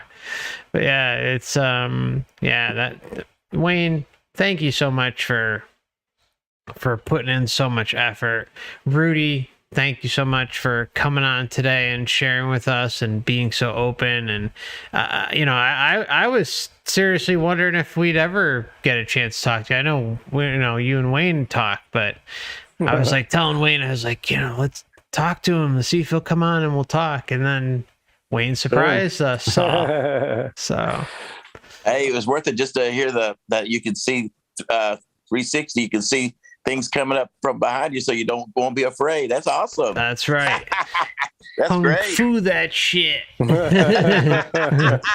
it. That's awesome. Nobody can sneak up on you if you got a 360. Nope. Damn right. Okay, I just got a couple of more things I want to add here. Anyone listening out there who wants to sign up for the YouTube backup channels as well as ODYSEE, Twitch, Instagram, Twitter, all that crap, feel free to check the description tab for all those links. Also to the Last Timers Club members, the channel memberships on the channel, we have a stream tomorrow. That's February 27th of 2022 at 4 p.m. We have our monthly stream together. So anyone who wishes to join, feel free. That would be for levels 2 and 3 members specifically. And you can find a link to that pinned in the comment section. And then there's also, after almost 2+ years of just having one way to donate towards the channel, I finally got an alternative. If anyone like to use a card, there's Stream Elements, which is what I use for helping with my streams. They have a system there that you can use, and you can donate anonymously if you want, but I know you do have to link something like an account that you already have established, so just to verify your identity, but it's not going to post your name anywhere, at least as it relates to myself or them. So feel free to check that out if you want. That's in the description tab as well, and Jimmy's been putting it up there because there's been a number of you asking, how can I donate besides the membership. So, and they only take 3%, not 30%. So it's there if you'd like. And then there's and then there's the website. I have the website still being worked on. I have some really big plans set for that. And if everything pans out as I'm hoping it will, it's going to be pretty badass. There was a template that I ran across. I purchased a domain name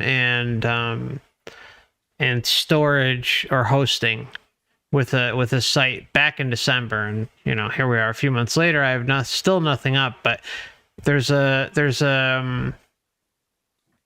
do you call it? There's like a template that's out there that's similar to like a social media type of vibe, where you can make a profile, you can upload pictures and videos, and there's groups, and there's live streams, and there's live chats, and there's voice calls, and a forum, all sorts of cool stuff.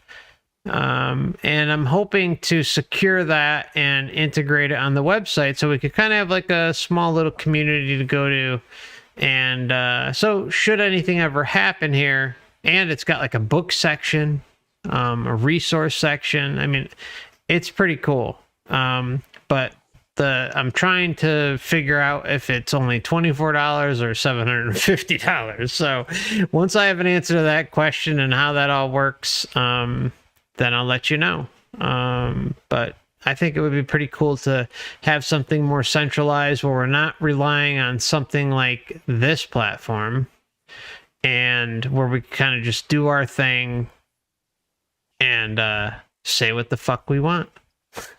All right. So again, Wayne, thank you so much for this whole series. It's just been incredible, and I look forward to working with you down the road in the future and staying in touch and diving into the topic that we were talking about maybe later in the year when you're up to it. Yeah. Thanks for letting me come on and sharing the research. It has to get out there, and I spent so many years researching it that it's just great to be able to dive really deeply into it. Otherwise I get on a show and I got 1 hour to go over everything, and it's just you're just glossing the surface of everything. So thank you. No, we go 9, 10, 12, 50, 52 hours here. Whatever it takes to get the information out there. Yeah, I mean, you've been so generous with your time, brother. I get some toothpicks to keep my eyes open. What is that? What's the movie? Clockwork Orange. Yep. And Rudy, thank you again for coming on and sharing, and thank you, Wayne, for connecting us all together, and Jimmy, thank you for all of your help moderating behind the scenes and helping everybody get into the voice chat. And everyone else in the chat, Bila, Urantia, Feynman, Deanna, Zona, and everyone else who was here before, and everyone else in the chat, the YouTube chat. Thank you again, and we'll see y'all again real soon. It's been a pleasure and an honor, Wayne. Seriously, you're the best. You're the best. Complete honor that you took this much time with me and everybody else. Thank you. Sure. Thank you, Rudy. Awesome. Thanks. What a great show. It's like, wow, so much stuff. How do you pour all that in there? We did it. Everybody did great. Thank you so much. Yeah, take care. Thanks. Take care, everyone. All right. Bye-bye.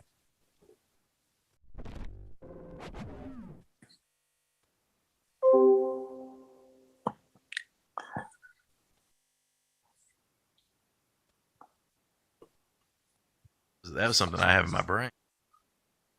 Well, thanks, Rudy. That was awesome. Hey, man. Cool. I haven't talked about my near-death experience in a long time. No submarine noises, no ping. I couldn't believe how good the sound was. I was kind of surprised that we didn't get attacked. So I guess we snuck up on them. That's why we find out. Oh, go ahead. Oh, I was just going to say, I'm starting to develop a theory that when groups of us come together, I think it seems to have an empowering effect on the typical targeting games they play. Right? Like it seems to be a stronger energy that gets created. I don't know. It's a new theory because it's new to be around so many awesome, awake, conscious people. But it seems to be a thing. I'm testing my hypothesis. I think you're right. Do you think? Yeah. I just can't believe how